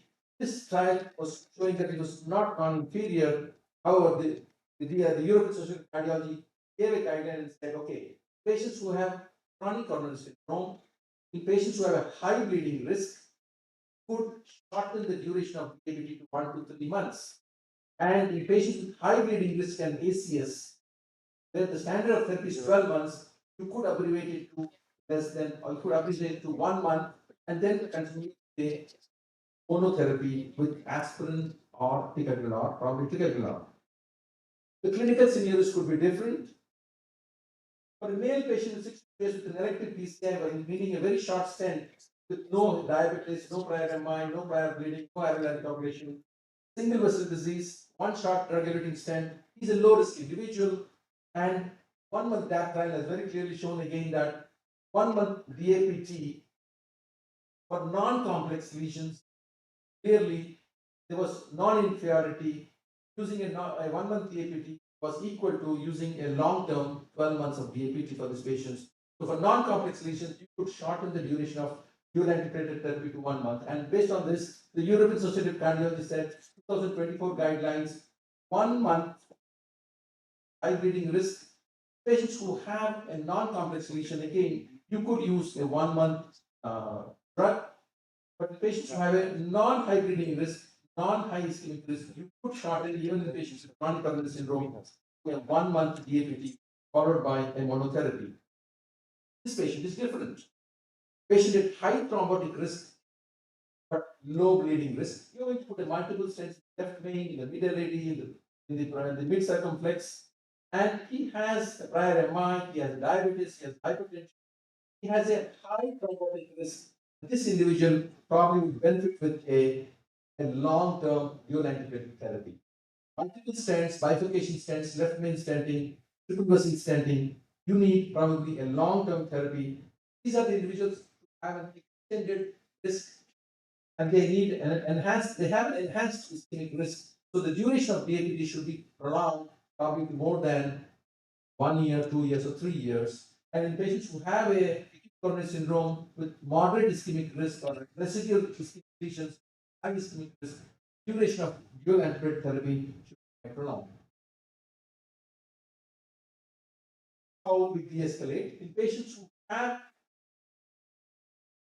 we have reduced from 12 months DAPT to 3 months DAPT or 1 month DAPT. In patients who need an escalation or a de-escalation, have a certain strategy. So you could be doing a guided de-escalation or a guided escalation of the platelet function test, which is measured by light transmission hygrometry, or a verify now or a flow cytometry. See what is the platelet function, what is the platelet reactivity. The platelet reactivity is high, probably you need to upgrade to a more potent antiplatelet drug like ticagrelor or prostacyclin. If the platelet reactivity is low, you could downgrade the treatment. This is not a standard way of recommendation by the guidelines by the major societies like European Society of Cardiology or American College of Cardiology, but on a patient-to-patient basis, one could assess the platelet function test to guide the selection of the antiplatelet. Patients who are identified to have a clopidogrel high platelet resistance or a CYP2C19 loss of function LLE on genetic testing. Now, these are the individuals who are going to do badly on usage. They should be upgraded to a more potent P2 vital receptor like ticagrelor or prosumeril. But not a standard of care. It's not recommended in society, but in certain situations when you have a very complex anatomy, outbreeding risk, as well as a complex anatomy and multiple stents, probably this is the way to go. So you could be doing a guided de-escalation or an unguided de-escalation. We have two trials, the topic trial and the Angio-derived trial. We said uniform de-escalation. They didn't do a platelet testing. They didn't do any genetic study. They just said, okay, we are going to downgrade from by 1 month or 3 months of DAPT followed by monotherapy. And they found it was okay, it was non-inferior, there was no increased risk of ischemic events. They were guided de-escalation also where they studied platelet function studies. They studied the genotype by doing the genetic studies and found that high platelet reactivity or low platelet reactivity did make an influence on the decision making. There was a 26% reduction in the bleeding when they followed the genetic as well as the platelet reactivity studies. So the various studies which have shown that talus MI, uniform de-escalation, topic uniform de-escalation, topical AS guided de-escalation with genotype testing, with the genotype testing, Antarctic with a guided adjustment. There was quite a favorable thing saying that you could, without doing a genetic study or a platelet reactivity study, directly de-escalate these patients. It is quite safe to de-escalate these drugs. What about P2 vital monotherapy? P2 vital monotherapy also is again a lot of studies have been done giving the monotherapy at PCI from the beginning. This is one new mindset study which was done in published in 2025 in the European Society of Cardiology. On the go fund, as soon as PCI was done, started only on prasugrel, no aspirin. Aspirin was completely dropped from this trial, and they did it 1 month, they dropped aspirin. 1 to 2 months they dropped aspirin. At 3 months they dropped aspirin. At 9 months or 12 months they dropped aspirin. A lot of studies were done. Again, there was a net benefit. Did they lead on the primary endpoint? Most of the trials hit the primary endpoint, and there was no increase in ischemic, except the new mindset. Definitely, there was an increase in stent thrombosis when aspirin was completely dropped from the percutaneous coronary intervention. And so, the European Society of Cardiology said single antiplatelet therapy, preferably a Y12 receptor inhibitor, should be considered in the acute coronary syndrome in patients who are event-free 3 to 6 months after DAPT and were not high ischemic. So after 3 to 6 months, you could switch over to a monotherapy with ticagrelor or a prasugrel, and then the same outcomes, ischemic outcomes and the bleeding outcomes. And the ticagrelor monotherapy with 90 milligrams twice daily may be considered as an alternative to dual or other single antiplatelet therapy, even the level of recommendation is 2BC.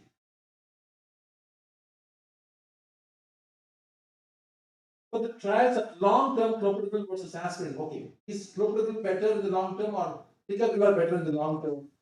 This study was done, and in the post-exam trial as well as the Smart Choice 3 trial, for 5,000 patients studied, they found when compared to aspirin, clopidogrel in the long term, even 10 years of study, it has shown clopidogrel to be superior to aspirin for reducing the ischemic events as well as decreasing the bleeding risk. To aspirin, the clopidogrel was found to be much better. Both these trials address the same core question: is clopidogrel safer or aspirin safer? Clopidogrel was found to be safer in the long-term usage, both in reducing the ischemic events as well as the bleeding events. So clopidogrel 75 milligrams daily is recommended as a safe and effective alternative to aspirin monotherapy. Level of recommendation 1A, very strong level of recommendation there. We had some aspirin-free trials when they said within 1 week after starting the aspirin, the patient who has a high bleeding risk stopped the aspirin, give P2 vital receptor monotherapy, and they did not find any major increase in cardiovascular events, except for the new mindset. Definitely showed there was a slightly increased risk of bleeding as well as increased risk of stent thrombosis. Is there a case for triple therapy? Yes. You have lots of situations wherein you have found a large thrombus burden LV clot, or patient is having atrial fibrillation or a mechanical heart valve. These patients also need an anticoagulation, either a pure anticoagulation agent like apixaban or rivaroxaban, or even a warfarin as the anticoagulant. These situations, yes, you need to give an abbreviated oral anticoagulation therapy with vital receptor, preferably clopidogrel plus aspirin for a short duration of up to 1 week, and then change over to an OAC with a. So you have a situation where you have to use as short a drug as possible, triple therapy especially for 1 week, triple therapy for 1 month, triple therapy for 3 months, and then get the advantage of these drugs, reducing the bleeding risk, improving the ischemic outcomes. One size fits all doesn't exist. The tailored antithrombotic therapy after PCI must be individualized, balancing the thrombotic and bleeding risks across the clinical profiles, high bleeding risk profile, high ischemic profile. Short DAPT followed by monotherapy is safe in high bleeding risk patients and is now endorsed by the major guidelines. Vital inhibitor monotherapy is a valid alternative to aspirin early after DAPT discontinuation and even in the chronic phase. So I think with this, I will stop my presentation. We can have some questions if it's not too late for the lunchtime.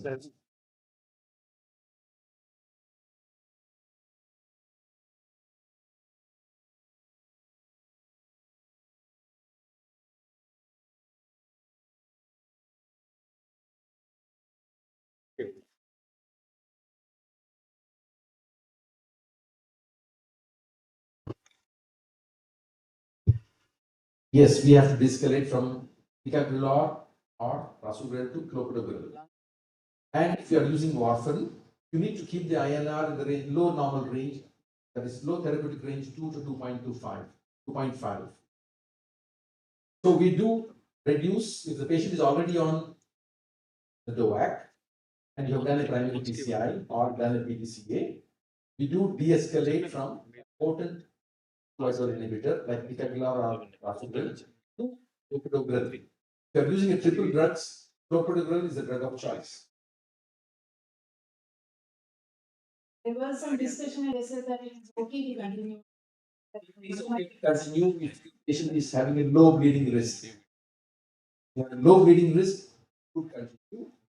But if the patient is having a high bleeding risk or his bleeding risk is not known or you've not done the DAPT score analysis or the precise DAPT score analysis or the ARC recommendations, then probably there is a role for de-escalating from prasugrel to clopidogrel.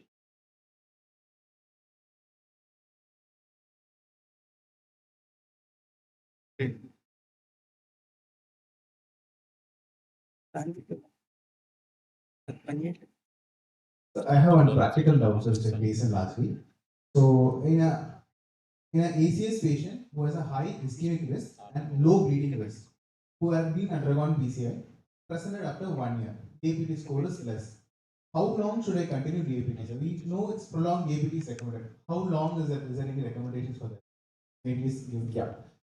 So the PCI cure study and the cure study have shown that the role of antiplatelet agents, I mentioned one of my first slides, the role of antiplatelet agents is just not reducing the thrombotic stent events.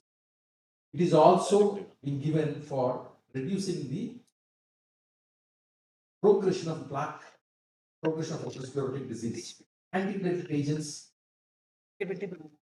reduce the coagulation cascade and also the inflammatory process which is happening in the vessel wall. So by both ways, disease progression also is reduced. So if you have a patient who has low bleeding risk, continuing the drug for 2 to 3 years, okay. The Pegasus trial and the PCIQ trial both have said continuing DAPT for 2 to 3 years is okay because it also impacts plaque progression. The STEMI 52 is the trial which showed evidence for the reduced dose of packet. 60 mg per day. But along with that. Along with aspirin. Yeah, along with aspirin, Pegasus has shown that along with a reduced dose of ticagrelor 60 mg twice daily with aspirin or even clopidogrel with aspirin for a duration of 2 to 3 years, if the patient is having a low bleeding risk, it reduces the local thrombotic stent events, also reduces the plaque progression. The patient is in cilastazole for peripheral artery disease. Then that should alter our choice of P2 or with the same potential. We do give in some situations cilastazole, but the evidence is much more stronger for rivaroxaban at a lower dose.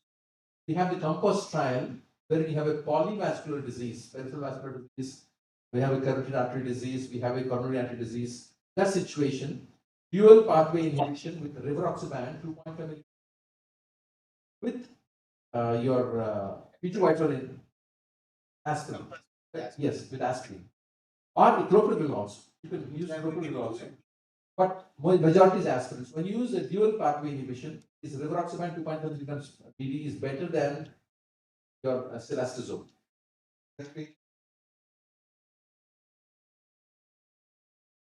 So for the first 1 month, you could use all the 3 drugs. 1 week or 1 month. 1 week or 1 month, you could use all the 3 drugs. After that, you need to come down to the DOAC plus. Will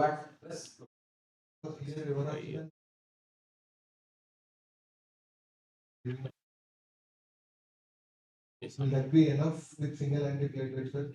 So the purpose of the 2.5 milligrams twice daily is thrombin inhibition. It's not for preventing a clot as such, but it's for thrombin inhibition, which also helps in progression of the atherosclerotic cardiovascular disease.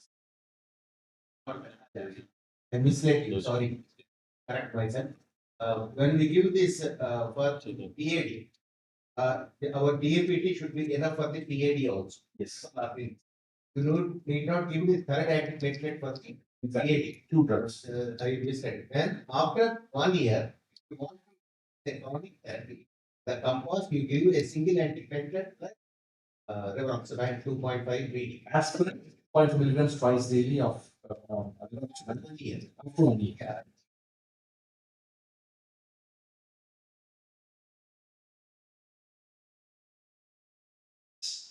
Okay, Indians.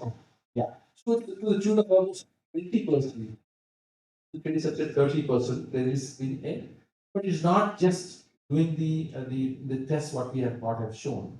So each of the tests has got a different sensitivity and specificity. The most sensitive test is the flow cytometry, which is rarely done. It's done mostly in research. The light transmission aggregometry and Verify now are the 2 tests which are available. You can do an instant study. A bedside, you can do a study and you can get the result within 24 hours. Prior to your PCI, to know is clopidogrel the best drug or you need to go to a potent quality water receptor. To do a genetic testing also as fast as possible. Today, in 24 hours, you could do a genetic testing to see for CYP2C19 loss of functionality, and you can get the result in 24 hours from the genetic one and say, okay, if this function has got a high platelet reactivity and has loss of CYP2C19 function, then probably straight away he needs to go to a ticagrelor as a monotherapy, 90 milligrams twice daily, or on the long term 60 milligrams twice daily. It is seen in 15 to 20% of the patients. It could be 1 month, it could be 3 months. It could be 1 week also. It could be 1 week also if you have a high bleeding risk. The high incidence of cryptocurrency in our country, what do you say? Yeah, with the host has had 2 studies. Post exam has got 2 studies. And for a patient who has a high bleeding risk, and if he has a clopidogrel resistance, probably the safer drug is not prostate. Long term. Jury is not out yet, and probably should weigh the risks and the benefits of a high bleeding risk versus a risk, multiple stents, complex stenting, and all that. I think it's on an individual basis, case to case basis. You cannot fix a duration for long term. But monotherapy, definitely yes. Everywhere, nobody, all the trials are towards de-escalation. But in India, we face the risk of too much DAPT. Agree. Very much. In fact, without coronary artery disease, also you see patients with aspirin and clopidogrel. Thank you, sir. Now, can we have Raghu sir to facilitate the question answer, please?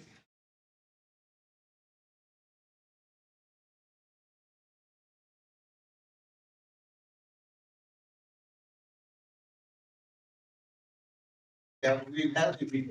Now, before we break for lunch, we have a small presentation by Alat Kaur where we can understand the six ECG modules. There's going to be a workstation here, so you can have a look at it at the same time carry on with lunch. Can we have the video first?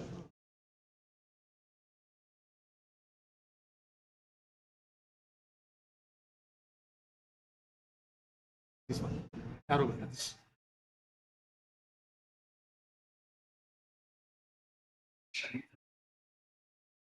So this video will not take more than 2 minutes. And before I start this video, just wanted to let you know that this particular innovation has already got these many awards in the last years, 2 years. And this is about the cardiac L. That's world's first pocket-sized 12-lead ECG. That's from my life.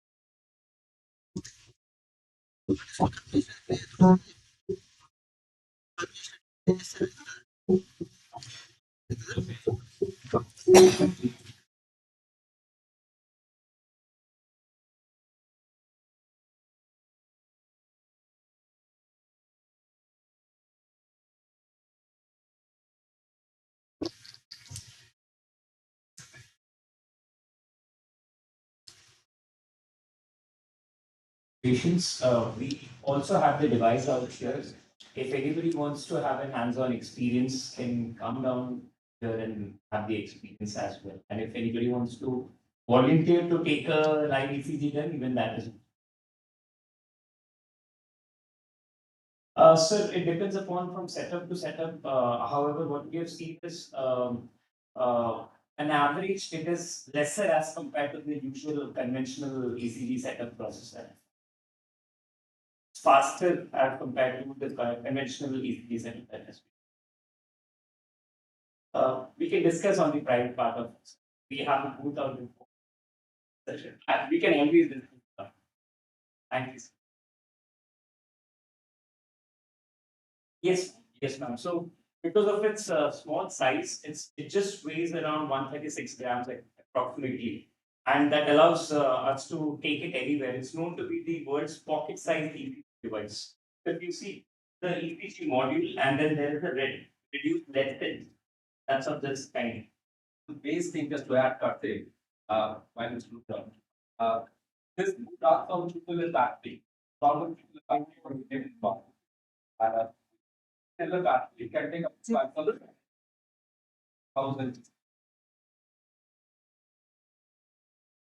That is another one. Very important point is completely independent of any electrical dependence. Even if it's a camp in a rural setting where you don't have electricity possibly, it will be running. Another very important point, in the app, you don't need an active internet connection.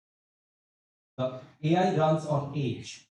So even without internet, you get your AI interpretation. Even if it's a technician doing, they will get an AI interpretation there itself, possibly can connect to the hub, talk with the doctor, cardiologist, and the immediate clinical decision can be made. So these are a few things which make it really different in the, at least in Indian clinical settings.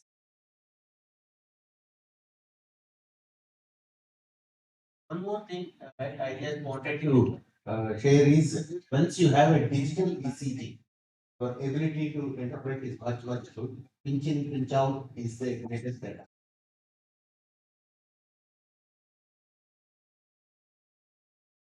Let's join for lunch. Thank you. We will restart at 2:30.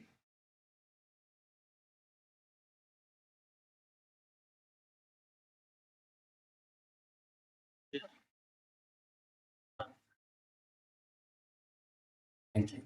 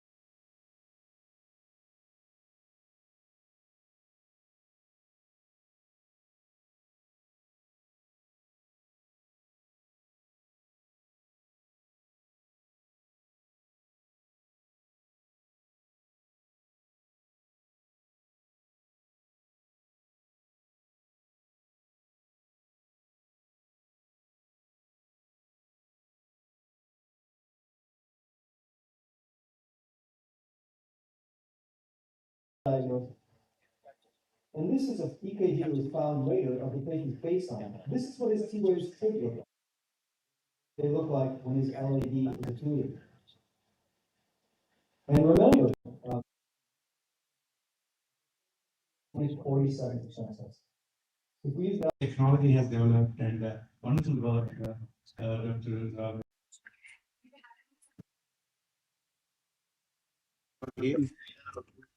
standard care back in November is where the Queen Hearts and the standard care were discordant. They did not agree with each other.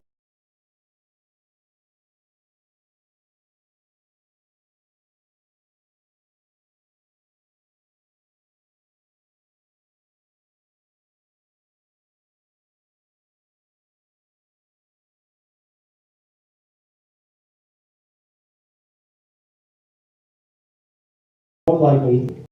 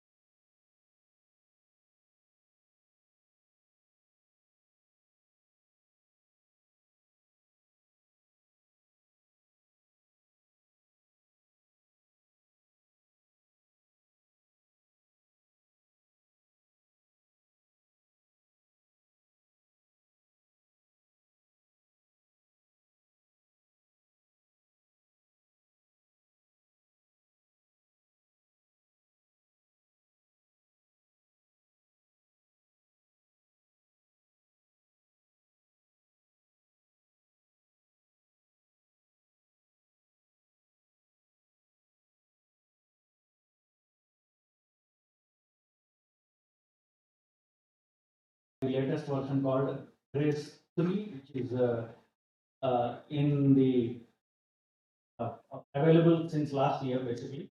So we have been using Grace 1 and 2 was a big proponent of that since maybe last 15-20 years. Anyway, coming to the point. So Grace is the present Grace 3 is a updated model. This is how you get it. Basically, it's online. There is no app basically, but you can get it. This is freely available on the Google app. So this is how it appears basically. These are all the variables that are needed to be fed into the online algorithm basically. 1, 2, 3, 4, 5, 6, 7, 8, and 9. Previously there were 8. Now this has incorporated 9 variables. For the definition of ACS, WHO gave us 3 criteria. One is chest pain, next is ECG, third is unlength. Now it has from 3, it has gone to 9. We need 9 variables for risk stratification of ACS, be it NSTEMI or STEMI. So the present scoring system has improved at prediction accuracy. So it has incorporated, it has modified grades 2 and made a few things available for better the prediction of the mortality. Anyway, so this is how it is done. After the 9 variables are fed, low risk is the score less than 109, moderate is 109 to 140, more than 140 is high risk. Dr. Sudhir in his previous talk has actually alluded to this. Now, so if it is low risk, conservative management, intermediate, then up to you to decide. High risk obviously is early invasive strategy. By saying early invasive strategy, we are indirectly saying that basically though grace involved ACS, both ST elevation, non-ST elevation MI, it is extensively used primarily for non-ST MI because as far as ST elevation MI, we have no confusion. ST elevation MI is primarily PCI as the default strategy. But in non-STEMI, for the risk stratification, this grace 3 is extremely useful. So it will guide you into early invasive, conservative, or even early invasive. Identify the high risk patients so that they can be triaged into a cath lab. Now STMI, there is less confusion. Prognosis and mortality prediction is done by this scoring system. However, it is not used to decide reperfusion because urgency of it itself by mandate that it is a default primary PCI strategy. Now, why the traditional previous grace 2, grace 1 or even other scores are less valuable or less useful is because the previous grace 2 was included data from 1999 to 2009. This started from 2009 to 2025. So this is the upgraded version, and I will tell you how it is upgraded basically. So there are poor individualization. It's a generalized score grade 2. However, the individual variables by adding age, sex, of course, the other hemodynamic variables, heart rate, SBP, creatinine. So this is more individualized, and the sex disparities which were there in grade 2 were corrected by the new grade 3. See, basically now we are into an era of machine learning. Grade 2 also was machine learning, but this incorporated a special artificial intelligence program which I will tell you in a couple of minutes. If you see the score, meta-analytic seat statistic, this is not a medical term, this is a term used by the AI engineers. If the seat statistic is 1, basically your intervention doesn't bear any. It basically sees in 2 variables, yes or no. If it is 1, there is no, both are equal. If it is close to 1, it is more useful. It is less than 0.6, the intervention is not going to be useful. So when they applied for NSTEMI grade 3 score, the CTC statistic came as 0.88, means that the application of grade 3 scoring to non-STEMI especially is extremely useful. It captures non-linear relationship between clinical variables, handles high-dimensional multivariable interactions simultaneously, adaptable to contemporary databases online, enables individualized treatment, effect, and prediction. Sex of the patient. So this was grace 1, 2, and 3. Grace 1 was basically a registry derived. Grace 2 is partially artificial intelligence. It was extended to 1 to 3 years non-linear modeling, and the area under the curve was this is 0.8. Grace 3, this is the latest version. It manufactured a new artificial intelligence called as a extreme G boost ML model, which is sex specific, and area under curve increased from grace 2. X boost, I just tell you what is X boost. This is the artificial intelligence program used in grace 3.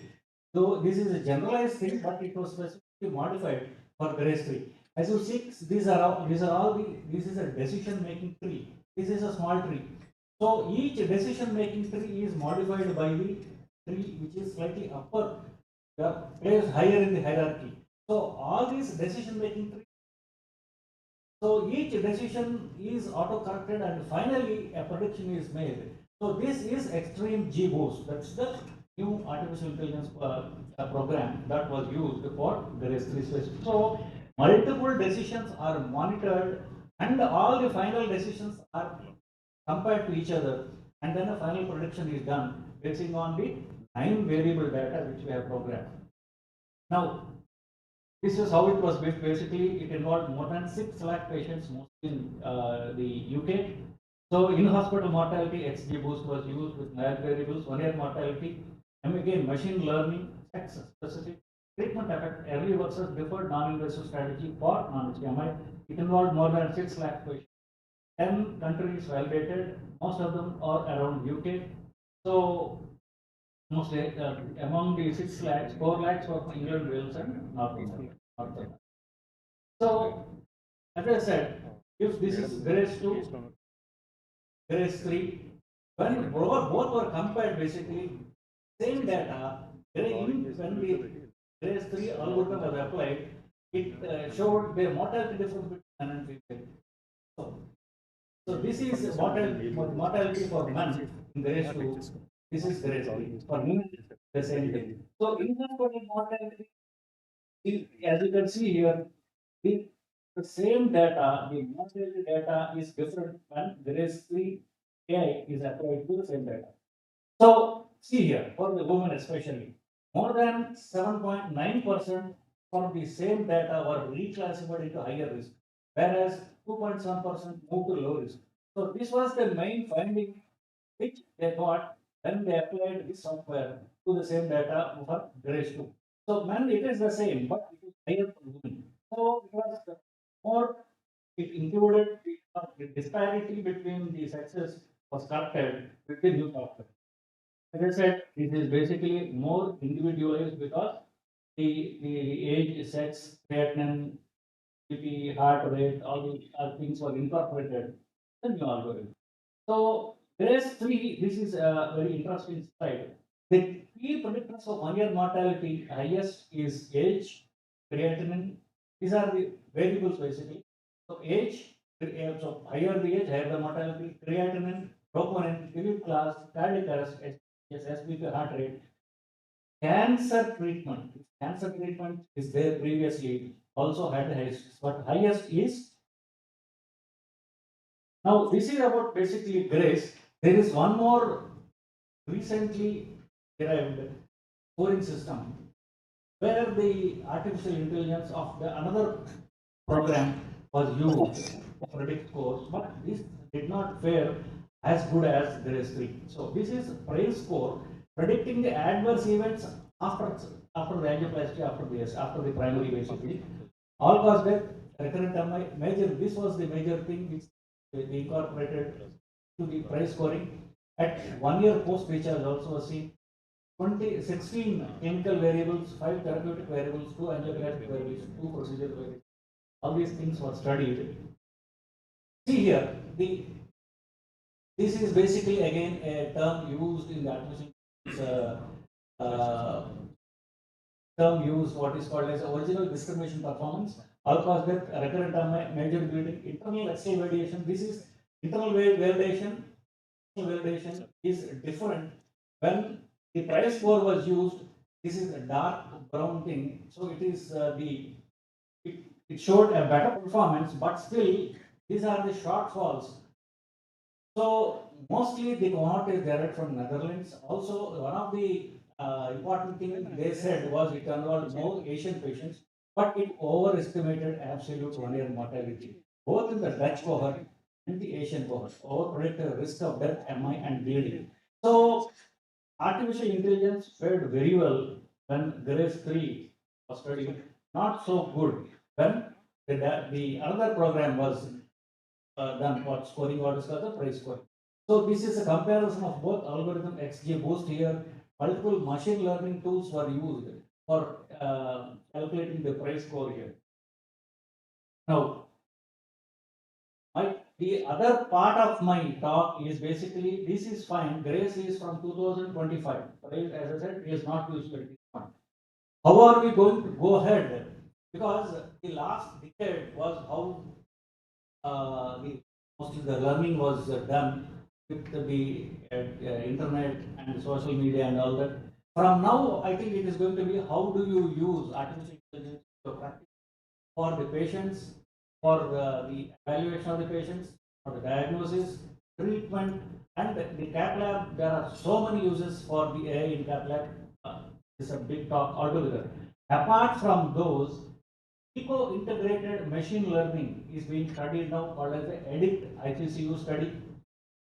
From ACS score, 8 variable model including variables like anti-probability, ejection fraction, glucose, glucose, all these things is also being studied. Hemoglobin, augmented Grace score, adding serum hemoglobin, biomotor works, improves specificity because Grace tends to overestimate risk when HV is normal. So this is one point which is taken care of. This is another extremely important thing where in the phenotype driven, means the genetic for the genes of the population in Finland, they have a database of most of the population, the genetic studies, phenotype-driven risk, individualized phenotype-driven risk is given for, this is started in Finland basically, so this is the level of intelligence we have. So an individual depending on the genetic makeup, individualized risk for both for MI, post-angioplasty can be given. So this is MADEC study, generative is going on presently. So this is going to be the future of the application of AI in ACS, mostly for the prediction of outcomes. As I said, the application of AI in cath lab is a separate chapter altogether. Thank you. So the key takeaways, as I said, Grace 3 is a validated machine learning upgrade, discrimination with a area under the curve of 0.9, consistent across 10 territories and both sexes. Sex reclassification matters because, as I said, women were underrepresented and their risk was mostly underestimated under Grace 2, which is corrected in Grace 3. Treatment effect prediction is the frontier. Grace 3 identifies who benefits from early invasive, non-invasive strategy, especially for non-STEMI. And as I said, the Grace is less useful for STEMI because default strategy is obviously a primary PCI. Post-primary PCI prediction can be done using Grace 3. Frames, of course, multi-endpoint prediction after angioplasty, after ACS, up to 1 year it will give you the score, but shows calibration drift in non-European and PCI populations. Though Asian group were involved here, it fared not too well because of the overestimation. In machine learning models consistently outperform traditional scores with the C-stats, as I said, close to 0.88 for Grace 3, meaning the best is 1. So it is nearly the best prediction for Grace 3. But external validation remains critical.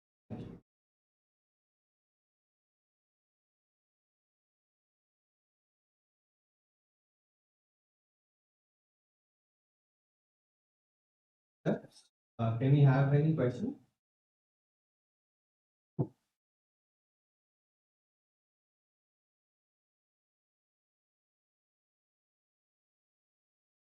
Okay. Can we have Nagu Singh to let us know? Long ago.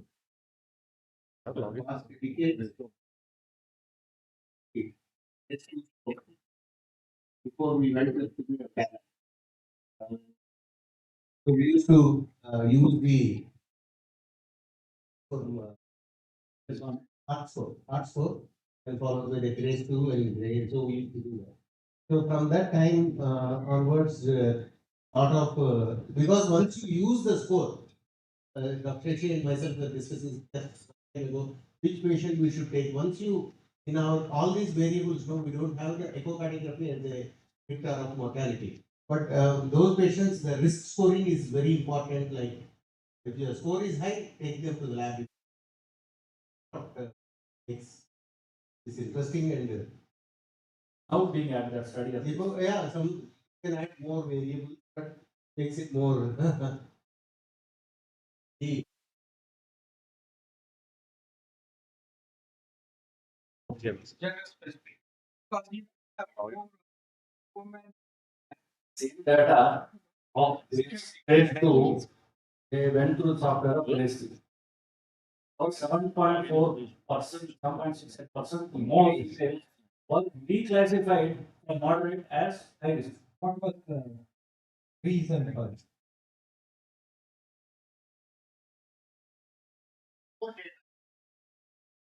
And this special software was used called XG Boost.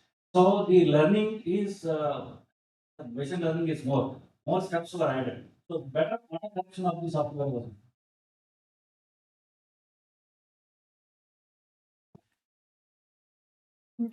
Thank you, sir. Now can we have Rupture and Dr. Odulasthi to present the question?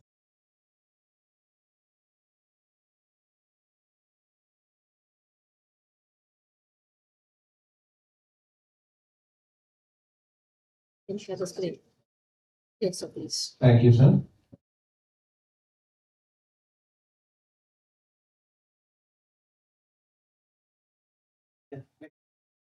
Yeah, meanwhile, wait.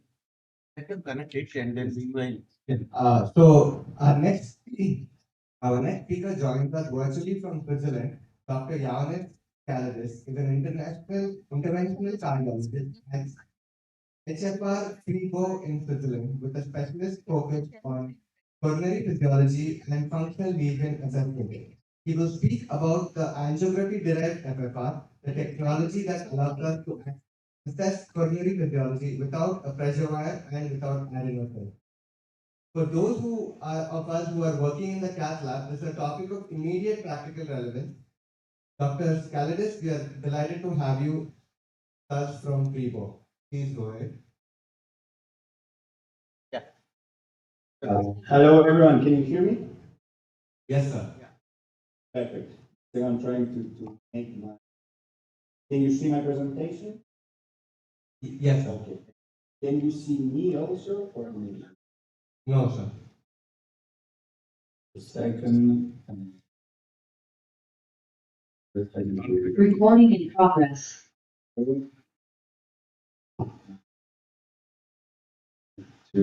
Give me just a second. Just a second. I'm opening my video. That's it. Yeah. Perfect. Yeah.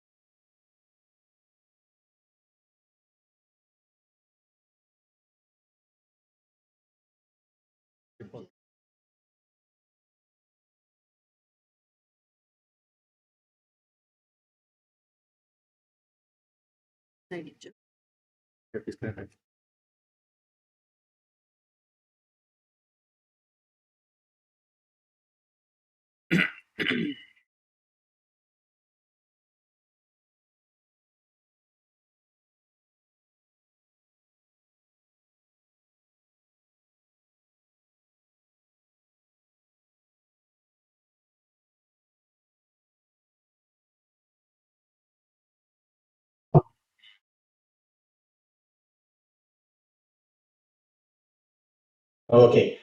Can you hear me right now? Yes, sir. Perfect. Sorry for disconnected. Thank you very much. It's a big pleasure for me to be here with you today. It's a real pleasure connecting with you from Switzerland to discuss about this very interesting topic that we have more and more data position since a couple of weeks. And recently, it's one of the more popular trends in the couple of recent years. So my name is Yannis Kalidis. I'm an interventional cardiologist under evaluation for full professorship here in Switzerland and an honorary lecturer at the School of Medicine at the University of Crete in Greece. And here are my disclosures regarding this field. So as you know, angiography two-dimensional image of a three-dimensional object, meaning that the same lesion can look differently depending on our point of view. So what it means that things that appear dangerous sometimes might not be that severe, and the inverse also context. So angles are important. And that's how FFR and physiology came into play in our cath lab. So we don't really need anymore to just depend on our eyes, but also we have objective values that can help us make a decision for our patients. So, and also that we have data. FFR physiology shows that there is a discordance in our eyes and our catheters and our wires that put it on a page. Things that in our eyes angiographically appear non-significantly, finally they can be significant by FFR, and they reverse also. And we have also results regarding the outcomes of using FFR in our decision making and in our PCI revascularization act. We have data from multiple studies, from multiple countries, and real world practice results. So in that map, what we see with color is the utilization. It was a little bit outdated. It was in 2017, published in JACC by Goldberg et al. That show us with colors to have an idea the percentage of use of physiology in everyday practice to guide our decision regarding angioplasty or not. As you can see, there are some centers, mostly Scandinavia, a little bit of France, the United States, Japan, of course, have more than 10%. However, what this map doesn't show is that it's not more than 10%, meaning 50%. The values go until 13, 14 maximum, or not more than that. I hope from 2017 until today, there is much progress, but this is to understand that we like physiology, we like the concept of physiology, but the question is, do we actually use it? The reason why don't use that much of physiology, or think again before using it, is that, of course, it's a new procedure. Catheter, why that you have wired your arteries, especially their tortures or heavily calcified, you can dissect, can create issues. So you have to think twice before doing it. Of course, the procedure time is a little longer, especially being done in centers that don't use it every day. I have worked in France that is not reimbursed also, so there they don't have the habit of fast connecting all the material and giving you everything to act. Here in Switzerland, we have everything connected, it takes 3 minutes and it's done. So depending on the country and the familiarization that we have, it is a little bit different. Of course, the cost and the reimbursement is very important issue, one of the most important. In Greece, I also have worked, it's not reimbursed FFR, in France, it's not reimbursed, in Switzerland, it's fully reimbursed, so we don't have issues regarding this. And of course, can be a little bit complex. And that's where AI and machine learning comes into play, that we can take our angiograms, take our two-dimensional images of that, and convert it to specific type of resistance or QCA or other models, give us an estimation. Sometimes it's correct, sometimes less correct, depending on the system, depending on what year we did it, depending on the conditions, an estimation of the FFR value in our tree or segment that we use it. And there are multiple different products that they are available in different countries. Now, the FFR angio system by CatWorks, QFR system by Medis, it's the VFFR system, it's the QFR system by Microport. There are different, there are more and more coming again into play in multiple countries. We even developed in our center our FFR estimation protocol in order to evaluate with just one image like a MARI or VFFR. So there is a lot of work being done behind it. And these are the most studied right now. The most studied were initially the Medis QFR, which is a lot of trials and a lot of studies. Favor series being the most popular one and the first randomized clinical trial. We have CatWorks angio system that trials, but recently we had the first also randomized clinical trial with patients from the United States for the first time in all the phase technologies. We'll speak about it later. We had the VFFR and the Pulse Medical NPFR. So let me talk to you about a little bit focus. More or less, all of them have like steps that are similar, and there's, of course, in the computation, there are big differences between them. Let me give you The one that I have most extensively studied with GAFWork system, the FFR angio. We've also used, and we have right now the QFR and the MQFR. Very a lot of experience with that. In those systems, focusing on GAFWork for now, they tell you that they can counterattack those issues that we discussed before, which means they can be non-invasive, so you don't need to pass a wire inside, you don't need another catheter, we just need the images, the conventional images that we use. Don't need hyperemic drug, most important part.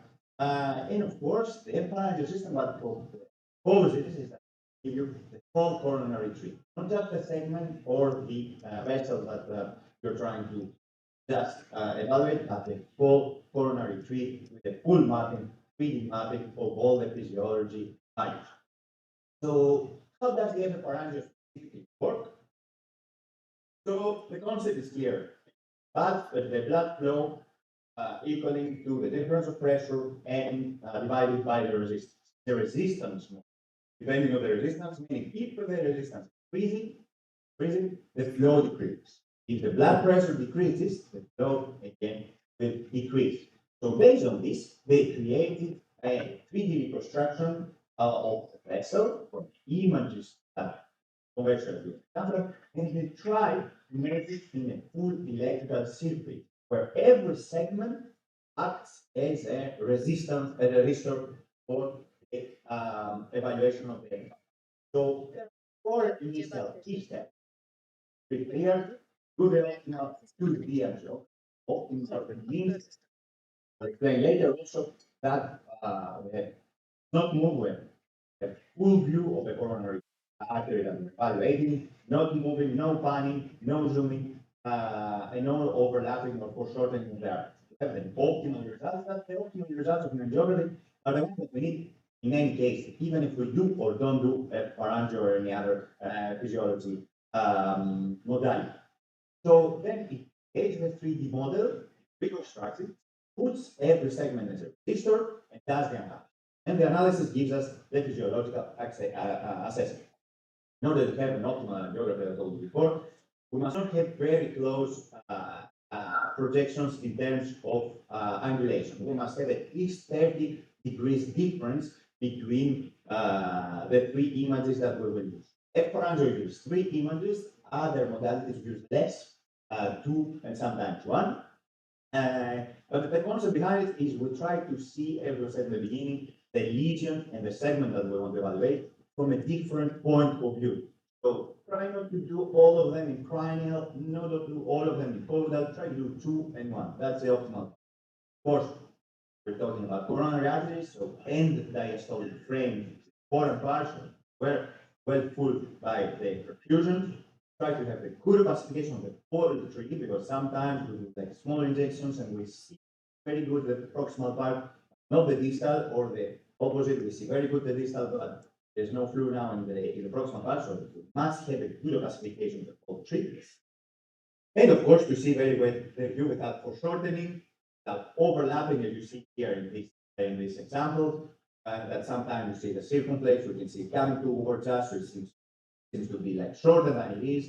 Same thing with overlapping, we're missing some lesions at the lady proximal that you see the right part. So this is very important, not just for the analysis, but also for us to understand what we need really to see. We have to see the whole tree, try to not cut the diagonals, try not to have the shaft opacification, see it very well. And of course, the system depends on all the classification, the diameter, contrast. We'll do a 3D volumetric model based on the analysis that we have done. And it evaluates each image for the adequacy using AI. So it can tell you if your images are not adequate, if your images need to change something, if there is something that gives us a little bit of doubt. So then you calculate the resistance flow along each segment, as we said, depending on the concept of the segments acting like resistors in all this electrical circuit, and the system finally converts the resistance to blood flow in every diseased versus non-diseased healthy person, and gives us the FFR angio value in all the points. So this is a final result that we have. When we do it, which you can see left, there is the 3D construction that moves around. Also, you can see with different color every segment of every vessel. And you can see the pullback on the side, on the right side of the schematic, and of course with colors, pre-analysis that we did before. So that's exactly how the steps are. There it is. So we do put the 3 different angiograms that you need to evaluate. You put with colors. I'll tell you later, but you know, I started working with Cathworks like 2019. It's like almost 7 years now. And in that period, you had to do everything. Now the machine does everything for you. It's like really simple. It gives you everything, and you just need to evaluate it if what you've done is correct or not, and if there are huge mistakes. Because right now the system does everything for you, so it can help you. There's ACS. There's a lot of things to do, and it evaluates the lesion first with QCA. The QCA, what is important for your system, is just for you to understand if you have done correctly your contouring of the lesion or not. Doesn't get into the FPAR evaluation. QCA just for helping you do the correct contouring. You can edit, you can do multiple different things. Here you can see the recommended protections for its level, if it's allowcranial, if it's not allowcranial or something else. It can give you with a green color everything that is really good to use in terms of angulation, in terms of projection. With yellow, the things that seem similar and they are not recommended, but you could use it, but having in your mind that might the results not be optimal. And with red, things that are too close to in terms of projection or things that are moving too much. So the system helps you a lot. You can choose them, but the result will be it tells you that they're not adequate. Very important part is when you're doing your contouring, also you can see the middle part to do the ostium correctly. The ostium seems like there is a lesion, the result will be false. So you have to do your contouring correctly. And this is the result, as I told you before. So what is really interesting in the new update that I have done, that in the tandem lead, you can see that here we have different, you can see in the pullback figure that we have different drops in pressure. So you don't know sometimes which one you should treat, and if you treat it, what would be the result?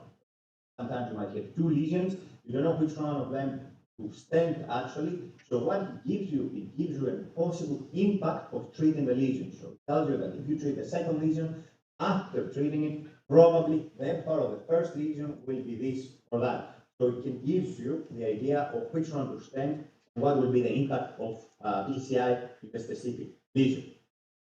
Another part that is really interesting is the edge of helping actually to decide your stent size.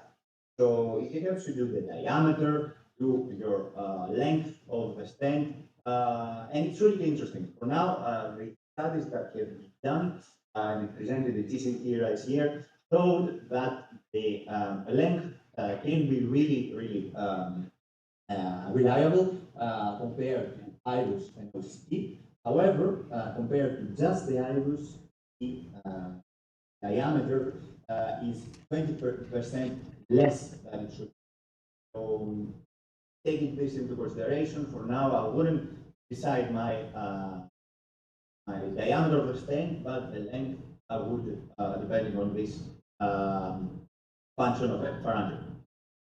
So all these are very good, but it doesn't work at parameters. So we have multiple studies that started since 2017. We have the Whipper-Eto, a pooled analysis of 700 lesions. We have the past part, which is the pivotal trial that evaluated the parameter diagnostic performance in 10 different centers. We also have our team in Switzerland that we have done multiple studies on this concept.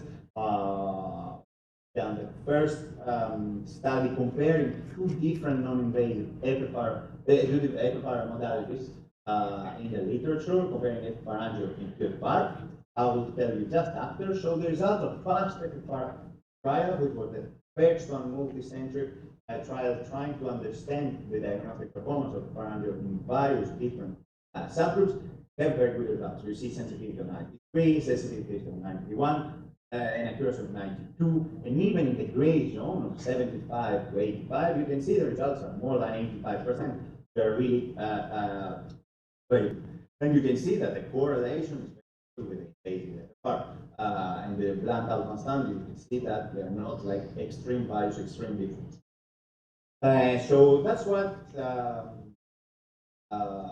so in most of the studies here in Switzerland, we check the literature, we check the two more studied literature modalities until now, were the QFR and the angio system after, and we check that the NSTEMI population was underrepresented in those situations. You can see that QFR had like most of the studies 0 patients, the fast FFR, the other says like 20 patients, that doesn't even correspond to 20% of the patients. So that's exactly what we did with the University of Lausanne, Switzerland, in Zurich, and also in others outside. So what we did is for the first time we compared two systems, FFR and the Meris QFR, in NSTEMI population. What we show is that the specificity and sensitivity of the system really good with specificity almost 100%, accuracy of 95. Although for the Meris we had specificity really good, the sensitivity and the diagnostic accuracy were in the mediocre part. Same thing happened to the gray zone, like both of them really finished. However, the part seems to be a little bit quicker.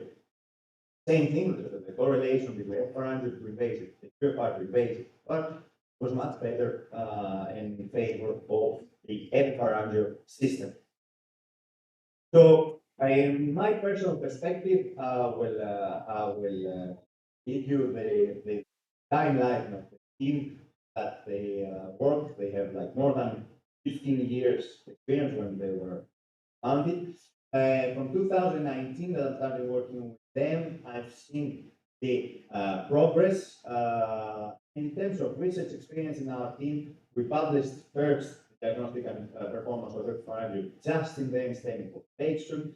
Then we had the diagnostic performance of comparison study of both of them. And then we had also the learning curves comparison between QFR and F400. Learning curves we put we have put fellows, medical students, and nurses who do the analysis of the same population that we did in the previous study, and evaluate if the results are consistent between the different groups in terms of function in the cath lab and of experience or not.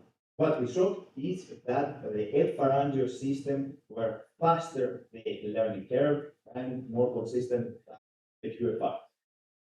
And what happened recently is 4 weeks ago, they published cardiovascular intervention a pooled analysis of 460,000 angiograms, the US Medicare, from 2019 to 2024, and they checked a little bit the numbers, what was happening. What they saw is that the F4 from 2019 to 2024 went from utilization from 0.47% 3.85%. This is a huge difference in terms of utilization in the United States in 6 years, 5 years.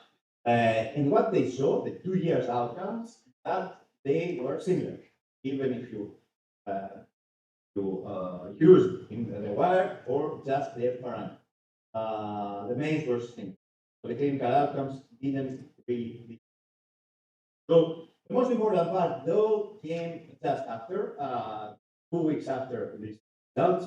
The F4 finally had its own randomized clinical trial. randomized clinical trial, I had the chance to be part of the team that the Swiss team that we included also patients in pre-book here in Lausanne also before.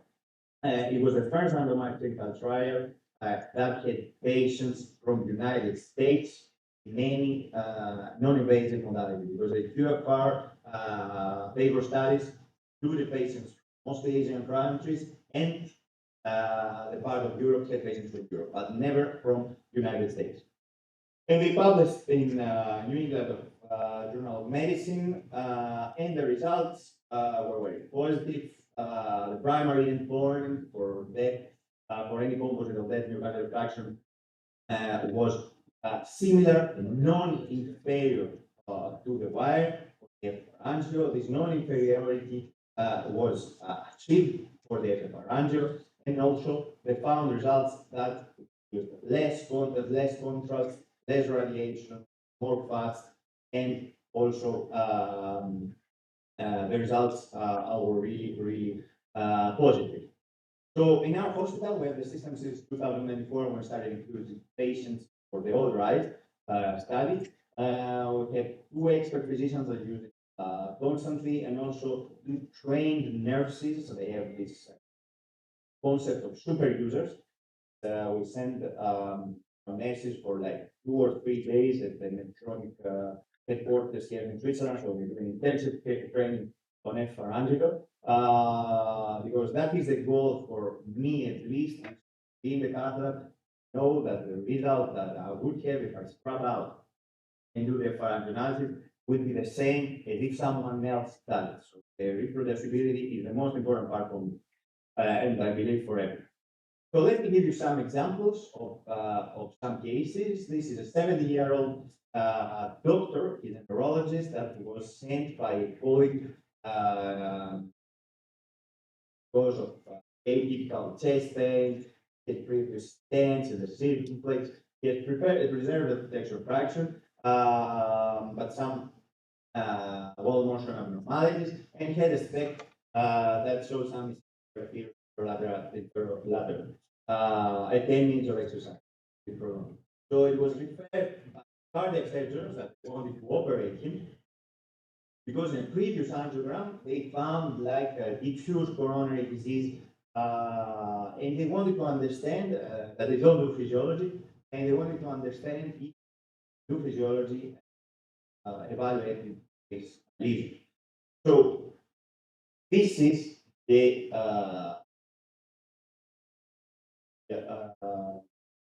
angiograms. You can see the disease. There are multiple different parts that someone could say are intermediate.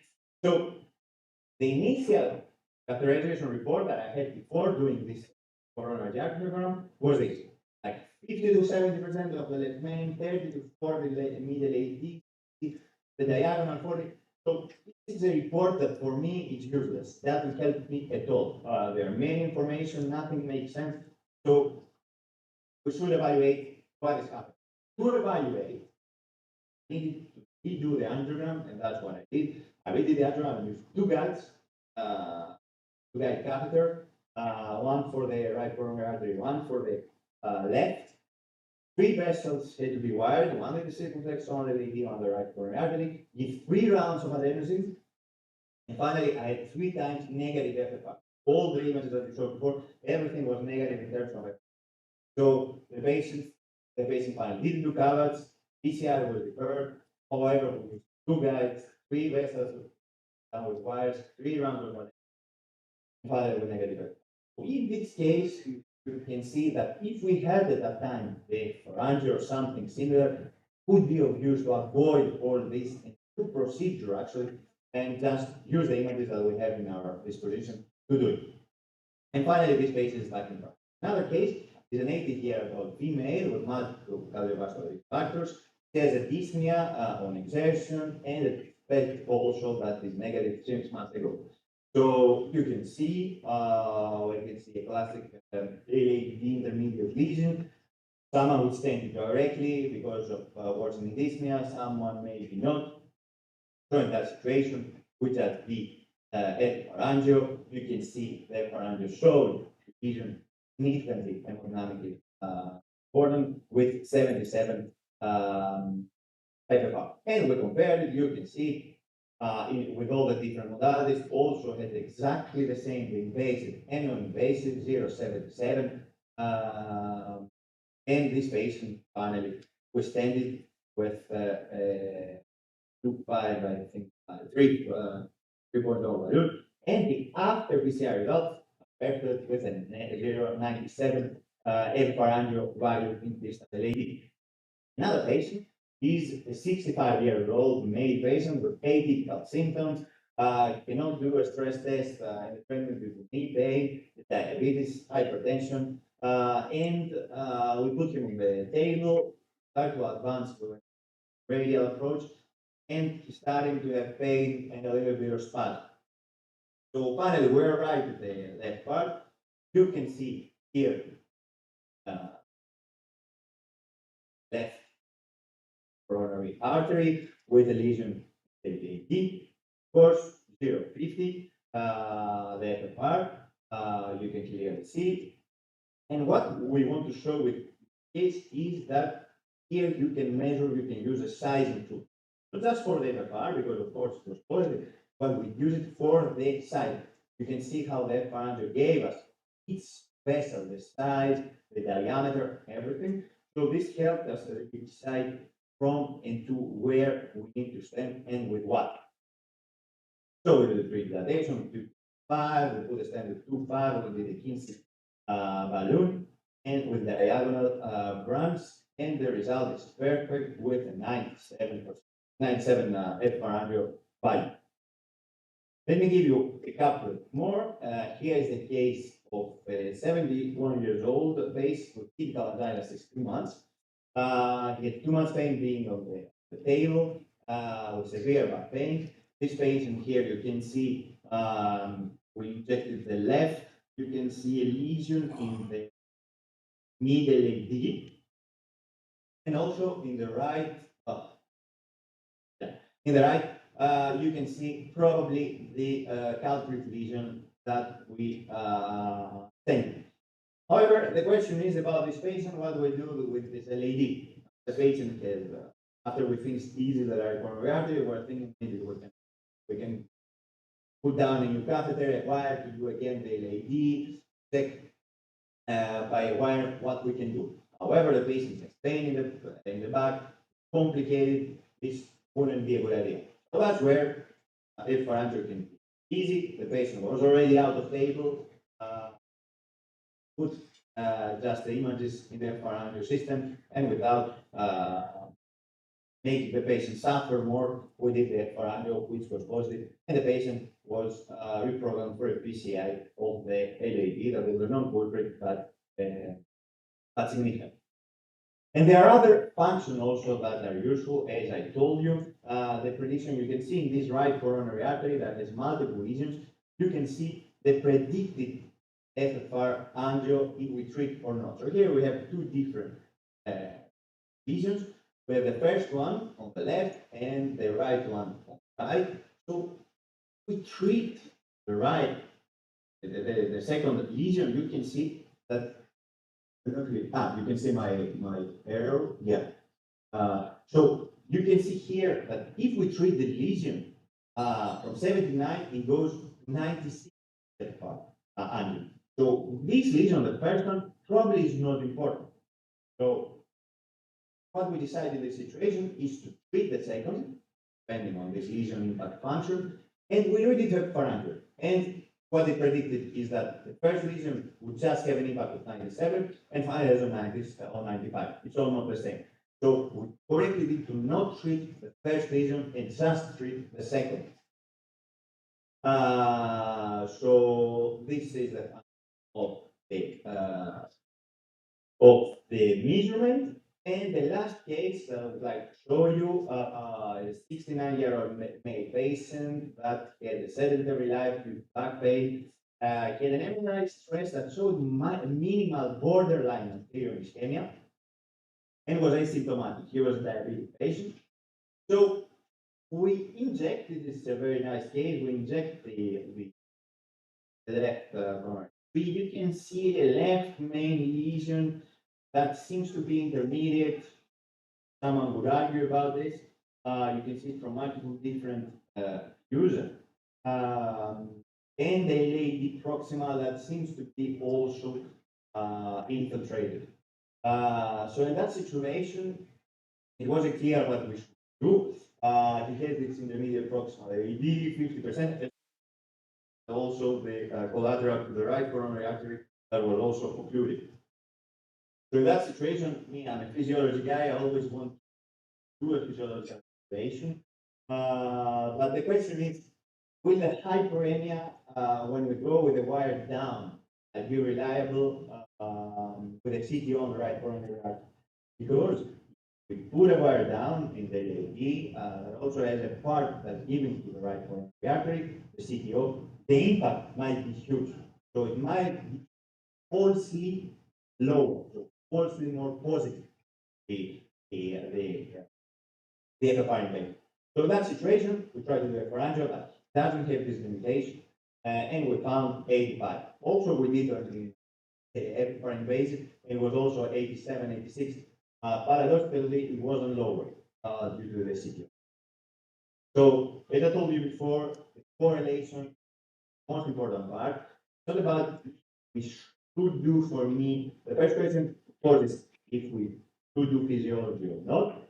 But the second question that most of the studies answer now is that if you choose to do physiology, should you do it invasively or non-invasively? All the results that are having right now is that non-invasive seems to be equally reliable, equally consistent with the invasive one. Non-inferiority trials, one for the F-pharyngeo in the urinary domain and invasive in Congress for the VFFR also was published, and those results give us a bit of confidence to use those technologies.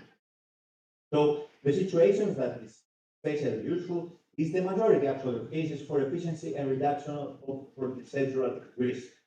In the situation that they are very tortuous and the guide wire is difficult to pass around because the wire is not the most easy to manipulate. Multivessel disease is the most important part where specifically you find there is a huge advantage with one analysis. You can see the circumflex, the diagonal, the obtuse marginals, everything. In contrast, other technologies just evaluate the segments. And the physiology evaluation for the non-culprit lesion after complex PCI and coronary syndrome, and of course refers to our colleagues in cardiac surgery. Thank you very much for your attention, and I'm happy to hear your questions.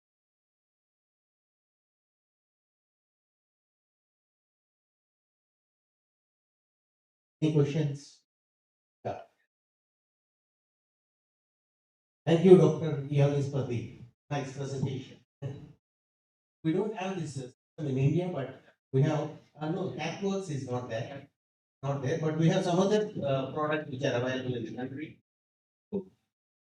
It's nice and a very wonderful presentation. And I've been using this, I've been using this virtual FFR because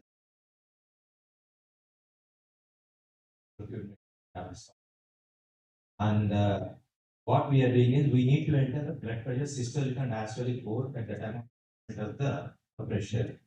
So if you have any experience related to the pressure, if the pressure is high, the FFR is going to be erroneous, the pressure is low, FFR is going to be erroneous, such kind of any aspect video come across? Because, yes, because we yeah. So it's a very good question, but actually for the epipharyngeo system, it's the first thing that you have to put inside. So you have to put the mean output pressure in the system for the patient. So what we've done with in the algorithm, the mean output pressure plays a role of around 7 to 9% in the evaluation of the pharyngeo, the final result. So the higher is the mean output pressure, between 70 to 100, the mean output pressure doesn't change anything in the system in the result. However, values a little bit more extreme, more than 100, less than 70. In this situation, more than 100 can make it falsely positive and lower results, and less than 70 can make it make it higher, so less positive. So it has an impact. It's not that important in their algorithm, but for sure should have a correct value. It's a very good question because the first thing that you have to put when you're doing the analysis.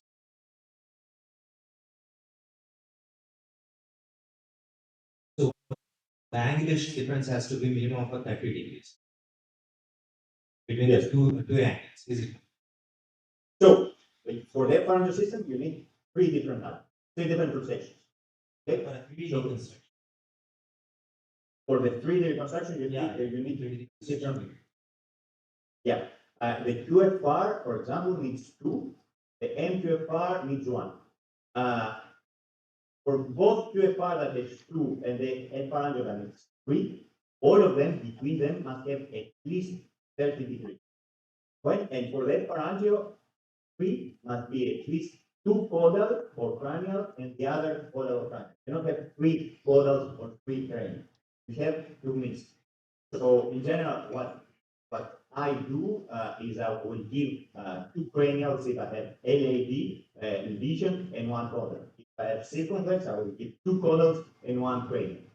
But always depends on what if it's proximal, if it's distal. Sometimes even less than 30 degrees can work, but imagine like you have a system that gives you the opportunity to see the lesion from 3 different points of view. If you give it just 2 images that are very close, the system might accept it, but you didn't give him the best information.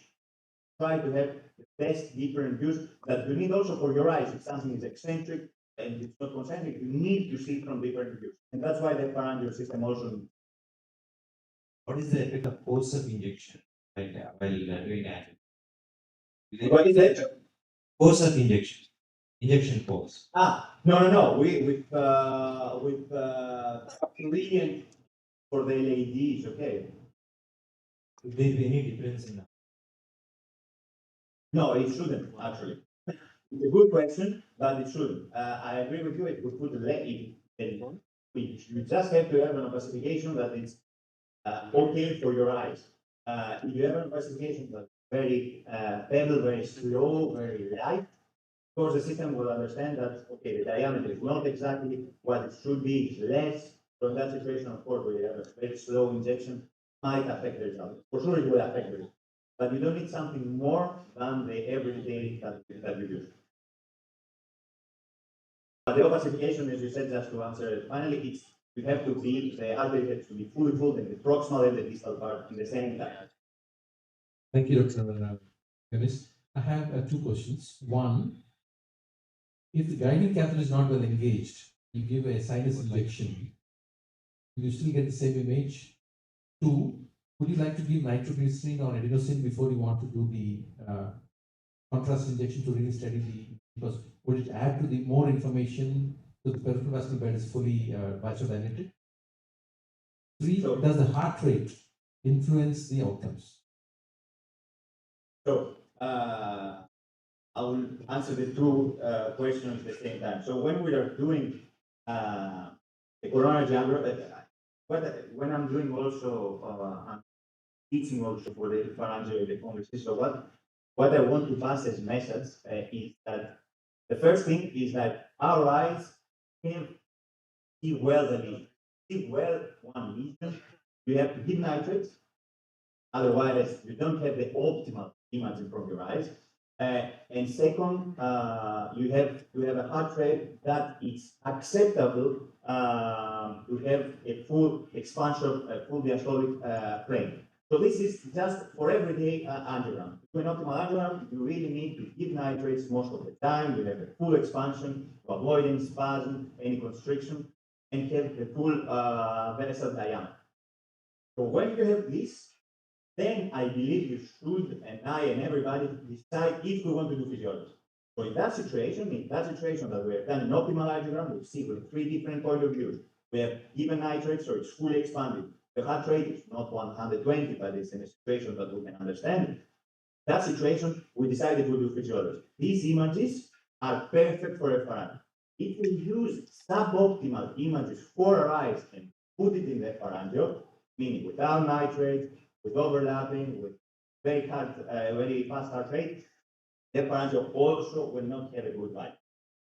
So it doesn't compensate for bad angiograms, the pharyngeo. I would say it's mostly the opposite, that it can be really bad for a pharyngeo.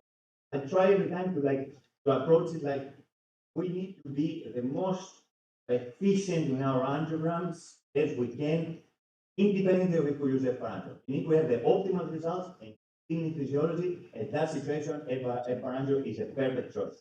But again, it's not like a compensation for difficult angiograms or bad classification or very fast heart rate. So it doesn't help us with that. So it not be something supplementary. Does the raised LV endoscopic pressure or a raised RA pressure influence the angio-FFR? No, it wouldn't. It wouldn't.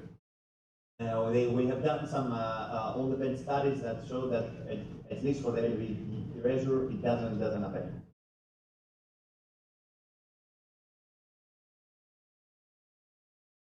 Our invitation at a short notice, and glad that we had a very nice presentation from you. Thank you. Hope to meet you in future. Thank you. Thank you very much, and have a good day, and nice to meet you. Have a good day. Our next speaker, Dr. Vijay Bhaskar. Recording stopped. Dr. Vijay Bhaskar, Vista Imaging Hyderabad, will build beautifully on what we've just heard. He will take us into the world of AI-powered CT angio, especially CT FFR and automated plaque analysis that will transform how we assess coronary anatomy and physiology.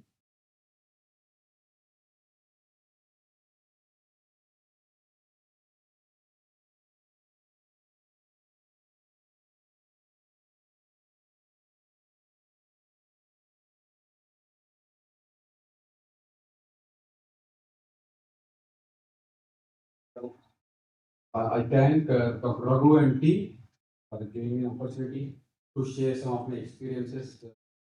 AI in CT angiography. I see a lot of friends here, acknowledge everyone here, all cardiologists,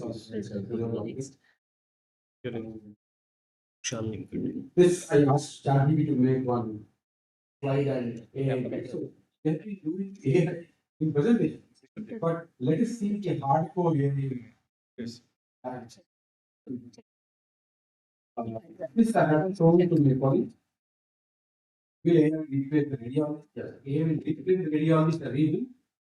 AI is a part of it, and we have to keep using it. There's no other option.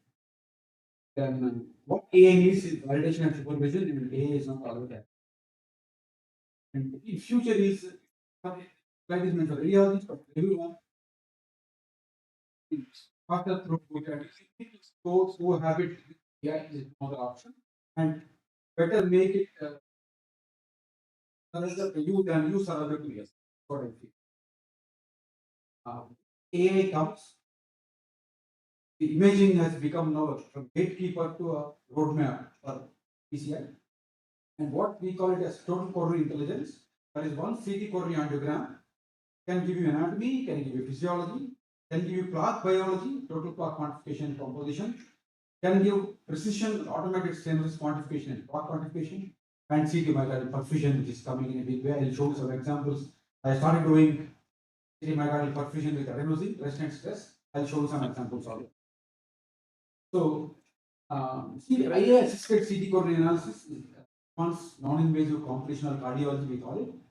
Exact degree of stenosis, functional impact on blood flow, CTFFR, total plaque burden, high risk plaque characteristics, AI driven automated quantification, and of course, CT myocardial perfusion. So, why automated stenosis quantification is more useful than visual? Our eyes and the human brain has a fatigue, but machine does not have a fatigue. It is known to give stenosis quantification certain algorithm. Number one, I start measuring as a diameter stenosis as area stenosis, but machine makes pixel level stenosis. The difference is that. Now, I'm always fighting the diameter area, what should we call? So, machine is taking pixel level. So, pixel level is more accurate than diameter. Of course, Now, again, in the previous session and now what I am talking is whatever goes in comes out. Garbage comes out. Ultimately, the quality of study must be important. Either in cath angio or in CT. If quality of study is good, automatically. And that is why the number game 64, 128, 256, 512, 640. The number game is useful because you have higher number of CT scan, better the quality of image, better the confidence level. So that is what is the number. Then CTFFR, of course, is a very great tool.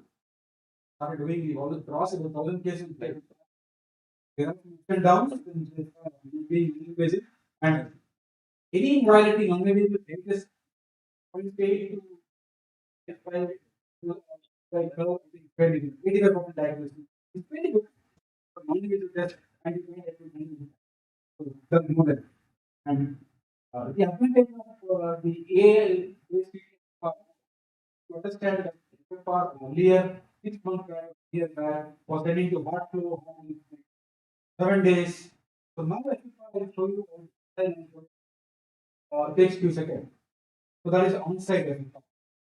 That FFR very big, but when the patient how the patient can do it, you are telling him you are FFR.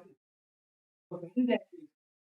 One patient can understand FFR is being told this patient is coming out of the CT scan room to the waiting room, waiting, prevent cardiac reaction. We are telling him the visual. The on-site FFR has come now because of AI. Here, heart flow people you should take hours and hours and days to give competition. Now AI from competition flow diagram. It has kind of machine learning. It has taken about 1 lakh cases of competition flow diagram. Analyze the data. The data AI is using zero.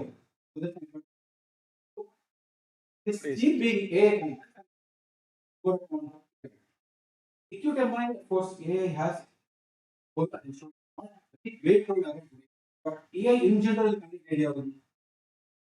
This is what I told you about heart flow and the on-site CTA process. So it's a big supercomputer, whereas the on-site CTA for is a box stage. The computer for recently good configuration will give you a good error. That is what is competition flow diagram. Things have become faster and now CTFFR can be given as soon as possible, probably within half an hour. Then, what is coming? Big is it's plaque only. So you are giving anatomy, you are giving physiology, you are giving plaque, morphology, biology, and quantity. So what I was told now by recent cardiology and recent example that it is not stenosis, it is not being much talked about. It is more about plaque burden and the quality of the plaque. So even CT-based PCIs, what we discussed about CT-based PCIs, the quality of the plaque, the quantity of the plaque, the density of the calcified plaque, the location of the calcified plaque, all of them matter in the So again, the plaque, what is most important, and AI is going to help you in quantifying the plaque, telling you how much plaque burden is there. Number one, for PCI. Number two, for any quantifying treatment, patient treatment, and number three, assessing treatment. We have an objective parameter. I can say that the calcified plaque. 20% is the 10% is the 30. That is kind of AI discrimination we are trying to do. So, again, thanks to that.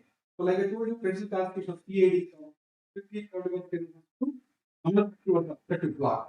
So, I believe treatment is going more towards plaque and less towards cellulose quantity. And this is a very good article that and Will about are we offering the investigation in a different way? Because you see, the plaque is often more pain, next and then comes ischemia. So we are running towards ischemia, but we are forgetting about plaque, which is a major burden there. So I think this is what is coming in future. It can come from cardiologist, we can show me to tell the action. Then for the pair,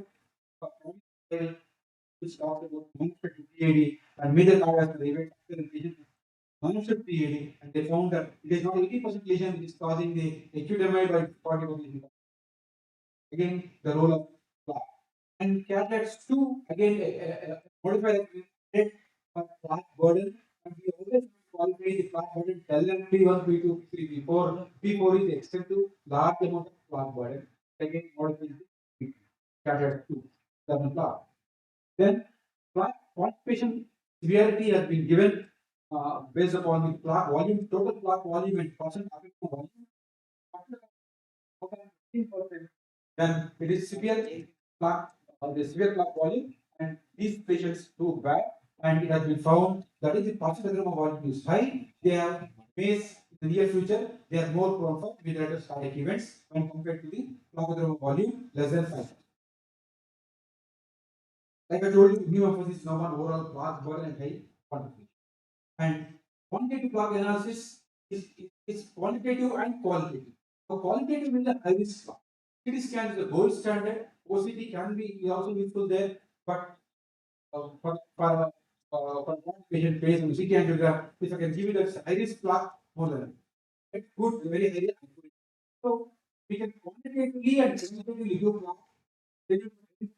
Tell you about calcified non-calcified.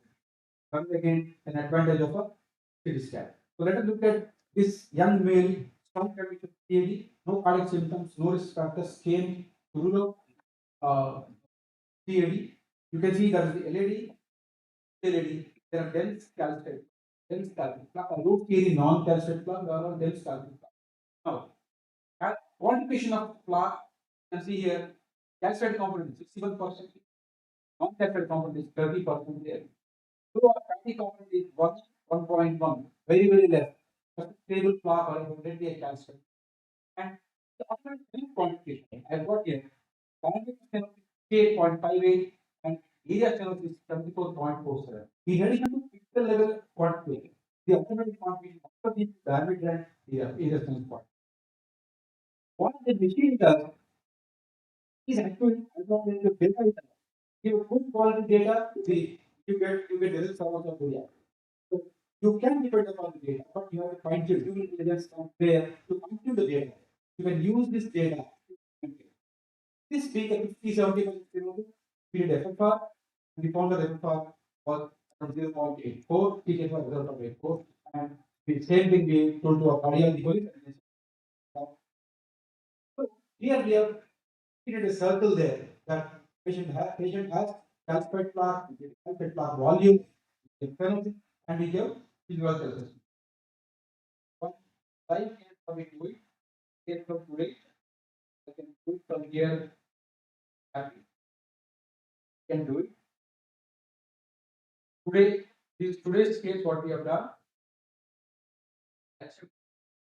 here with your. That's very good question. There are two models. A well-trained model with lot of calcified plaques background in the background study as a source data will code for the calcification and then give the pressure values accordingly. So everything depends upon the software what we are using.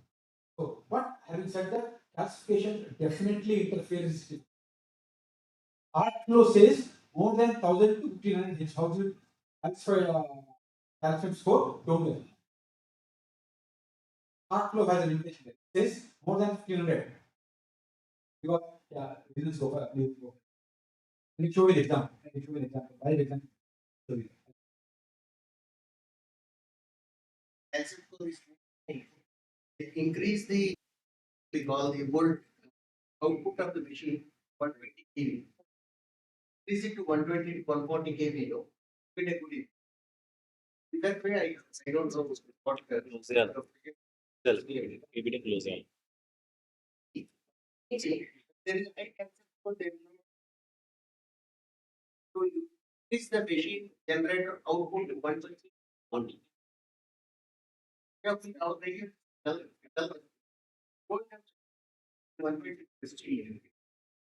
Yes, that's very, very important. What happens is when the calcium is very dense, we have to use a high KV technique to put the calcium and look beyond the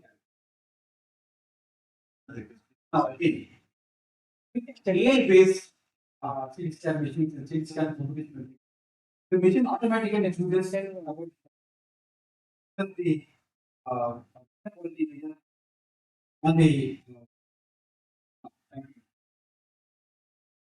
This is the line I'm showing you.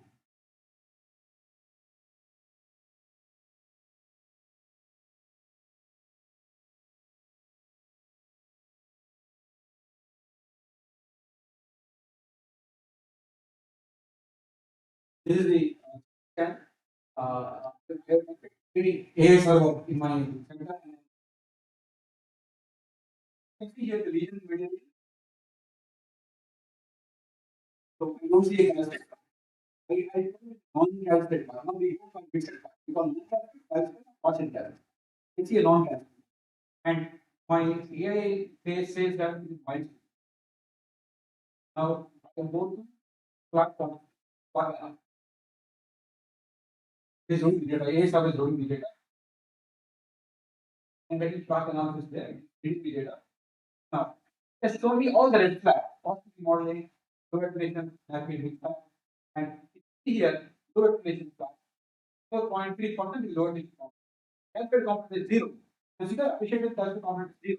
Non-calculated component is 49. Low attenuation is 16.8. Hyperfatty. And low attenuation is fat, actually fat. That is dangerous fat. That is only 34%. So, you are in addition to qualifying as a non-fatty class, I am not qualifying into hyperfatty, hyperfatty. That is the advantage. As you can look at here, it says 4.64 and area is 48. I don't mind getting an FFR here because coming at the same price, well, let's look at that.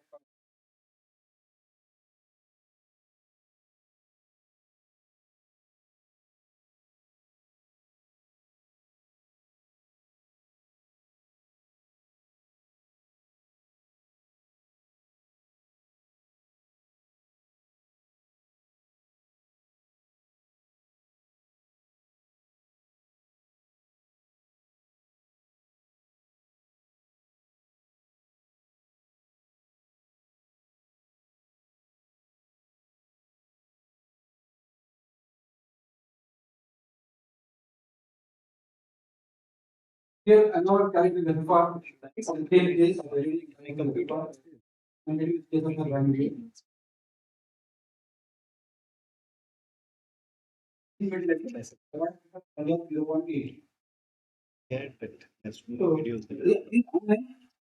This case I am doing AI based. So that is the advantage of AI in cardiology. Then having said all these, let us also see where I can show you.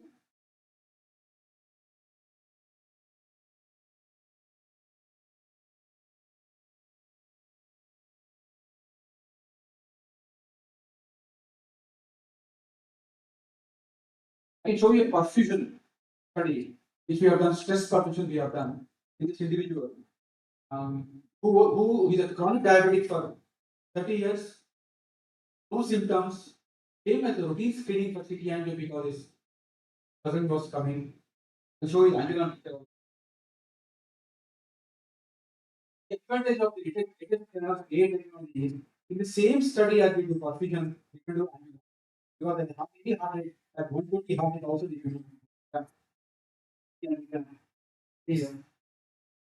extensive calcification, lady, extensive calcification, moderate severe format immediately. LCH again, severe calcification. You can see extensive severe calcification. SFR was done. SFR had some issue. Let us look at CD perfusion. We have done perfusion on stress and rest perfusion. We have done. And what AI does is it gives me a separate here stress, here rest. I get stress perfusion separately, and I can quantify the perfusion. And what we usually take in myocardial perfusion, CD perfusion is any myocardial blood flow less than 100 ml per 100 milligrams per minute of myocardial tissue. We have that most of them is not based upon lot of I get a authority that anything less than 100 MB of myocardial blood flow is 2.35%. You can see here it's 2.9. That means in the entire amount of my myocardial blood flow significant ischemia volume, myocardial volume is only 2.3. There is no reversible ischemia. So there is no patient does not have any reversible ischemia, which is no significant ischemia. I not say reversible. There is no significant ischemia. Aneurysm. And same protocol as MRI or nuclear medicine. Same protocol. So we put the patient, do a calcium score. After calcium score, if the patient did not have coffee and other things which are prepared, we give erosion for about 140 micrograms per kg for about 3 minutes. Then do the contrast. Do an angiogram. The angiogram what we have seen. Then we do a rest angiogram after 5 minutes. So we compare rest and stress perfusion, and I get these results. This is a perfusion which is showing increased blood flow in the myocardial segment. Rest, then compared to that, there is increased blood flow, and these are area of ischemia, and I quantify the ischemia as significant or not significant. That is again AI based technology. So we have shifted away from, but in this case, exactly, and it's always a catcher. And he went for a stress carrier, and stress carrier reported no significant ischemia in all clinics. So the lesson I learned from heavily calculated chronic therapy, no matter FFR was 0.6 and 0.7, perfusion did not show any significant. Yes, ma'am. FFR is wrong. What FFR has limitation. So in heavily calcified results, his calcium score was 1750. So in heavily calcified results, FFR went for a top. Myocardial ischemia, there are no significant myocardial ischemia on CD perfusion. Same thing was ratified by test having that we did not have. And if you see the CT angiogram, it looks very grotesque. It shows as if there are multiple severe stenosis. So calcium has it's a double-edged sword. We don't know when it fools us, when it kind of lets you down. So that's a big. Calcium can be very thin, and we can go through the calcium. Calcium can be very dense and it can block your. So these are some pitfalls on the.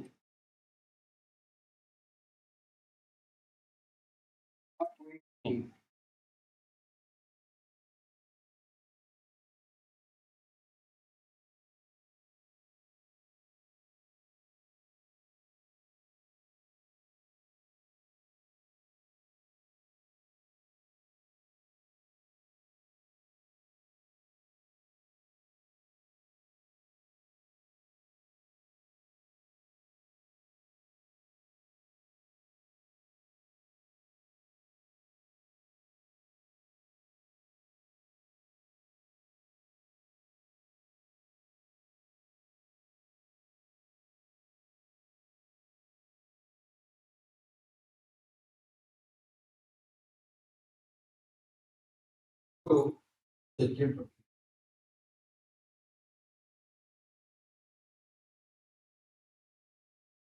this is a 74-year-old male, diabetes, hypertension, strong family history, recent CT coronary calcium score of 185, previous CT calcium score done 7 years back is 500, has a typical chest pain.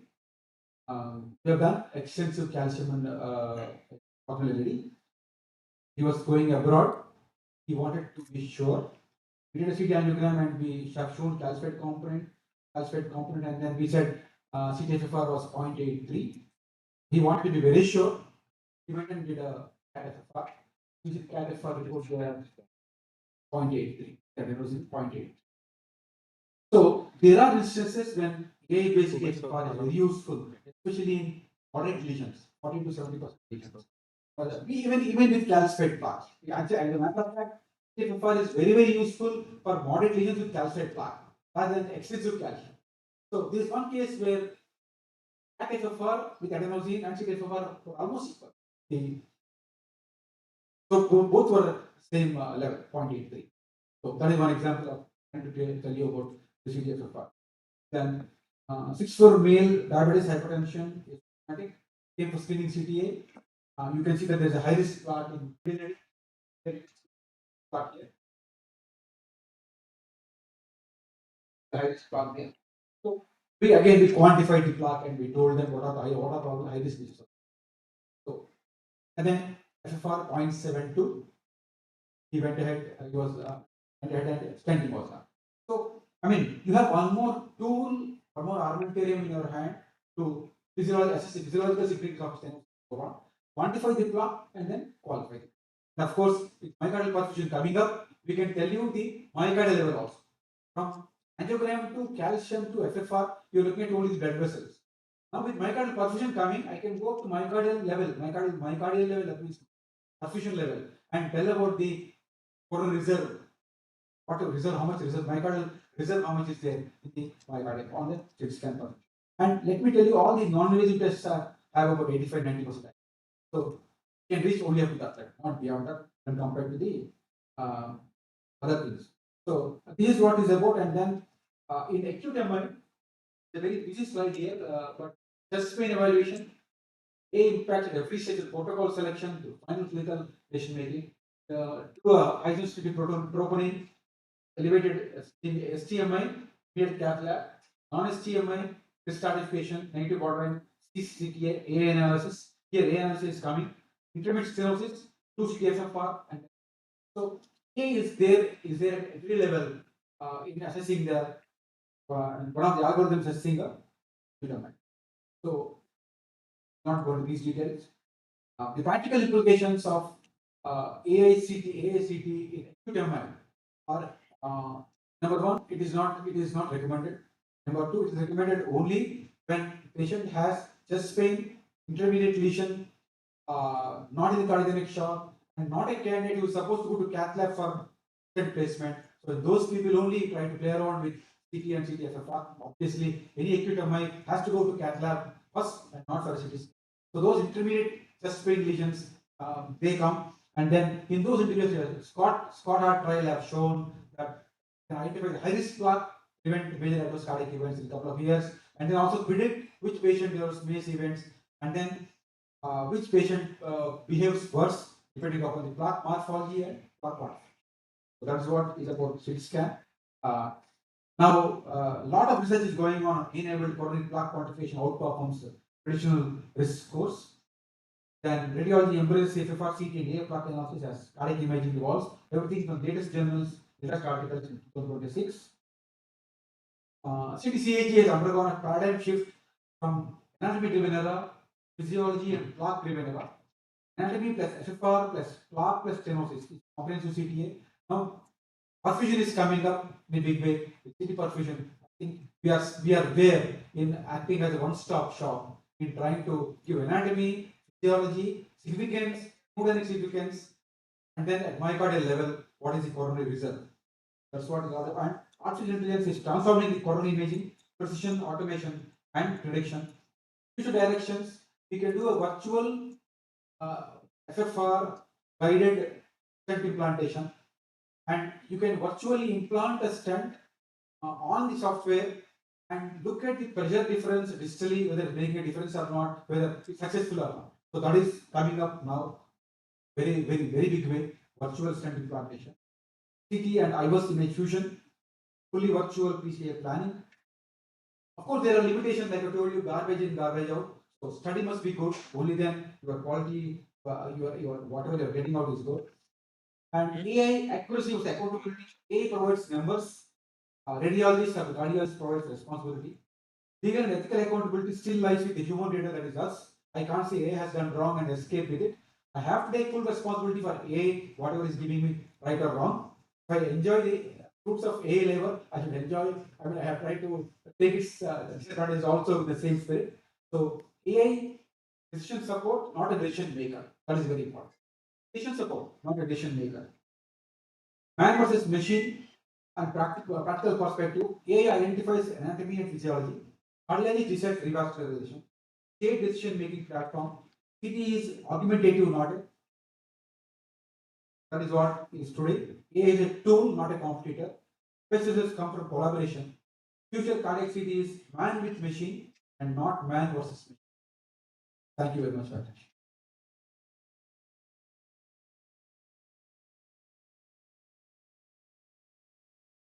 Question, sir.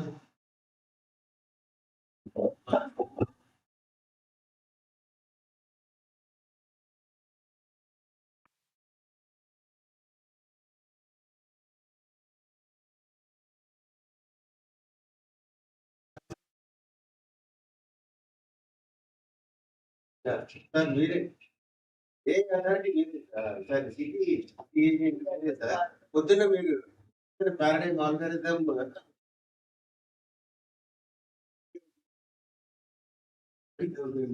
CT around the angiograms in the cloud, and 2 years ago we started CTFR in the platform.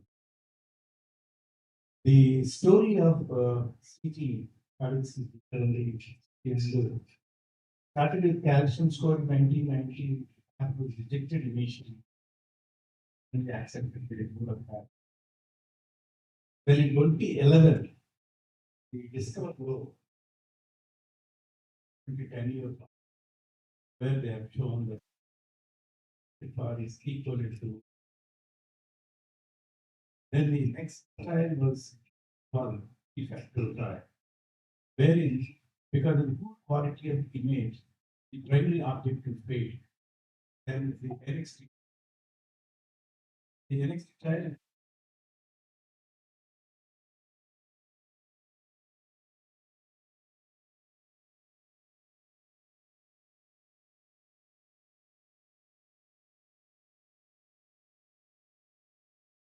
Then in 2014, team have tried comparing functionals. Respect, dependency, they compare versus wherein we show that is equal, not bigger dependency. When you exclude the value region, that is good. As garbage in garbage of your quality of the image. So that's good. It's and then fail because like there's a problem overstanding promise where you use the traditional as a imaging and that's subsequently several maximum patients. It is known now that test doesn't have any information to guide to do the invasive practice. As more than 60, it doesn't need any events. And then the most recent data, the advanced then vision chips, that is UKs, the United States, CTFR era and post-CTFR era. There is clear improvement outcomes. Times, especially if the CTFR is less than 0.50, double the mortality, also the non-violent. And then decode the reading of all these 3 years decode trials, wherein I was imaging and was also was tested. We have put 7 cases where we have shown the CT guided PCI, how now we calculate the calcium mark, whether what you need to break it, because it is thick, thin, and routing, 20 degrees, this, and then length of the stem, assess, and then you measure us. Now, measure stem size, dimension, and we don't need significantly the analysis. Only when you feel that the expansion can be formed. Us to be modeling or be very still we are really proceeding to further stand next. Otherwise, that's I was. So now the people are now taking side. Another question that they are doing covering the part and the Plaque morphology and this how is going outcomes long run.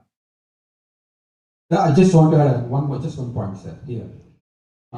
We are not taking only, adding to Dr. Ramesh, we are not taking FFR only as the guide for suggesting a treatment or whatever. Because I have found, as recently as yesterday, that there was a severe lesion with a very dirty plaque. What I call dirty plaque is high risk plaque, which has high propensity for posterior remodeling is 2.4, which is very high propensity for polarization. His FFR value was 0. So, in spite of which, I suggested that he should go immediately to cath lab and get a stent, because his stenosis was very severe. And thank you. 2 points. One is in response to this. I simply could not resist. FFR is the best way of picking up whether there is ischemia now. Breakdown or not, no technique in the world is able to tell us. Right? Astrology is better than we have. Right? So it's important not to prejudge, even if it has high risk. Take them in 2 groups. One group will do stenting for all the others, give them aggressive medical management. There is no proof that there is going to be any great difference in outcomes, because in one group the end point, that is stenting, has already occurred. You've already stented, and the number needed to treat to prevent one event may be approximately 35 to 40. If you're going to place 40 stents to prevent one event over the next 3 years, you get very hard where in what direction cardiology is moving. Second point, what Dr. Ramesh said is absolutely right. In today's world, I've spoken to the primary investigator of everything is, they're actually going to come out with the results in 1 year, which is a CT guided angioplasty versus an IVUS guided angioplasty, and this is the first randomized data. The problem in this group is one small subgroup in which after you finish preparing the lesion, whatever dilatation you do balloon, you do nephrectomy or whatever, based on what you have decided on your IVUS oblique, your CT scan, problem is the lesion sometimes extends. And they're having a little difficulty in finding which category to put this, an endpoint or not. Because if you have lesion, you decide to put a 23 stent, you do an IVUS again, you find hematoma in both ends, you have to extend the stent to about 30 millimeters or so. But not yet decided what we need to do.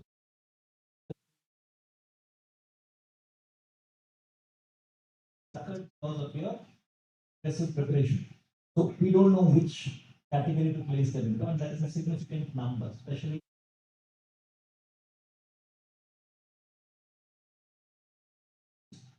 more and more non-invasive classification of lesion. There are 2 studies also which was erosion 1 and 2. So in erosion 1 and 2, patients were sent for CT, which took about 5 minutes, and then sent to the cath lab. And then the procedure was done, and then they virtually planned what they would do on the CT, compared with what was done. And there was about a 25% difference between the two. That means what the CT said and what they finally did was different. And that's why they did erosion 2. Tried to be part of erosion 2, but because of certain international restrictions of the quality of images, they couldn't be part of erosion 2. But it did show that there is a significant place in smaller areas where cath lab is not available. Even patients with suspected ACS, not true ACS, in suspected ACS, it might actually help us to get out of trouble. Even if you don't have somebody to analyze on the spot, you could actually do the CT. Within 10 minutes, it can be sent onto the cloud. It could be analyzed by 24-hour people, and they could give good and validatable and reproducible results in that group who didn't have high risk. This is not about STEMI. This is about patients who are at intermediate risk and who have possible ACS. That's the term that is used. One aspect is slightly is other way around. Sir. See, in invasive care, you are trying. Then the virtual PCI planner, what you have, if there is a setup, there is a focal lesion, number 1. Number 2, it is diffuse and the delta FFR is not more than 0.2. It is unlikely to help. The stent is unlikely to help. Similarly, even for DAPT, you cannot simply as and methods. Now they are if they have than the and other factor. So lots of things. I mean, and then with CT only now people are taking for emergency CABG, no need for invasive. Likewise, in the all, it's no, more than lack of is there consistency. And one morphologies I was mentioning, tertiary point 8 and Dr. Sujata was mentioning in the morning previous trial. So here, even 0.8, say that if it is more than 0.9, it is almost very safe. If it is less than 0.6 or 0.5, definitely have to address. These are the two things. But between 0.6 and 0.8, clinical picture, the other aspects, the Plaque morphology has to be taken. And then the post PCI, the FFR, virtual simulated, if it is more than 0.90, it is likely to do well. On the other hand, if you do it and it is less than 0.858, that is going to be likely to fail. So this is all the data coming up with huge follow-up data now.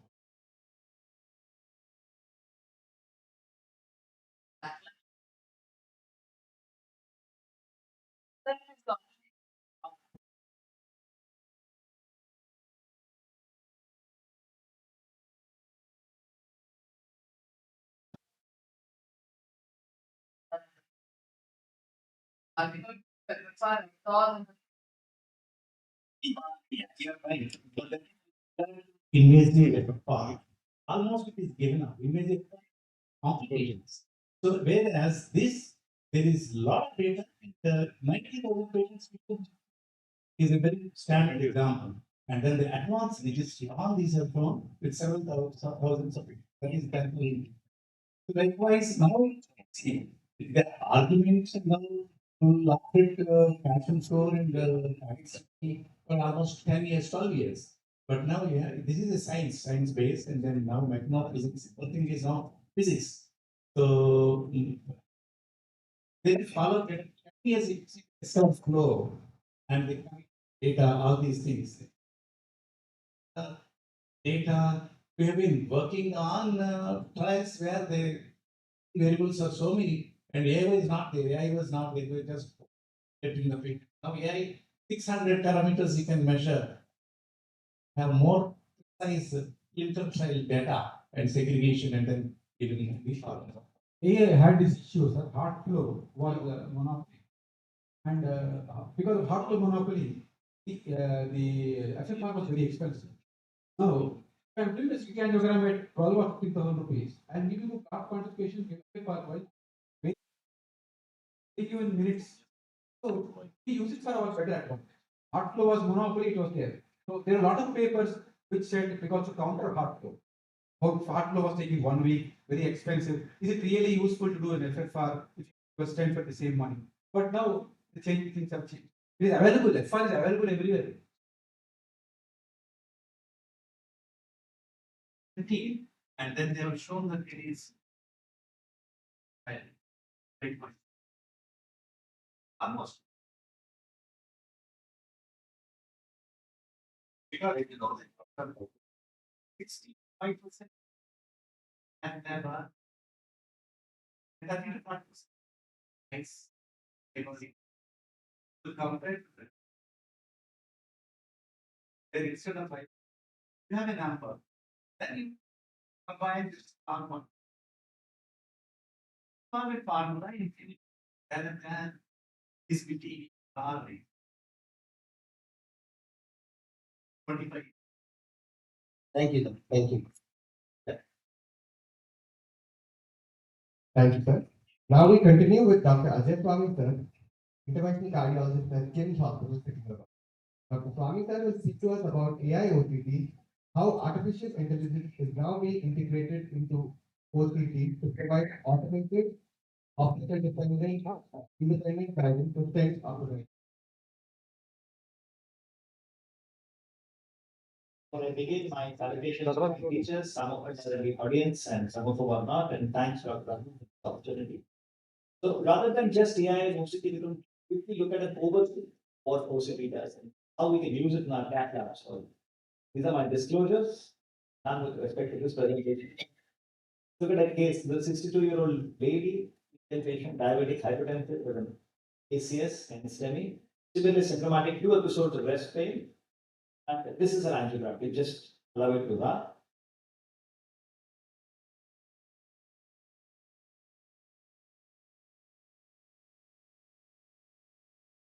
Now, this is a codominant circulation, the RCA is fine, and this is what it is like. Basically, there's a distal tapering on the left main, the type 3 LAT with an nostril to proximal diffuse disease, max 70%, with an angry lesion, which is probably the cause of the ACS.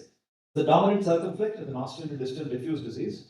The small OM1, which is not such a big vessel, but the OM2 is a major segment and it's coming from the disease. The RCA is not dominant, so it's not really relevant. Now, OCT guidance results in procedural and clinical benefits, and there are over 20,000 patients who have undergone this in various studies. And this is a summary of all the Lancet studies. The Octavius, the October, the Renovate Complex, the Calypso, the Alumen 4, the Doctors Element, Occupy. Clearly it improves the outcomes that we can give to our patients when we combine it along with our initial angiogram to produce the best results that's possible. This significantly reduces adverse events when you compare it to angiography alone. Target lesion failure, cardiac death, definite and probable stent thrombosis, all are significantly reduced when one uses OCT. And so it has got a class 1 recommendation both in the ESC guidelines and in the ACC guidelines, 24 and 25, especially in left main stem disease, bifurcations, long lesions, and in complex. Now, the clinical evidence for OCT is the foundation of class 1 CCS and ACS guidelines, the Alumen 4, the October, the Renovate Complex, in which was clearly shown. And if you look at how it has changed the decisions, nearly 86% of the decisions that are made by physicians when we use OCT are altered by the use of this technology before you put any or you make any decision, whether it is with respect to lesion length, morphology, what kind of balloons we use to prepare, how much, what is the end point of preparation, whether we're finished with the stent or not, whether we need to do more. All these decisions are changed with respect to lesion type, vessel preparation, treatment strategy, number of stents, end length, diameter, edge dissection, major apposition, null appositions, under expansion, and other which are there. We're going to look at some examples for that. This is our patient. Now, what do we do? We plan a left main bifurcation after she's been turned around for surgery because of severe COPD. This is just our setup shot. What we need to do is just identify the landing zones, look at the plaque morphology, plan the strategy, optimize at the end with what else we need to do, and this is how we use OCT. This is just one run from the LED, and as you see, it comes all the way back. You just see a bit of calcium in the proximal part, but there is a lot of lipid in the proximal part, and you can clearly see your landing zones around 10, and there's no landing zone in the proximal. That means we have to do it from the left right. This is a summary of the images. You can see these microchannels, and this we picked up on post-hoc analysis. We had chosen this as our landing zone. I've shown this on purpose because it will show you what we missed and we didn't see it. Where it was 1.29, there was a little bit of calcium on both sides, but not too much. The ostium is unhealthy. You can see lipid all over the ostium. The bifurcation is not bad. Circumflex ostium is good. And the left main also has a small intimate disruption. That means there is no place in the left main either that you can actually land it. You have to come all the way possible. And we do a pre-PCI run for the circumflex for a long amount of time. I'll quickly run it backwards. You can see testing reference is very nice. The OM2 ostium is absolutely clean. So there was no angiographic view in which one could see the OM2. But this OCT image shows that the OM2 is absolutely clean. So we don't even have to wire it. We don't even have to protect it. That's our OM1, which is also all right. And the minimal luminal area 1.63. You can see a lipid plaque. The L6 ostium is absolutely chinked and narrowed, so that has to be done. The bifurcation you can see, and the disease left main and the proximal part, which you've already noticed. So this is our summary. Now we know the lesion there. You know what we need to do for the morphology, and this is just one run. No need to multiple angiographic runs. Keep looking where to go, etc. So we decided to do a cutting balloon in the ostial circumflex and a small calcified segment in the AD, non-compliant balloon everywhere else, and do a decay crash to the left main bifurcation. That's what was done.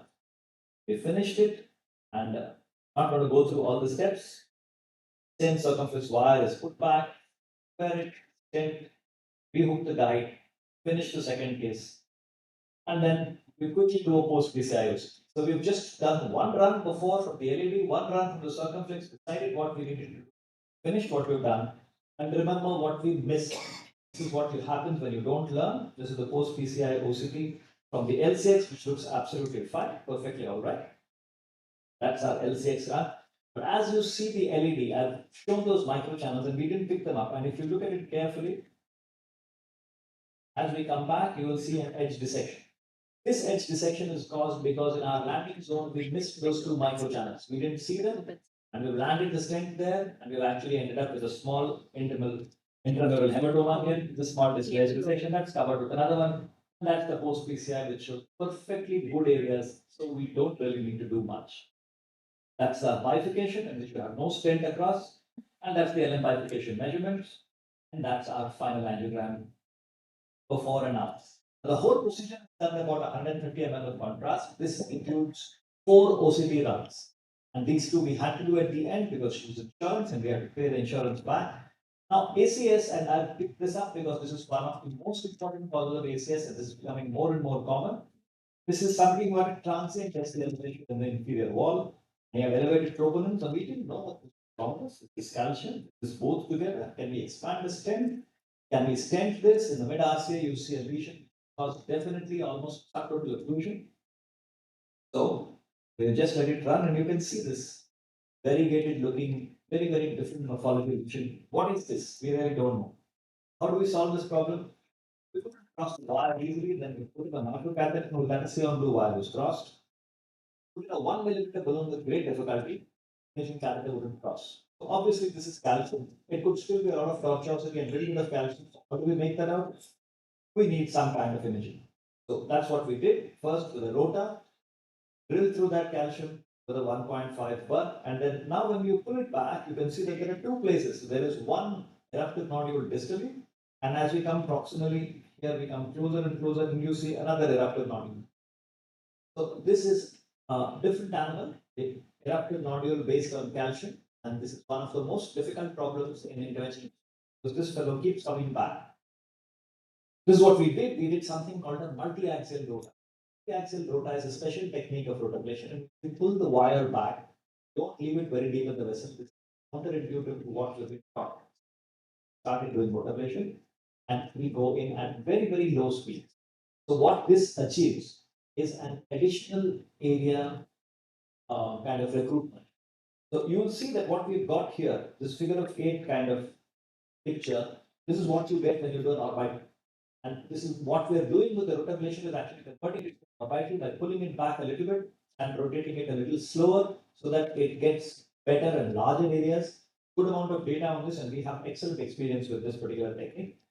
And then with the telescope guideline with 3.512, just to check that it expands completely. It does. We pre-dilate again, well, and then put in 2 long stents to cover the distal eruptive nodule as well. Post-dilated. You see that we've got perfectly good areas. I'm not really going to go through the whole thing, but you can see the L mode and it looks perfectly good. Right? That's our fibril OCT. We had to do it in 2 parts because 75 wouldn't cover both the proximal and the distal part. We missed an osteal lesion, so we just put in a 4.8 millimeter again, and that's our final result.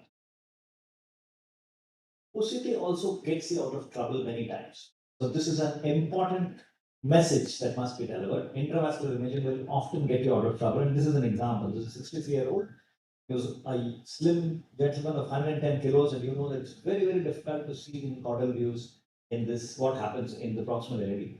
But gross dyslipidemia, and he's extremely symptomatic with angina.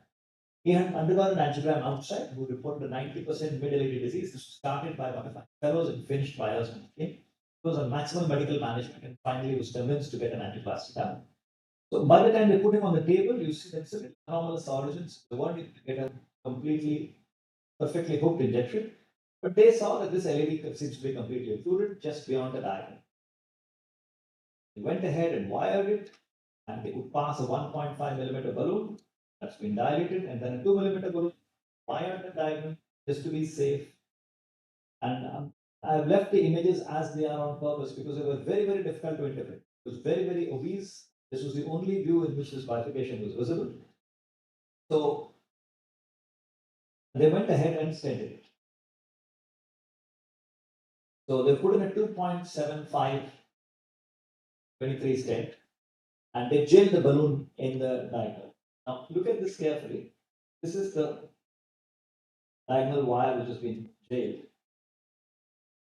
And they thought they will dilate a strut. They passed a wire in again through it, through the diagonal, and tried to take a 1.5 millimeter balloon to dilate this strut. Somehow it wouldn't go. So they actually didn't realize that they had gone substruct. So they hadn't done a proper proximal optimization. What we came to know later. But I'll tell you what happened. They pulled it out, and on the way back, balloon wouldn't come out. It got stuck with the stent and it's not coming out. So they yanked a little hard. They tried to pull out the balloon a little hard. So now the guide has got sucked in. Right? The balloon has not come back, but balloon shaft breaks off. So this is a 1.5 millimeter balloon. It's broken in the coronary. The balloon tip is stuck in the distal coronary vessel. There's a shaft of uncertain length. We don't know where it's broken off. It's somewhere stuck in the guide. Right? The stent in that proximal vessel, which was actually beyond the diagonal, if you look at it carefully, it is now come back. It's got yanked proximal to the diagonal.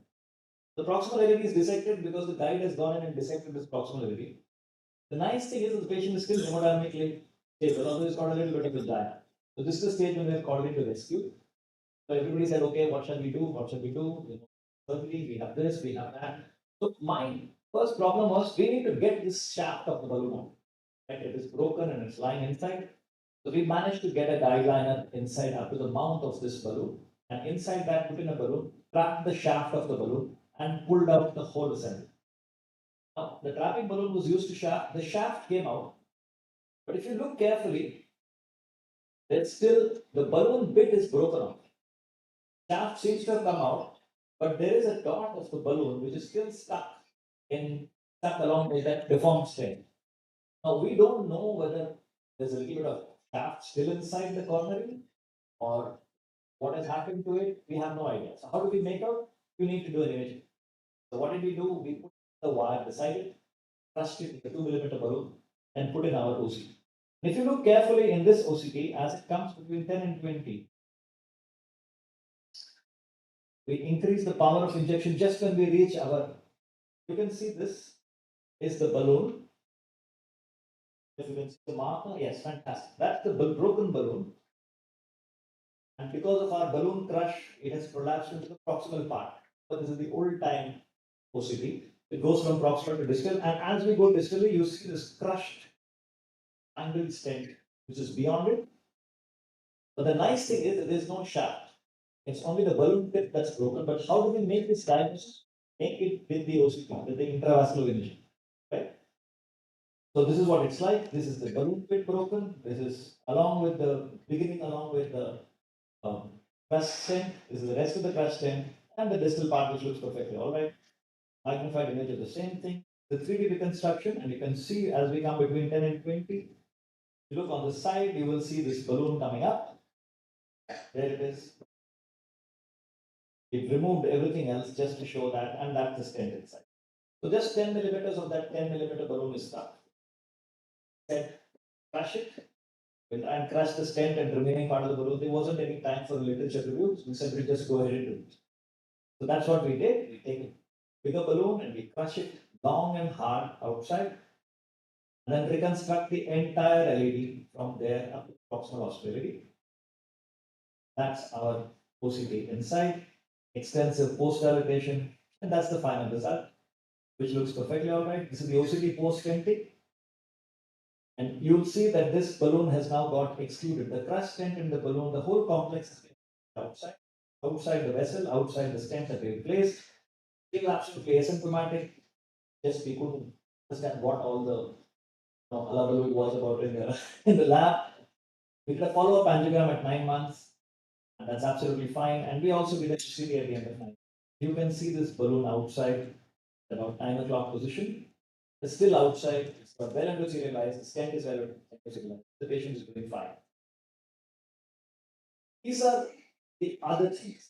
Sometimes when one has an ACS, acute MI, we know the atherosclerotic causes, that is plaque rupture, plaque erosion, ductal nodules. Very often, non-atherosclerotic causes, like spontaneous dissection, hematoma. Sometimes you can have spasm and then crenated appearance of the external elastic and the muscular layer is because of that. And there are unclassified causes, which is when you actually call it menoma. So the menoma studies initially were done with angiogram, and it suggested that we should actually do imaging because you will miss a significant number of dissections and spasms, which are the causes of acute MIs in this situation. And you should actually label menoma after doing some kind of imaging. This is a summary of what we are with AI.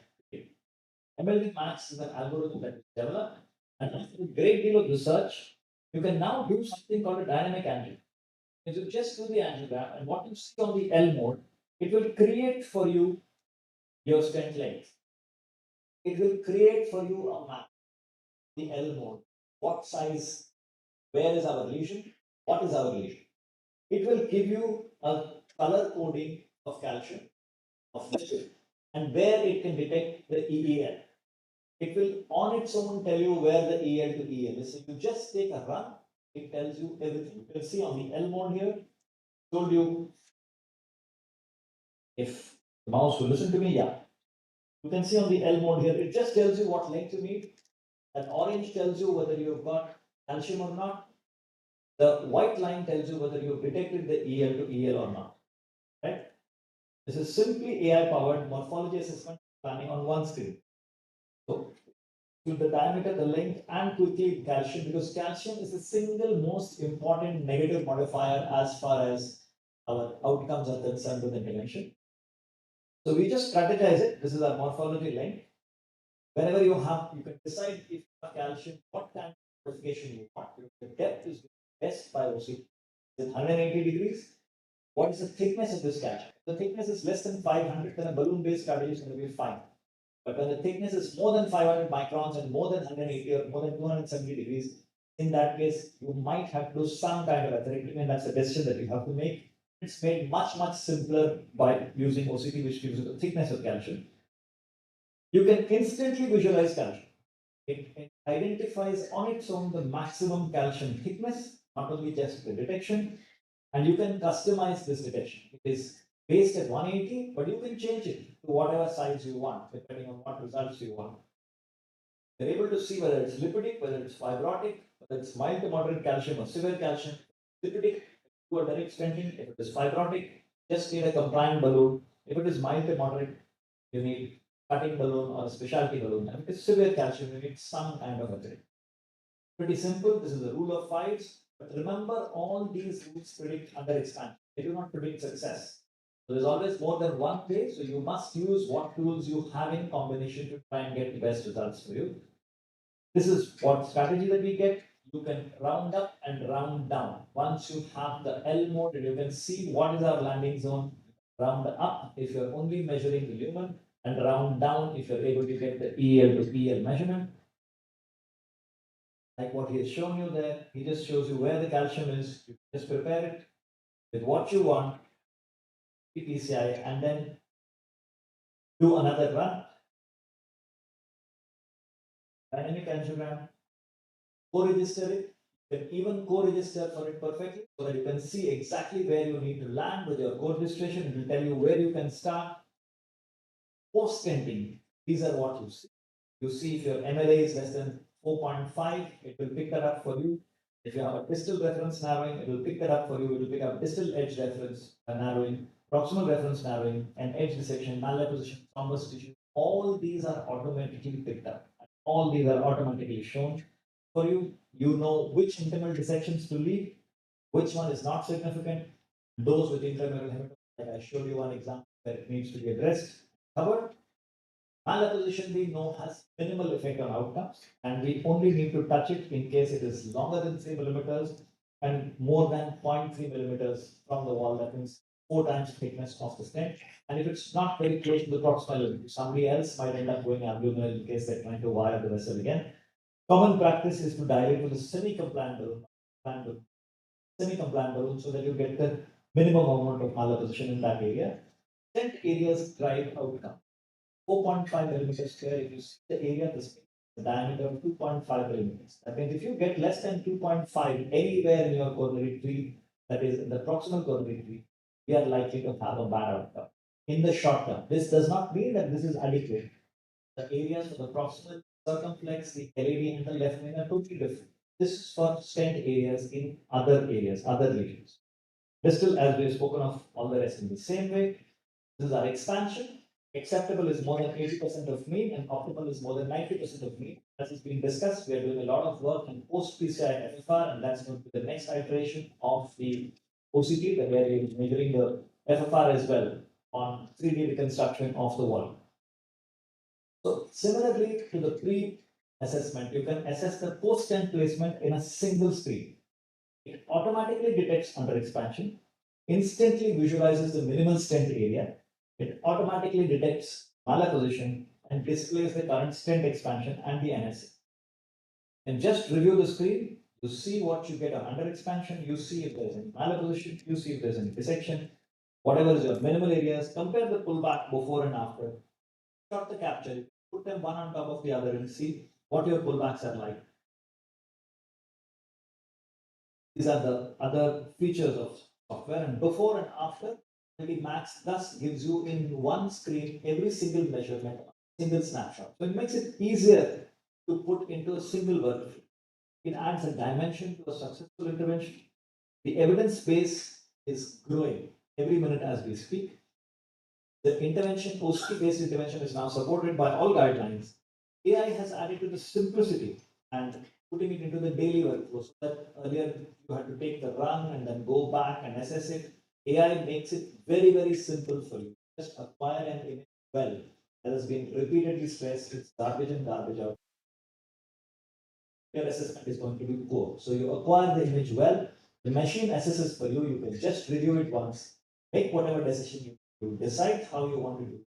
Perform the procedure, including stent length, optimize it, take another run, and it will tell you whether you've done a good job. Complex intervention, calcium management, complications, diffuse disease, left main intervention. These are all hard indications for those.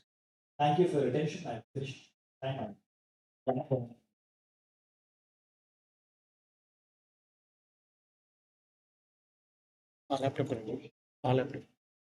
Any point for discussion?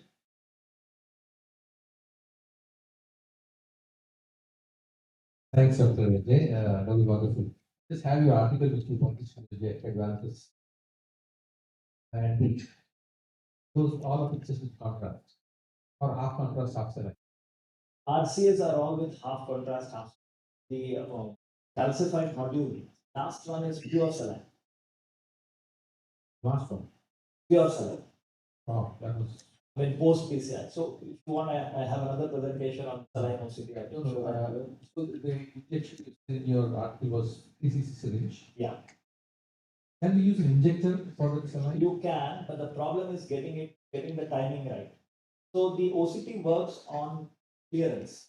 Yeah. So the moment I hear the motor going up, I can increase the power of my injection, and that helps with saline. The moment you hear the power, so how it does is it detects clearance, and then the motor will start. So you start injecting. The moment it detects clearance, you start injecting more powerfully. So for the RCA, it is very, very simple. You can do it with a 20 ml syringe as well. 50 ml syringe in large left main bifurcations, difficult to get clearance. So how we do it is we use the BMV syringe, and we will use it for 20 minute, 30 millimeter segments at a time, because it's difficult to keep the clearance going all the way. So when I'm doing a mid to distal LAD, I put a guide extension, then use a 20 ml syringe, BMV syringe, it works like a charm. The problem is getting full clearance in the left main bifurcation. So we take short runs for the left main bifurcation. You end up doing it 3-4 times, but that's okay. You don't get 75 30 millimeter run. What if the dye clearance is not good with the distal vessel being very diffusely diseased?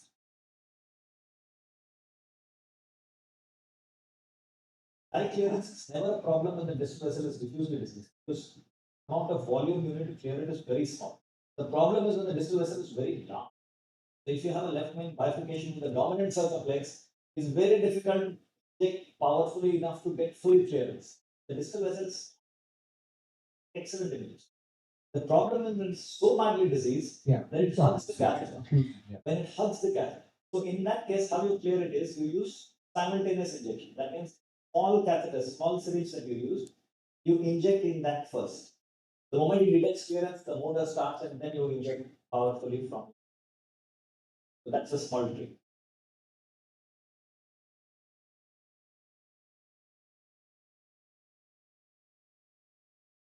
This presentation, but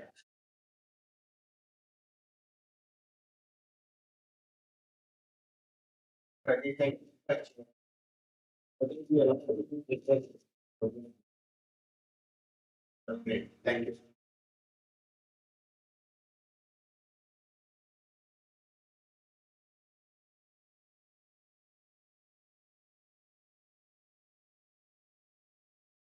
Fine. Can you do it? Our final speaker for the day is Mr. Vishal Vinkade, with Boston Scientific India, who brings today's technology team to a close with a session on AI IST, how artificial intelligence is automating lesion assessment in the cath lab.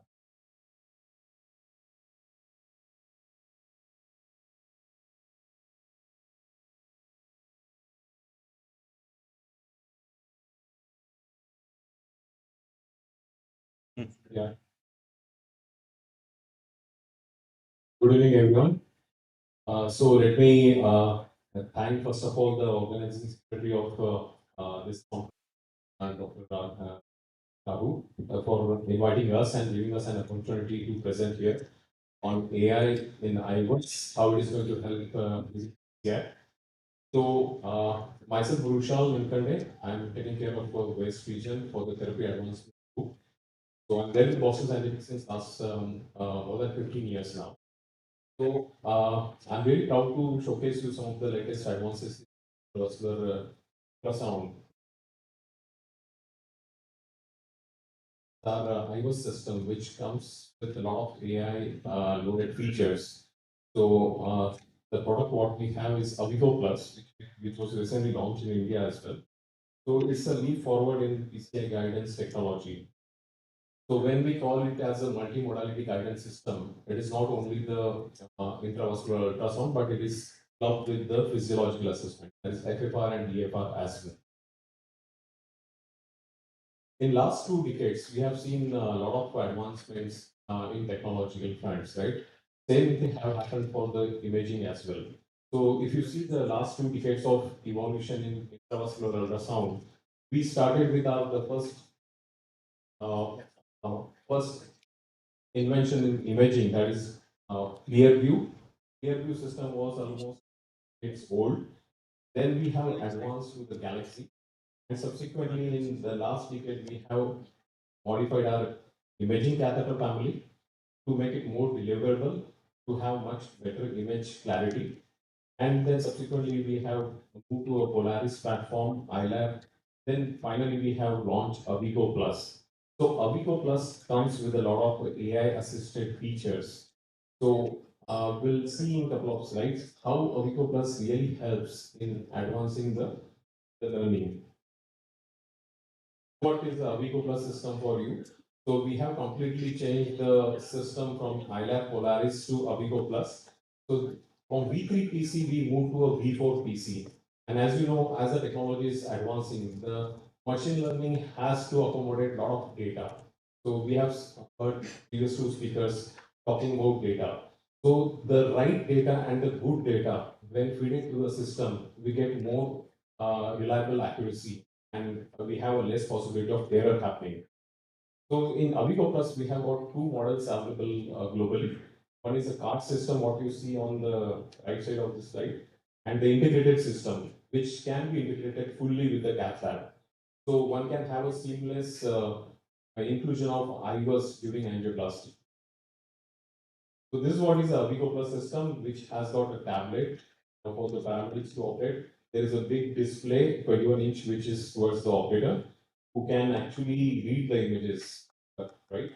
There is a transformer, there is an acquisition PC. So acquisition PC is the main, I would say, part of the system, which converts all the electronic signals which are received from the transducer into the actual grayscale image. So, which are those AI features what we have introduced in recent past in the Avico Plus? So, one of the biggest advancement what we have seen in intravascular ultrasound is the ALA. So, ALA stands for Automated Lesion Assessment. So, we'll go more in detail how ALA works actually in this platform. So, ALA helps us to get a more precise vessel measurements. It is far more accurate in terms of its border detections compared to our previous launches, what we had, that is Polaris and ILAP. And the profiling of the vessel is also very, very, I would say, accurate, so that the decision making is very faster. The operator can exactly decide what level the what level the overlap segment of the stem should come, looking at the vessel profile.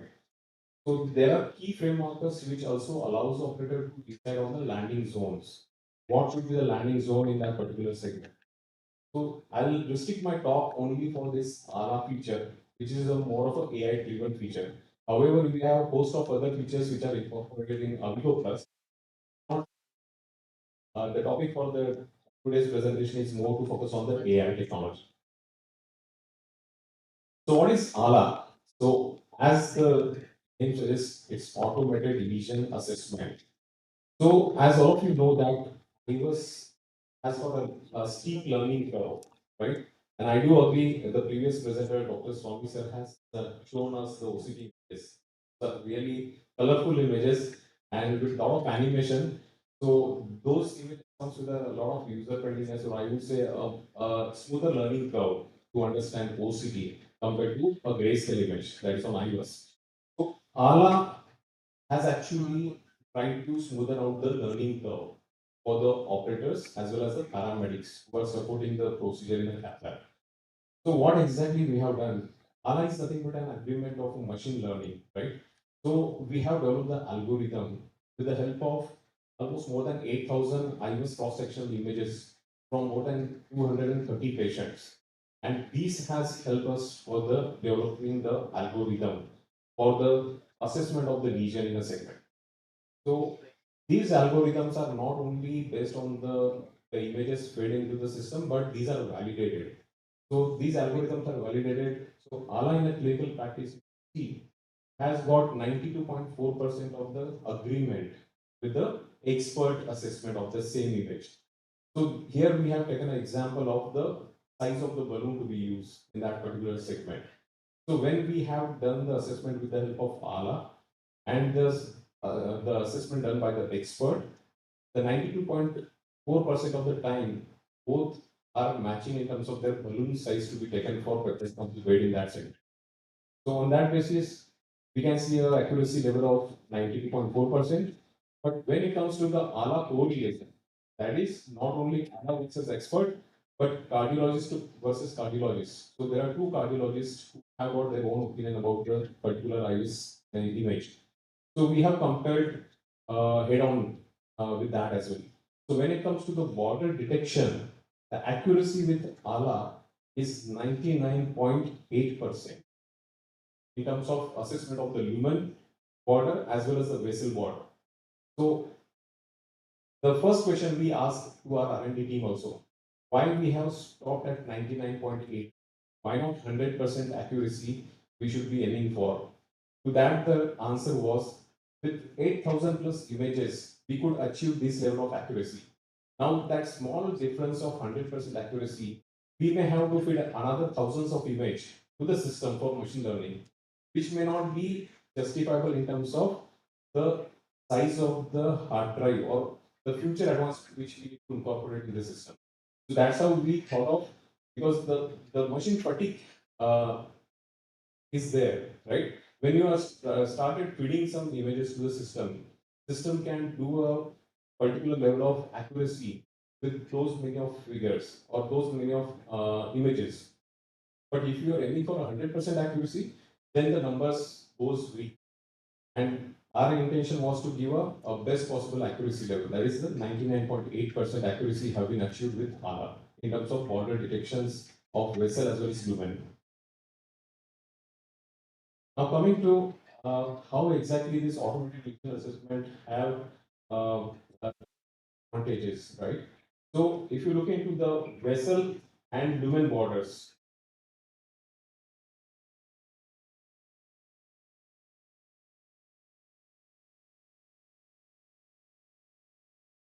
the vessel and the lumen, I'm sure you are able to see the outlined vessel as well as lumen. So the accuracy of each of the borders is 99.8%, and that is not only at one cross section frame, but throughout the length of this L view. So each of the frame in the segment have got automated border detection done at a click of ALA tab. You get to see vessel profile also. As you can see here, the vessel profile, the profile itself gives the operator the complete assessment of the segment. At which part of the vessel the artery is stepping down, where is the bifurcation happening. You can see the bifurcation point quickly. You can assess the size of the vessel also from this vessel profile.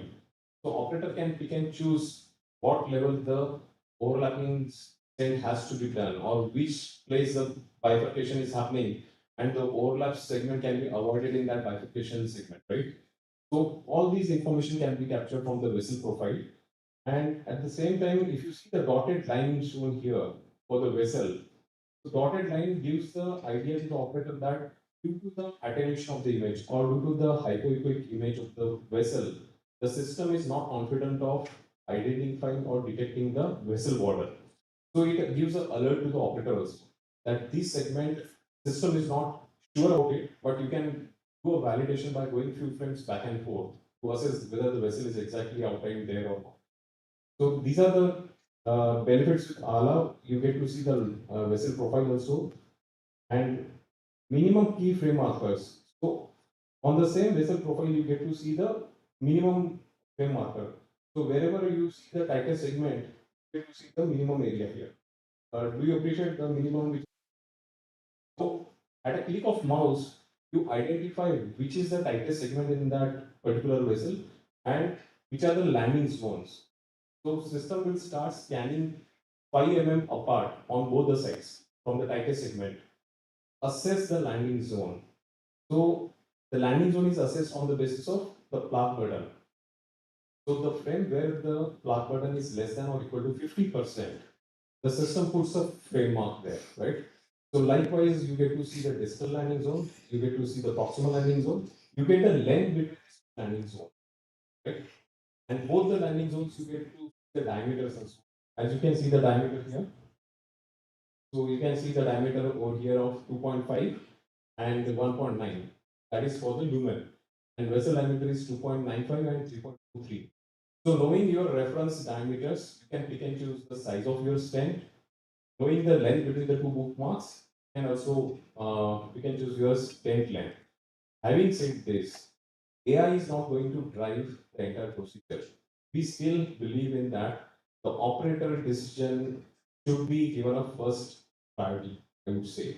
So if operators suggest that this landing zone may be a good landing zone from the point of view of plaque burden, right? It is less than 50%. But from a morphology perspective, if it is not an ideal landing zone, then we have a full freedom for the operator to stretch these brackets, either distally or proximally, so that they can pick and choose a more stable plaque. Their plaque burden is less than 50% or equal to 50%, and they can land there. So, as we have heard in the previous talks also, that AI should be a facilitator rather than driving the entire procedure. So that is what our prerogative also in the development of our imaging modalities. So this is exactly what AI does in ALA, that is automated lesion assessment. It first identifies the tightest spot, the minimum lumen is identified, and leaving 5 mm apart on both the sides, it starts scanning the entire segment. Suppose if there is no segment of plaque burden less than 50 is identified, then the key frame markers are put at the fag end of both the sides. Only when there is a landing zone of less than or equal to 50% is there, the system will put brackets within that set. Right? That's how the system is designed. Any questions on this slide, sir? So Whenever you are going to use AI feature, that is ALA, while doing an IVUS, it is always recommended to do an automatic pullback. Because what we have heard also that if your data is accurate, if your image is good, then the outcome will be also good. So with the help of automatic pullback, you can do a more precision-based pullback, which will allows you to get access to a lot of other features of AI. That is the vessel profile, what you can see here. The vessel profile, the long view, which will help you to get the key frame markers and the length measurements. If you do a manual pullback with the help of AI, AI will only help you to get the automated border detection on a cross section. However, you will be missing on the long view assessment of the data. So that's why we always recommend to do a automatic pullback with the IVUS to get the full functionality of the AI. So this is a small video which shows you how ALA tab is seen. The moment you click on ALA, you get the entire segment assessed within fraction. So earlier in previous version of the system, the physician need to have a look at complete run. Then they have to identify which are the landing zones. Now simply clicking at ALA, all the data is populated. And each of the frame is marked to the precision. And the decision making is far more, it is far more accurate. So this is what is the ALA feature what we have incorporated. Now there are so many other features which we have not actually put down on the slide deck because we are still awaiting some regulatory approvals on that. So the way we have got a pre-stent assessment, that is the lesion assessment, right? Automated lesion assessment. Similarly, we do have the prototypes which are already there for the post-stent assessment, which will allow us to quickly identify the distillage of the stent, if there is any dissection or not, proximage of the stent, is there any malposition or not, then the MSA, where the stent needs further dilatation, right? So these features are also going to get incorporated. It is just a matter of some regulatory approvals to be received, and which will get incorporated as a software upgrade in the same system. There is one more software which is already there, prototype, calcium score assessment. The way Dr. Swami sir has briefed about the calcium score assessment in OCT. Similarly, on the 4 parameters which Dr. Akiko has presented in one of her last paper. So the 4 parameters such as 360-degree arc of calcium exists in that segment, that will capture 1 point. 270-degree arc exists more than 5 mm or equal to 5 mm in length. Nodular calcium, then the distal reference which is less than 3.5 mm. So on these 4 parameters, the calcium score will be populated on the IVUS screen. The moment you are done with the IVUS, system will throw you the calcium score of that segment. So these softwares, which are already the prototypes are there, we are just awaiting the regulatory approvals. Once those are in place, can incorporate those in the same system. It's just a matter of software upgrade. So due to some internal regulatory restrictions, we cannot showcase all those things there. So I'm just showcasing you the ALA feature, which is at present very much there in the system. That is automatic lesion assessment. So we do have a single frame ALA. Suppose there is an operator who do not want to go by the system or go by the AI decision, and they want to have their own decision to be incorporated in that particular case. So we have a single frame ALA feature as well. So this single frame ALA will just keep helping the operator to put the border detection in a frame where the operator feels is a good landing zone, right? So that full freedom is there along with the automation. Coming to these are the border displays. So even after doing the complete ALA for the entire segment, if you do not want to have the borders to be seen on the display, but the measurement should be reflecting for that corresponding cross section, we do have that feature as well in terms of keeping the borders on or borders off. And the low confidence border, which we have discussed earlier. So when there is more than a quarter of the image where the vessel is not seen clearly, the system puts a dotted line for the vessel. That itself gives a understanding to the operator that this segment, the system is not sure about it. However, you can give a double check by going few frames back so that you can have the complete of the vessel. So these are again the situations when the calcium is creating a acoustic shadow behind that, or a attenuated plaque, the lipid pool which is there, that may create a shadow.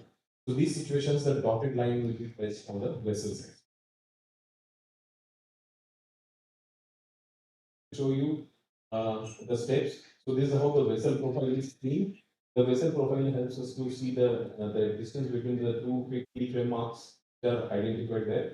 It also gives us a minimum quick keyframe mark area. So MLA can be seen here quickly. So one need not keep searching for the tightest segment manually. System will quickly populate that data. How you get to see the landing zone where the plaque button is equal to or less than 50%. And distal as well, proximal, both. So that is how you get to see all the measurements.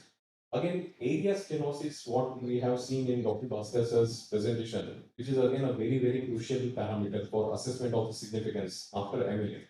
So we do have the automated area stenosis value also. You simply need to mark the distal healthy reference, mark that as a reference, come to the area of interest where you want to see the area stenosis value for that. You get to see the area stenosis in percentage just below the plaque burden. So you see plaque burden in percentage 50%. Just below that, you get the area stenosis value also, which is automatically done. So all these features are there with the AI. Really helps to smoothen out the learning curve during the course. Thank you so much. Thanks for your patience.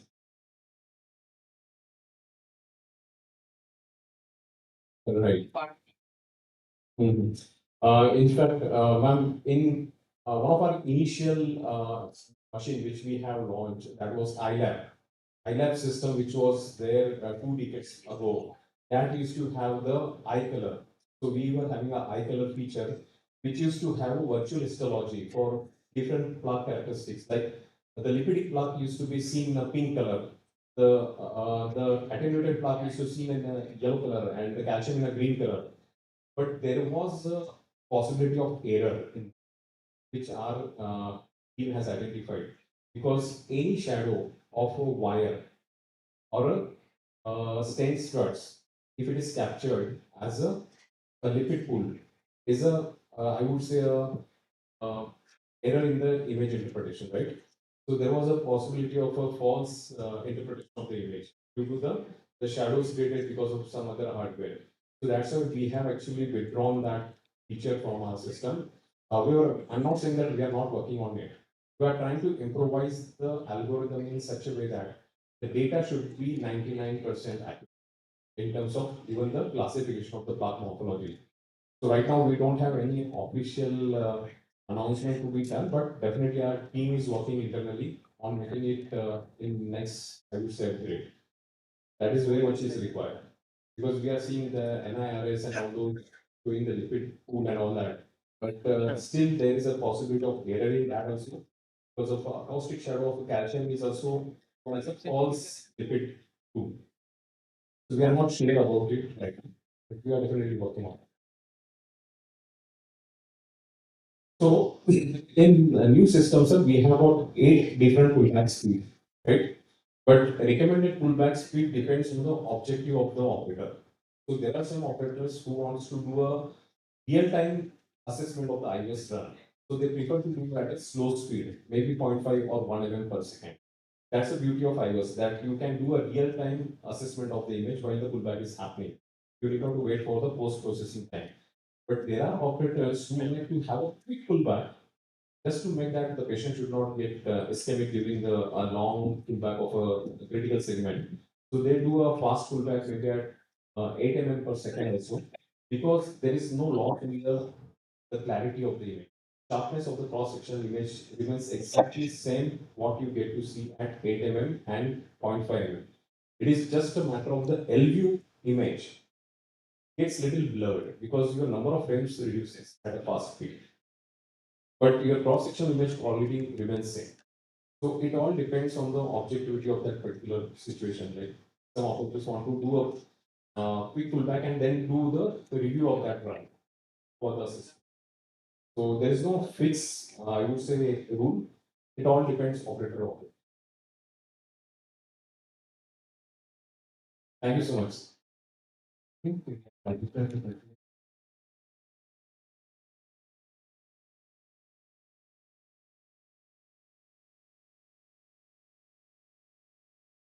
Thank you.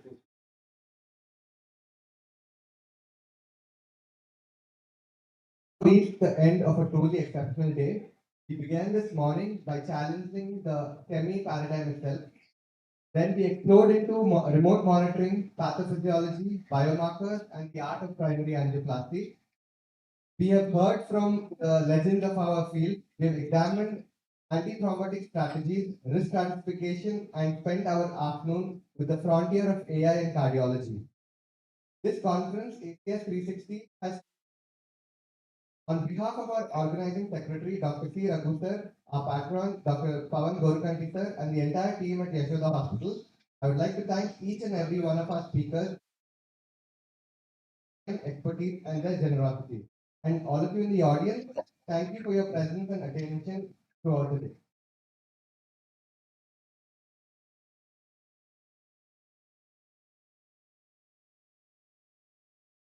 Thank you, Naila. Thank you. ఏ ఎంతమంది వచ్చారు YouTube live తెలియదు morning నుంచి ఒక 14 members వచ్చారు.